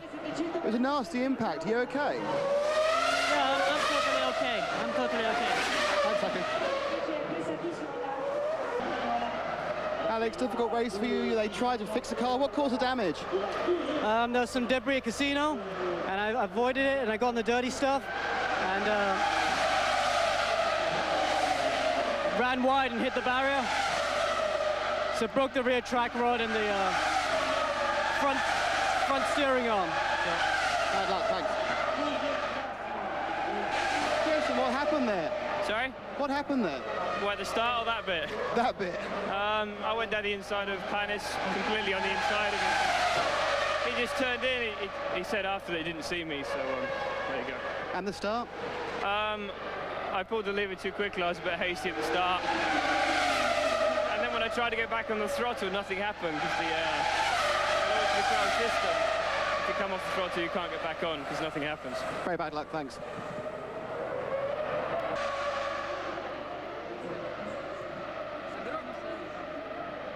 Felipe Massa, that was a very big impact. Are you okay? I don't know, it's broken something in the car, and I lost my brakes, and then it's nothing to do, I crashed. Are you hurt at all? Yeah, it's okay. Thank you. Yeah, no, truly. Yeah, no, truly. Congratulations. Well, finally, I finished the race. I was very cautious from the beginning. Apparently, our tires were very strong at the beginning of the race on fresh tires, but then we had some trouble. Anyway, I lost most of my time behind the Heideville, which didn't get the blue flags. I don't know why. But anyway, it's good to finish the race. It must be great to get points finally. Yes, it's great because at least I'm giving some help to the team, which is working so hard. So it's basically a big thanks to the team. Yeah, no, well done, thank you. Patrick Hill, I suppose ultimately that's a very disappointing outcome to the race in every respect. Well, I mean, from our recent Monacos, to get a P3 is good, but from first and fourth on the grid was obviously a disappointing result. But anyway, we live to fight another day. Obviously, one Pablo went out with an engine problem, but were both drivers in trouble with their tyres during the race? I think we were using up the rear tyres a little bit too fast, and apart from that, everything was fine, but that caused a bit of a problem during the race. Thanks, Patrick. I was trying to get my opportunity. Gary Anderson, 2 races in a row, 2 fifth places and 2 damaged chassis. Is it some sort of trade-off you have?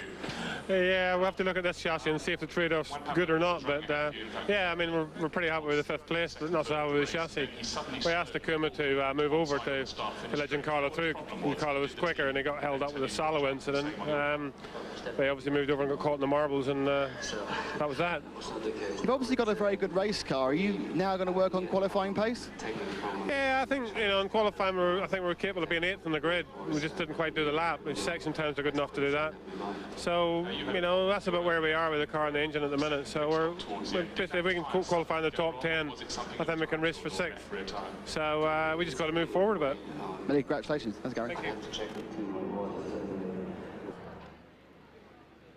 Simone Abdul-Noor, we just saw you give David a very big kiss. You must be incredibly pleased with the result. Yeah, I'm very happy. It was a beautiful weekend. The whole weekend, the qualifying, the race. It was very nice. Did David have an idea that maybe he would win here? I think so. He likes the track, he enjoys this one, and Monaco is special for him. Now, of course, with it being his home race, I take it you've been staying here as well. Yes, we stay here. It's easy, this one. And are you going out to celebrate tonight? We go. I think we go to a boat or to a nightclub. I don't know. But we go to celebrate it for sure. Simone, thanks for talking to us.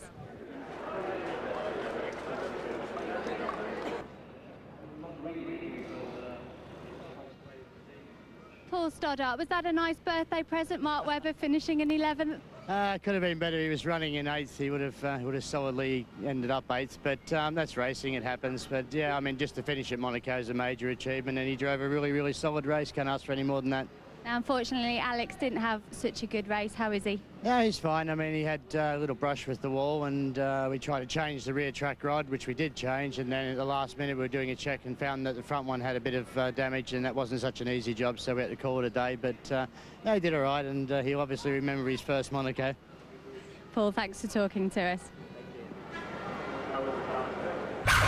David, a brilliant job, brilliant win, well done. Yeah, thanks very much. No, obviously delighted.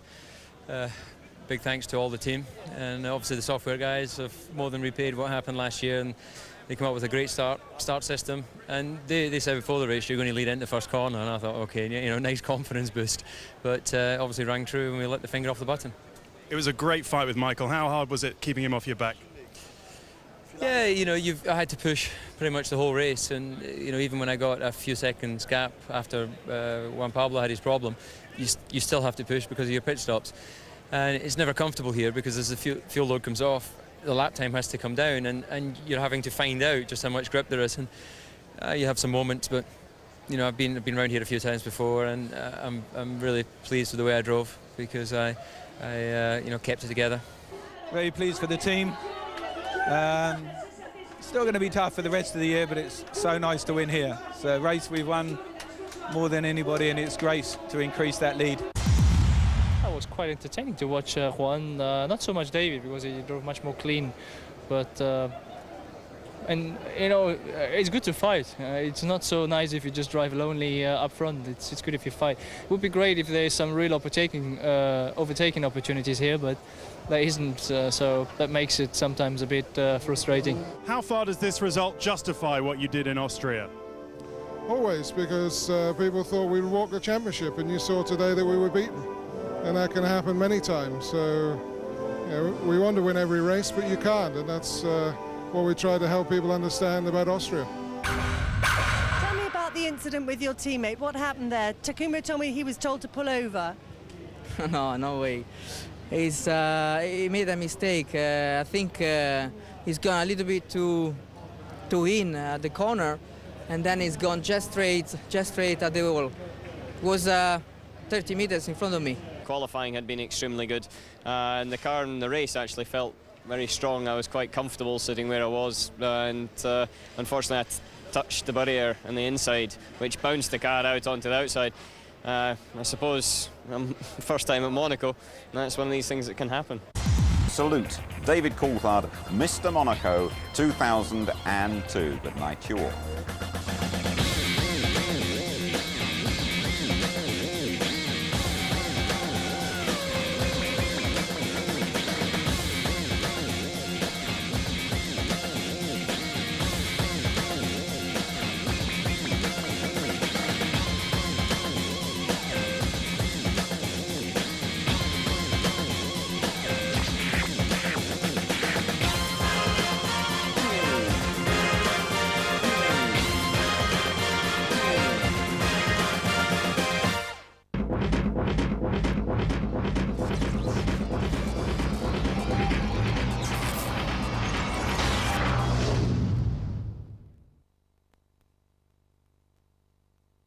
If you'd like to know more about Formula One, the website address sponsored by Toyota is itv.com/F1.